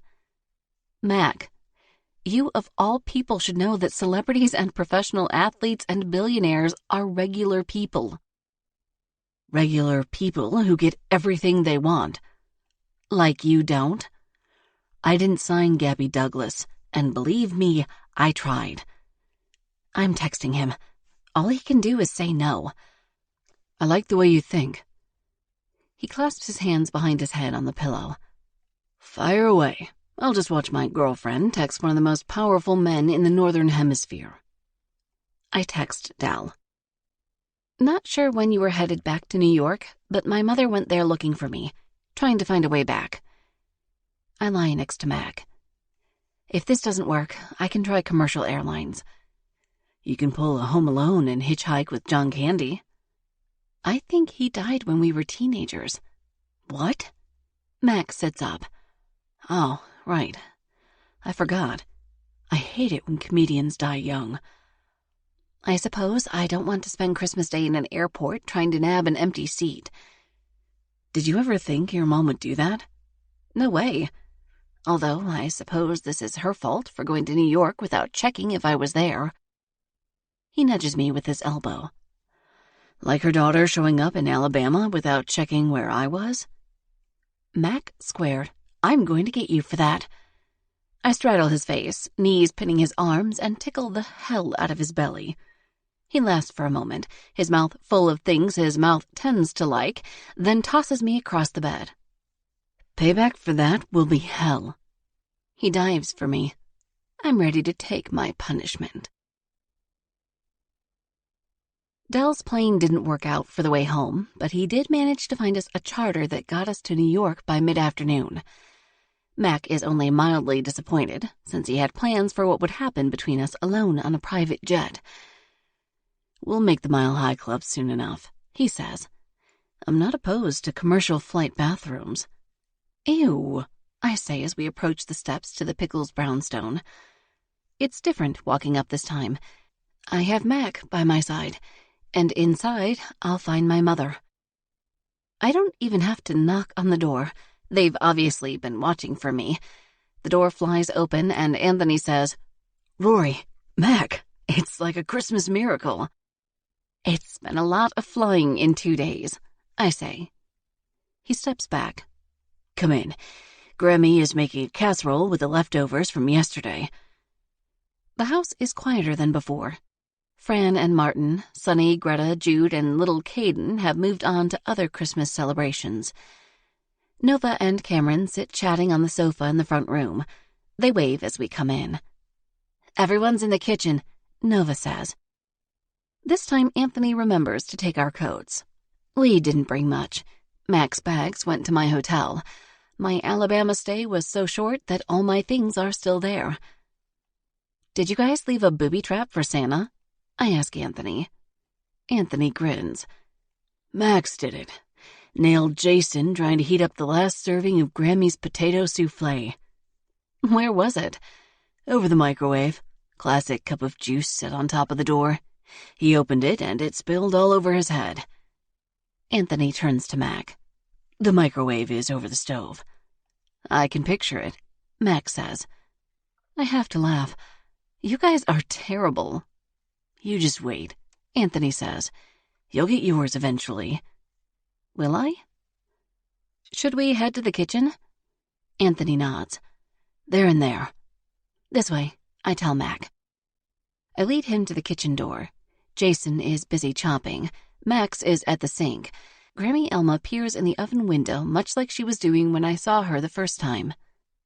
She turns when she sees me. "Welcome back, Rory." But what interests me the most is my mother and Sherman sitting together at a small breakfast table in a nook in the far corner of the kitchen.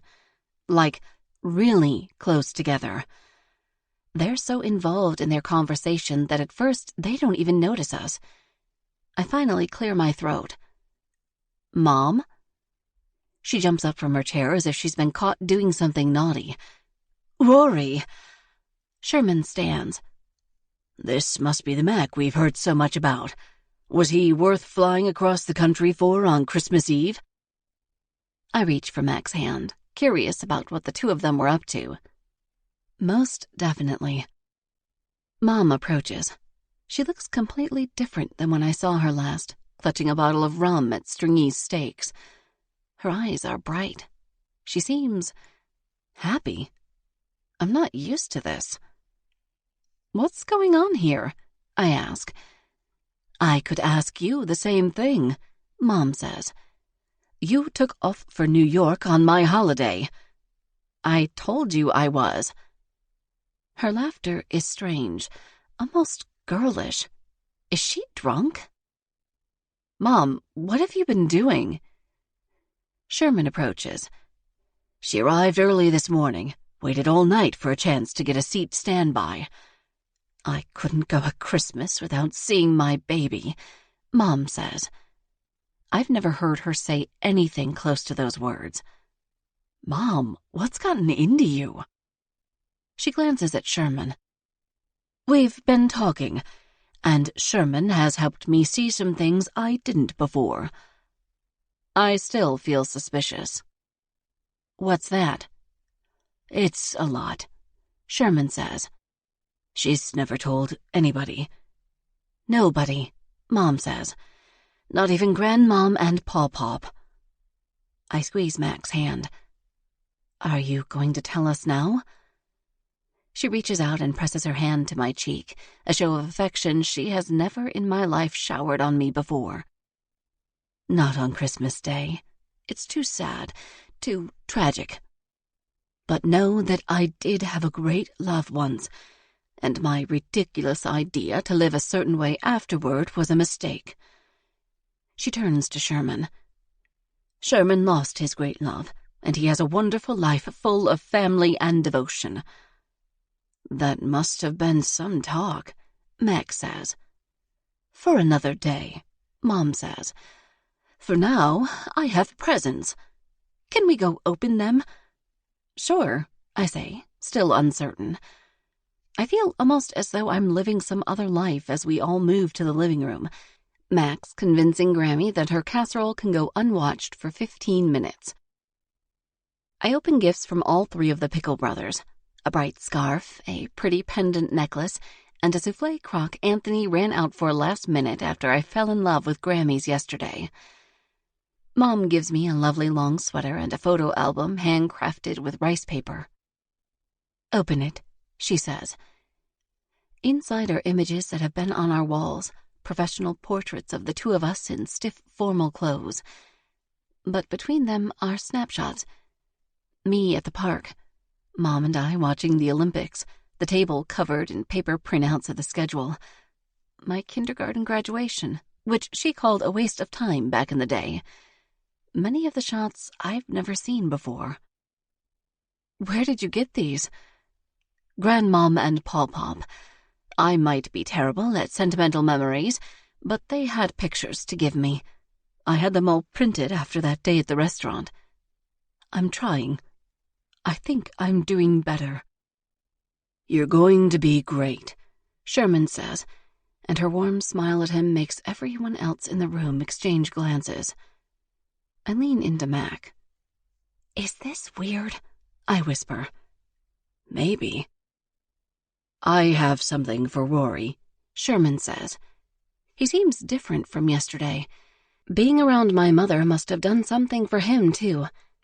He hands a package over. "We had to work with what we had on hand, but Grammy is good at the needle." Grammy practically beams. "It's from me, too, but it was Sherman's idea." I pull off the wrapping and open the box. Inside is a green t-shirt that reads, "Manhattan Pickle, Austin Pickle, LA Pickle, Boulder Pickle." I flip it over. On the back is a list of names: Sherman Pickle, Jason Pickle, Max Pickle, Anthony Pickle. Hand-stitched at the bottom is another name: Rory Pickle. "But she's a Sheffield," Mom interjects. Sherman shakes his head. "Every pickle's a pickle."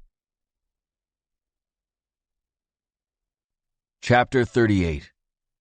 Mac. 6 months later. I take Rory's hand as we walk the hall of the UC Berkeley's alumni house. Light from the wall of windows makes her shimmery gold dress sparkle as she moves. Her riotous hair is down, the way I like it best. Although, I admit, I do enjoy taking it down from an updo to have it spill across my pillow. "So who ended up registering?" Rory asks. Janessa for sure. Henry, of course. And Marta. "It will be like the gang all getting together," she says. Except we're old now. Rory shoves me in the shoulder. "Who are you calling old? I'm not the one turning 40 next year." Only 2 years for you. I give her a wide grin.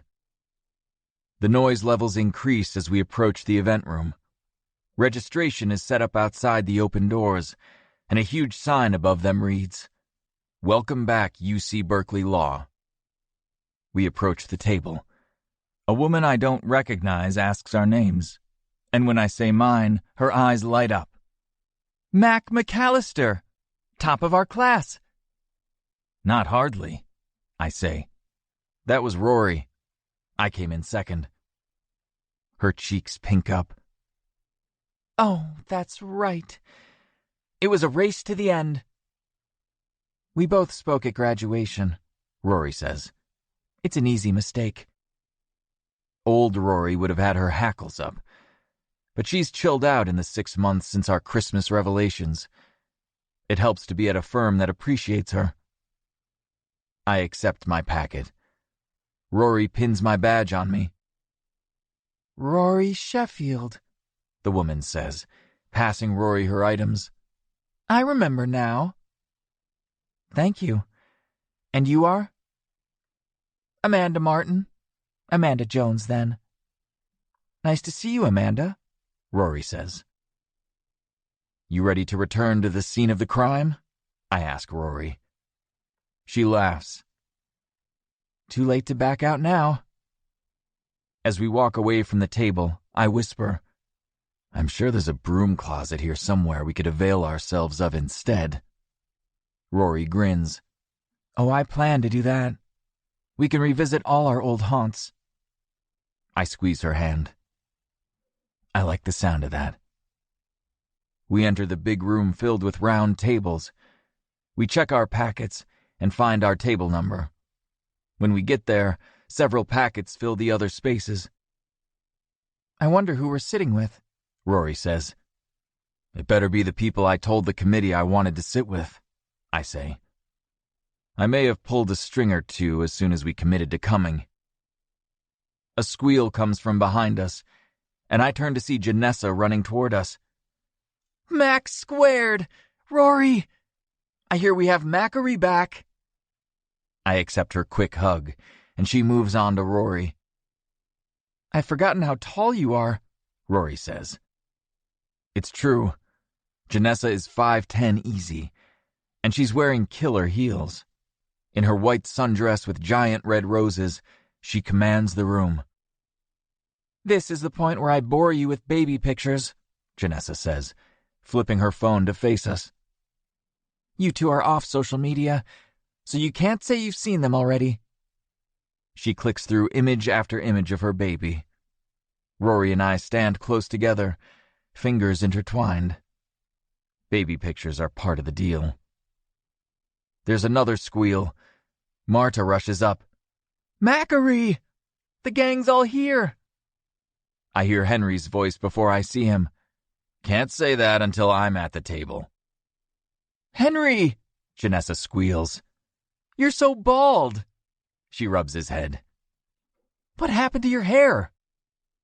It all fell out when I had kids. Janessa nods knowingly. Totally get that. Totally. How old are yours? 4 and 7, Henry says. He turns to me. I miss having you around in Los Angeles, Mac. We can't do our monthly game time. I need to fly down for one of those now and then. I shake his hand. It feels good to have everyone together. Henry sets his packet down next to ours. You're assigned to our table, Janessa says. This is going to be the best reunion. We sit down, Henry showing pictures of his kids to Janessa, and Marta peppering Rory with questions about her firm in New York. Janessa put a pause on her career for her kid, and Marta works in the district attorney's office in Atlanta. We've all done perfectly well. I'm glad to see our friends so happy and settled. Who else is at our table? Janessa asks. She picks up the other packet. Oh my God, y'all. Oh my God. Her eyes grow big. What is it? Marta asks. She lifts the packet to show the name. It's Saul. She drops the packet and stands up to peer around the room. Where is he? He obviously checked in. This is a surprise, even for me. We all stand up, searching the room. Then I feel a tap on my shoulder. I turn around, and there he is, sun-bronzed and wiry, dressed in a plaid shirt over a t-shirt with cargo pants and strappy sandals. It's clear he paid zero attention to the dress code, or didn't care. Saul, I say, shaking his hand. So good to see you, man. The others turn and, realizing who it is, smother him with hugs. Henry hangs back with me. He made it. The prodigal Saul has returned. I don't spend much time stateside, Saul says. But my baby sister graduated USC last month, so I decided to hang for a bit before I head back. Where's back? I ask. South Africa, right now. We're building legal cases as well as building schools. Sit down to tell us all about it, Janessa says. We need to catch up. Saul's eyebrows lift briefly when Rory and I sit close to each other, our hands held on top of the table. But then he grins. Glad you two finally worked it out. I see I need to get up to speed. Janessa waves him off. Oh, they're old news. Mac became a Santa, Rory couldn't believe it and stalked him. Then they had monkey sex on the Santa sofa in the middle of the damn mall. Rory sucks in a breath. Mac, did you tell them that?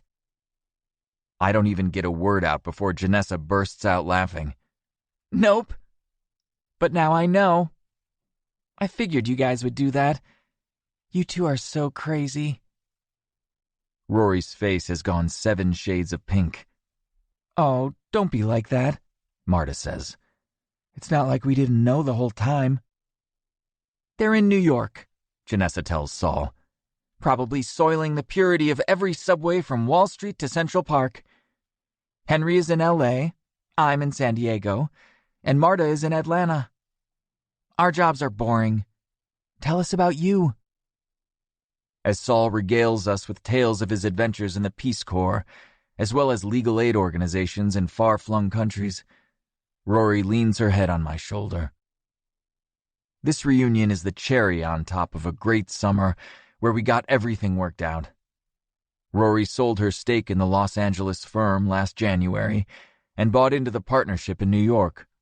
She moved in with her dad while we searched for an apartment on the island. I split my time between the 2 coasts until I could get my license in New York squared away and make sure my junior agent was ready for the load. I promoted him, and he took over the clients who absolutely need a Los Angeles-based agent. I kept my more global clients, the national athletes, and the ones based in other areas.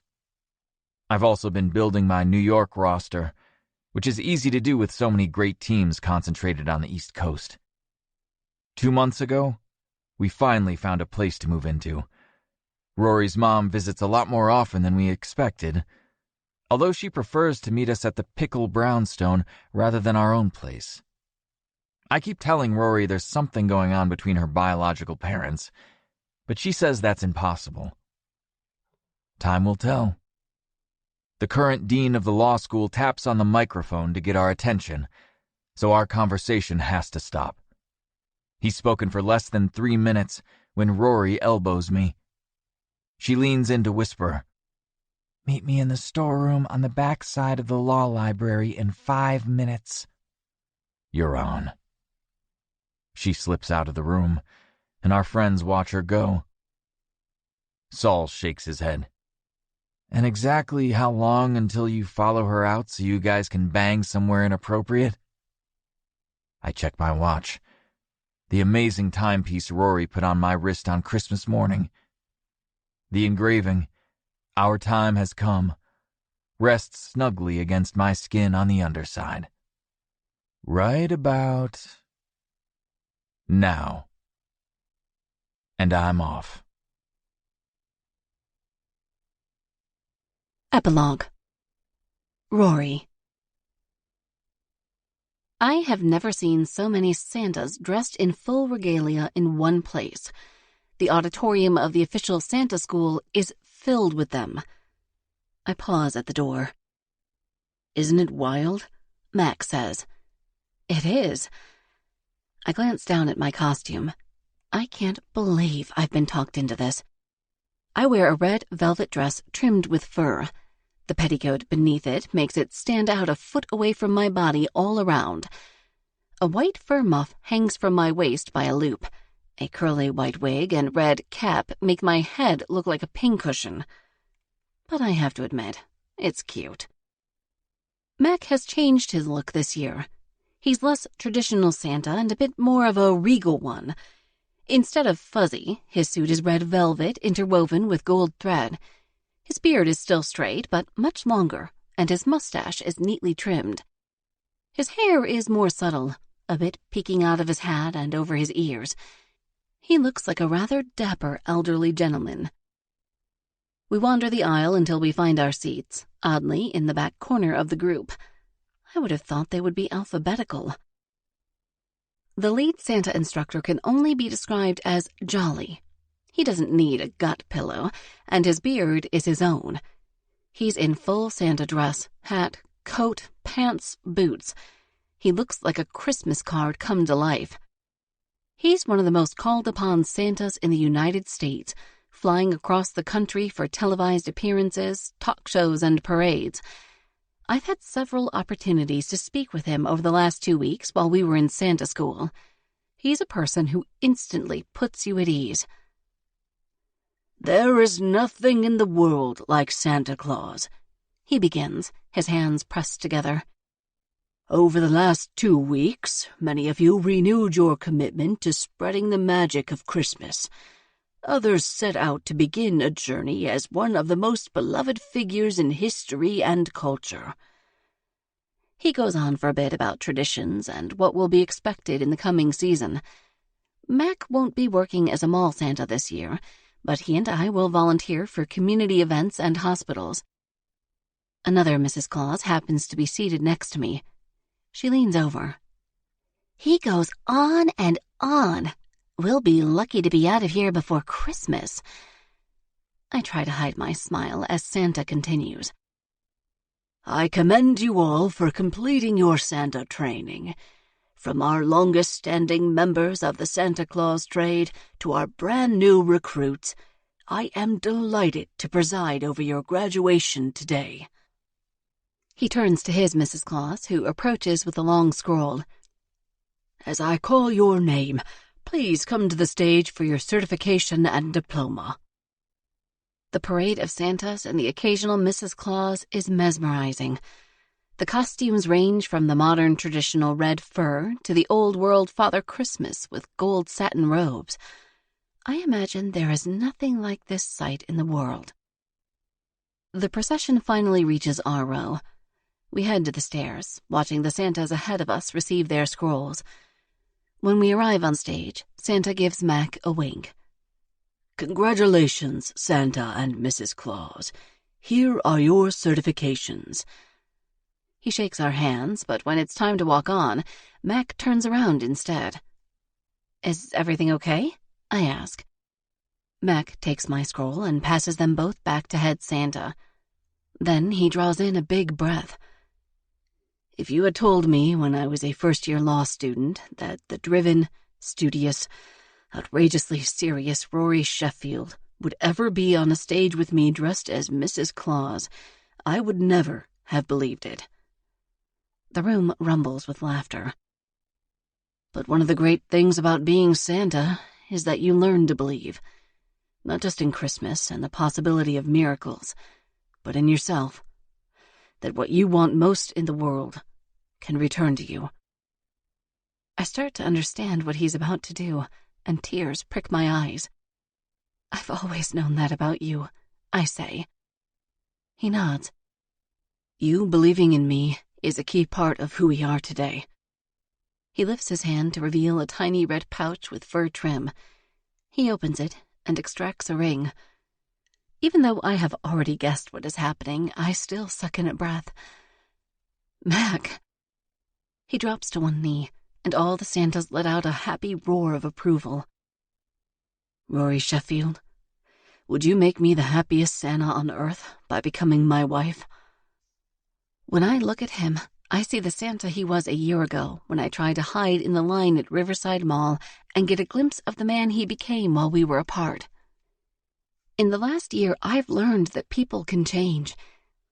They can grow, even if who they are appears to be plenty successful on the outside.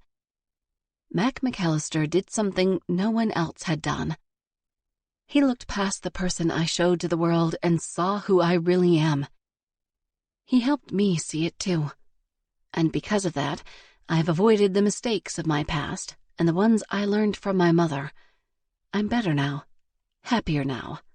I'm more. I realize I've taken too long to answer, and the auditorium has fallen silent. I hold out my hand. "Oh my gosh, yes, yes!" "Ooh!" Max says. I thought I was a goner there. He slides the ring on my finger. Then he stands up and draws me close to him. Welcome to Santaland, Mrs. Claus, he says. This is going to be a Christmas like no other, I tell him. Just before he kisses me, he says, every Christmas from here on out will be the best one yet. Thank you for listening to this production of Second Chance Santa. If you love the Pickles, be sure to listen to Jason Pickles' love affair with Nova in J.J. Knight's secret boss romantic comedy, Big Pickle. We hope you have enjoyed this production of Second Chance Santa by J.J. Knight, narrated by Lee Samuels and Avery Reed at Brickshop Audio Incorporated.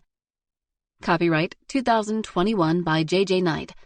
Performance copyright 2021 by Casey Shea Press. All rights reserved.